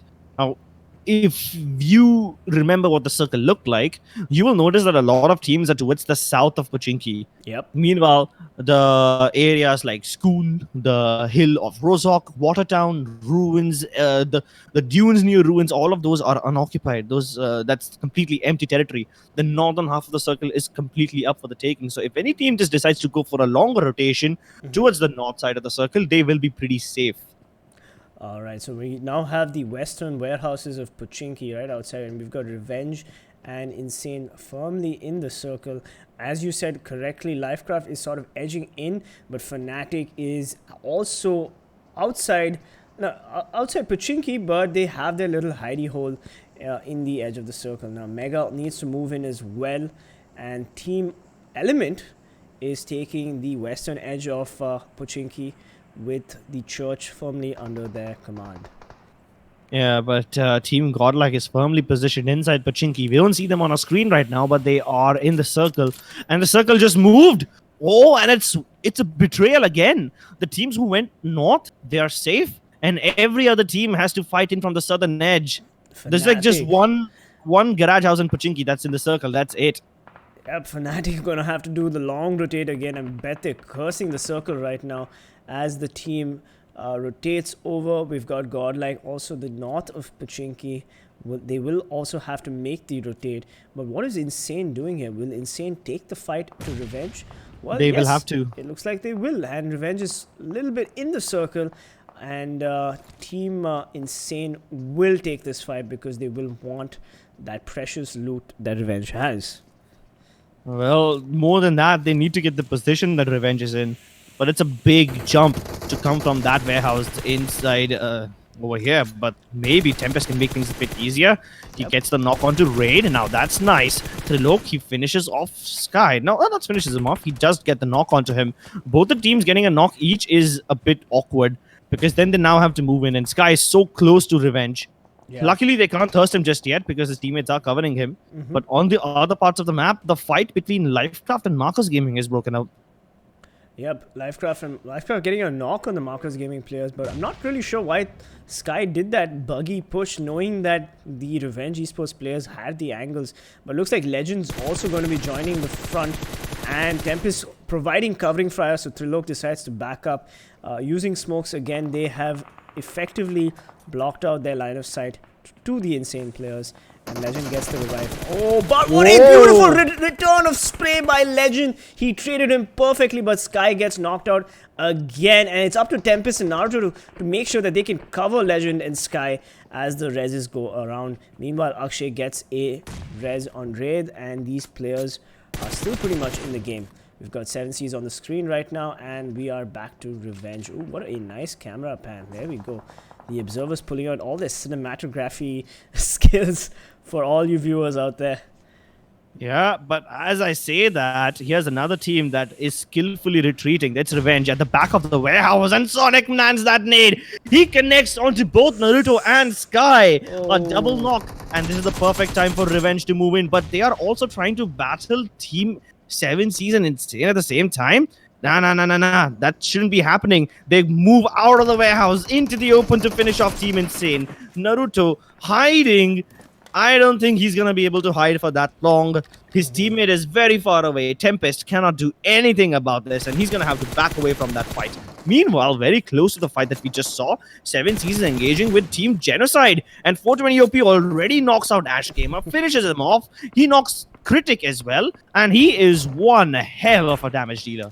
Amazing play from the Revenge Esports players. They took a they took a situation where they were kind of in a dead end, and they converted it to their advantage. Here we go. We've got 7Seas Esports dishing out so much of damage, and Revenge Esports Sonic is on a domination spree with 3 kills. 420 with the nade, and he gets it on Critic 07, and he gets a double knock on XDD. Oh my god, 7Seas Esports are going to take this double knock as a message, and they're going to push forward. Can Noob clutch this door? 720 OP finds him, but he gets traded, unfortunately. 720 OP is knocked and thirsted by Noob, but Zigzaw is going to want to finish this. Noob gets into the car. What a smart play, but Zigzaw is not having it and finishes him off. Meanwhile, Team Insane's Tempest also gets knocked out, and Team Insane has been eliminated by the Revenge Esports players. Trello got finally, but he is getting rezzed. Yeah, they somehow lost Sonic as well in that little firefight. So Team Revenge down 1 man, but they should be pretty fine over here. 7Seas, they just got rid of Genocide, so they are also nice. But at the same time, Revenge, they found the one last remaining player of Aztecs, and he's been knocked out. Now Fnatic, they are trying to take the compound of Godlike, and they're about to storm the front. Carry BTC has been knocked already because of that AK. His teammates are moving around in the car, and Ash connects the shot onto Smokey as well. Scout, he gets rid of Exist. Oh, and he finishes him off. Godlike, they're down to just 1 man now. And he is moving away. He doesn't want any part of this. He is getting out of there. Scout has the car that he stole from Godlike now, and he's picking up all his players. He's going to leave Oasis, the in-game leader, for dead. But they will run over Smokey in the process. Nice. And this is overkill. They eliminate Godlike. Wait, is Godlike eliminated, or they still have anyone? One player is in the fight. Gil is still pretty much alive, but never mind. 7Seas Esports is taking action from Revenge as they get knocked, and Marcos Gaming are in a smoke dangerously close to Fnatic. Scout OP gets knocked out, or is taking a lot of damage. Meanwhile, 7Seas Vito gets the knock on Revenge Esports Akshay, and VSG Crawler CG gets a double nade on the LCraft players. We are seeing action here all over the place. Vito trying to go for the spray. Mr. Spray from TeamTamilas finds the UMOMA player, knocks him, and tries to go for the thirst. And yes, he does. Bhishma does fall prey to the TeamTamilas. And Manti OP is also not for TeamTamilas, so they're going to have to revive him. Oh, Fnatic eliminated. Oh my god, they got spotted out by probably Marcos Gaming. We're going to wait for this. Yep, Surya. And Marcos Gaming finishes off Fnatic. Amazing gameplay from the Marcos Gaming players right now. Yeah, Marcos has been having a bad day, but it looks like in the last game of the day, they are starting to show up. Mega with a double nade! He blows up Orange Rock all by himself, eliminating both of them. Amazing stuff from Mega Encore. And even 7Seas has been eliminated. All these teams bite the dust as the final circle converges upon the dunes of ruins. Mr. Spray has Yubumba in his sights. One of them will die to the play zone. Goldblade also taken away outside. The blue just manages to make it inside. Yep. But look at the circle. It is so much in the favor of Marcos Gaming. If VSG Crawler somehow get the jump onto them, maybe they can deal with Marcos. But the nade towards that direction indicates that they know exactly where VSG is. It's a bit shy of VSG because obviously there's a lot of distance between them. Yeah, that was a opportunistic nade there, but Team Tamil has now spotted the Marcos Gaming players, and Matty OP has a basic idea of where these players are. He's also surveying Revenge Esports, and Revenge Esports finally eliminated by Vexy. So MegaStars chiming in, finishing off Trilok. So we've got Team Mega in, but oh my god, Team Tamil's taking damage from multiple points, and Manti OP is really low as Mega peppered them. Element right now, right at the edge of the circle, using the vehicles as cover. But oh my god, Carry OP going for the ballsy push here. Can he convert this? Can he get... Oh, but he does not. Gil spots him out and converts that into a knock, while Elmnt Esports Prince kill steals it. And it's now Marcos Gaming. What will they do here? They have 3 players alive, and they do have to worry about VSG Crawler. But Raven spots out Striker, gets the knock on him. Crips? Max Cash, he's punishing VSG Crawlers. He knocked out 2 of their players in a single spray. And now with the Mini, he wants to finish them off as well. Marcos Gaming are safely in the zone. At least they have the cars and everything to cover each other. The dude using this car as cover. And they have just built themselves a nice little fortress. VSG Crawlers are in a lot of trouble though. They have to fight Mega also on the way in. There's the lone airdrop in the middle of everything, but nobody's going to claim it. And VSG Crawlers finally bite the dust as Swag from Team Mega. He's going to get the better of them. Now, Mega versus Marcos Gaming. Both the teams with the M's are taking a lot of L's as they start hitting the floor. Surya and the dude down for the count. TeamTamilas, though, that ballsy push, it did not really pay off for them as 3 of the players are knocked out already. But Marcos getting eliminated. Mega on MegaStars, they are shining upon them. Absolutely. We've got 4 teams remaining. Of course, Umumba's last player, Destro, is sort of trying not to get spotted out, but Team Mega, what a beautiful play from them. They've not only been taking Marcos Gaming out of the game, but they've also been harassing Team Tamil, and they have spotted Team Elmnt as well. So they're going to want to push at least one of these teams if the circle doesn't favor them. But right now, they have the circle, so all they have to do is wait and see what to do next. TeamTamilas, they have Carry in a nice position where he can keep elements in check, but the rest of his players need to finish the fight with Mega before they finally move in to join Carry. Mega? Well, the circle's on Mega right now, so it's up to Elmnt and Team Tamil to push forward, and Raven from Carry OP from Team Tamil is now taking fights with Elmnt, but there's no need because they will have to move to the circle at some point, and Mega has the circle perfectly. So Team Elements is harassing left, right, center. Mega meanwhile gets the knock. Vexy gets the knock on Mr. Spray of Team Tamil, and the nade goes out, but it is slightly short of Carry OP. And Team Tamil Striker gets a knock on Frost. Team Elmnt is taking heavy casualties right now, and they're going for the push. Ultron goes for the rotate as they leave Frost to die. Meanwhile, Mega's encore spraying down Team Elmnt left, right, and center, but not really connecting at all. It's up to Team Tamil with the smokes down. They do need to rotate into the circle, and Mega catches them out in the open. Well, Elements are going for a very ballsy push in those cars, and that's gonna be a really tricky one because they desperately need to build cover, and I don't think they're gonna be able to do that because Swag, he knocks out Prince. Gubbard is knocked out in the open as well. Their last remaining player, where even is he? He needs to save his teammates. I don't think he will be able to. But look at Destro from Umumba. He's been alive for so long. Mega used this opportunity to wipe the floor with Team Elements. And TeamTamilas, they're trying to cut their losses short. Finally, Elmnt will be eliminated by a lone player, Manti OP from TeamTamilas, who just threw a nade into the open and got the better of him. 4 versus 1 versus 1. Manti OP, at one point, TeamTamilas was in a brilliant position. They had so much advantage, but now they have absolutely nothing. He blows up the car so that Manti OP can still hide over there. There's a bunch of smokes that he can use as cover, but the smokes are not positioned well enough yet.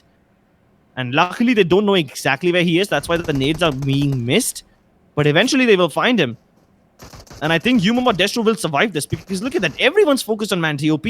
Destro has a little cliff for cover, so he won't be spotted just yet. But the blue zone, oh no, this might just cause a lot of problems. It stops and Destro is safe. Well, this is amazing. At least now TeamTamilas will be the first one to get knocked out if Mega do find them. But Destro, he engages with Swag. I think he should be able to steal the skill away, but now he's given away his position. Well, it doesn't matter. Right now, Umumba's Destro is just trying to get second place as Manti OP also tries to spot her Destro. But Destro has the ridge, so he doesn't really have to worry about the Team Tamil player. And he is going to crawl towards Destro, but we've got 3 mega players still remaining in the fight. It's a 3v1v1, and Vexy is going for the push, and Destro is eliminated. Umumba coming in third place with 14 points. Manti OP, the lone man surviving for TeamTamilas. He's pulled off plenty of clutches before, but this one seems like it's a bit too difficult. Vexy and Paradox have cover of the car. Encore, he's hiding and he's trying to move away. But here comes Vexy. He gets into the car to act as bait, and as soon as he does that, Manti OP starts firing. His teammates get the better of him. Team Mega with a wonderful chicken dinner. Finally, Team Mega moving up in the overall standings as well. I do believe they were in the 4th or 5th position in the overall standings, and now that chicken dinner is going to push them up quite a bit. I do believe that is 30 plus points for Team Mega right there, or maybe, yeah, 30 points at least. So that's going to be a good jump for them. Team Tamil, of course, coming out strong on day 1 of the finals of the PMCO 2020 Spring Split. Amazing plays from them right there. And finally, we saw a comeback from Elmnt Esports. They haven't had the greatest day so far. They have been struggling these last couple of matches, but at least in Erangel, they came in 3rd position. Yeah, even Marcus Gaming was struggling quite a bit. And yeah, they didn't finish in the top 3 of this final game, but at least they were able to make it into top 5. So that's something. They will have some placement points. And I think they had plenty of kills as well, at least like 7 to 8 kills. So they should be happy with that. At least it's better than nothing. Even Fnatic, they did some really stylish pushes, even though they were not completely effective. They wiped the floor with Godlike, and then they ran over the last remaining player. Definitely one of the most entertaining moves. And even if it doesn't end well for Fnatic, it doesn't matter. They got some kill points out of it. So it's not all lost. Well, we've got the MVP of the game. It is MegaStars Swag with 5 kills and 579 damage. Of course, MegaStars, the winners of the last Erangel match for today. Amazing plays from them. Of course, they had the circle towards the end, which was always a great thing to have. But the multiple fights that they took, they always won them. And they just completely decimated Marcos Gaming, which was, of course, Marcos Gaming's fault because they were kind of out in the open and they really didn't have cover. And when Surya went for the rotation, he got sprayed down by the Marcos Gaming, by the MegaStars players. And at the same time, they were even harassing Team Tamil. So we finally saw MegaStars play really aggressively, and that aggression has resulted in a chicken dinner. Well, I kind of don't know why Team Tamils did not use their position wisely. You see, Karaoke was in a really safe spot where he was safe from Team where he was safe from Team Elements and from MegaStars as well. So maybe if Team Tamils would have gone to the other side of the hill, they had a little ditch for cover, could have used it really well, but they didn't do it. Either way, it doesn't matter. It's really difficult to make those decisions in the heat of the moment, and they were already busy fighting. Yeah, these are professional players, and I'm sure they know what they're doing. But we've got Team Mega Swag coming up with 5 kills and 579 damage as the first and top 5 player. And then we've got Marcos Gaming's Max Cash with 5 kills coming in second. Sonic from Revenge Esports with 3 kills coming in third. 420 OP 7 Seas Esports 420 OP coming in fourth with 3 kills. And Team Tamil's Mr. Spray coming in with 3 kills at 5th position. Amazing performance from all 5 players. Of course, Swag dealing the highest amount of damage, 579 damage, which is amazing. Yeah, Team Mega, all of them showed up today, and even Marcos Gaming, they had, I guess, a little better performance. I mean, we've seen better stuff from them, but then given the way the day was going, this last game was a saving grace. Yes, absolutely. Both Elmnt Esports and Marcos Gaming haven't had the best first day, but they seem to be coming back. Looking at the standings right now, MegaStars, of course, 31 points, so that's going to bump them up to possibly 3rd place. We've got Team Tamil coming in 2nd. Again, like that's going to ensure that they're going to remain in pole position with 5 kills and 19 points. Elmnt Esports finally with the comeback, 6 kills, 14 total points, and Marcos Gaming coming in 4th place with 6 kills and 13 total points. But hey, Umumba, Destro making sure that his team plays top 5.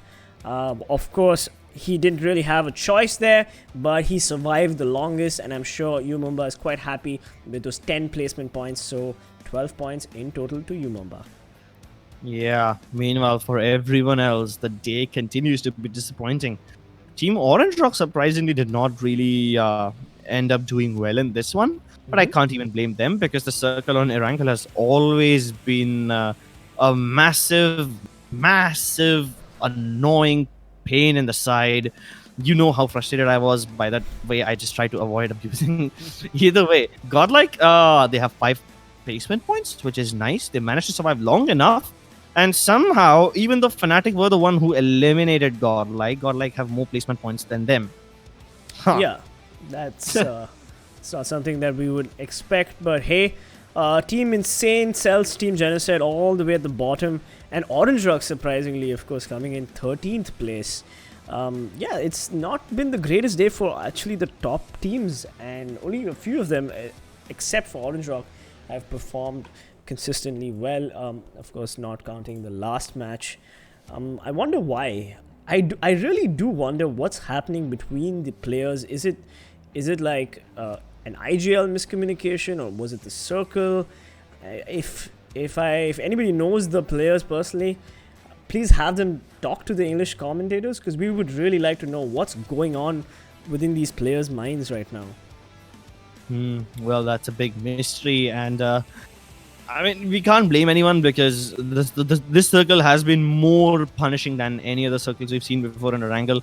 Erangel usually is the sensible map, right? It usually is the one where the teams have decent amount of experience, have a decent rotations and everything. And it's usually Sanhok, Miramar that screw teams over in terms of rotations. This time, Erangel was the map that took that job of destroying and messing with the teams.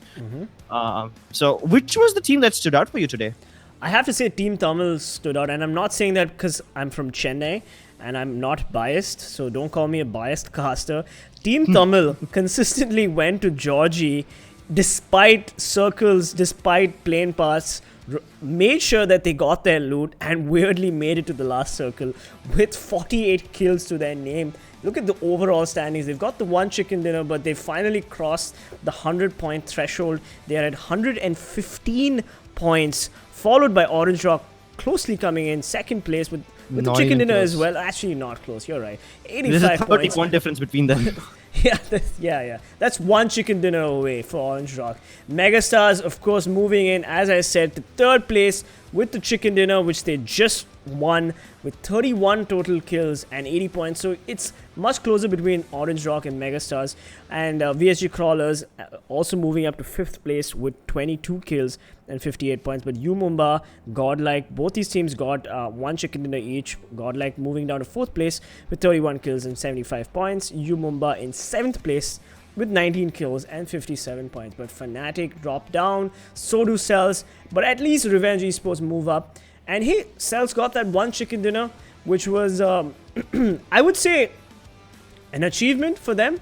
Because Celtz's Rocks had to fight not just not just Orange Rock, but also Team Tamil, who were coming in from the top of that cliff, and Godlike. So he was in a bad position, and that lone warrior managed to clinch that chicken dinner for himself, which is great. So overall, a great performance from the teams that generally don't perform, and the teams that do perform really well haven't shown us their best kills, their best rotations.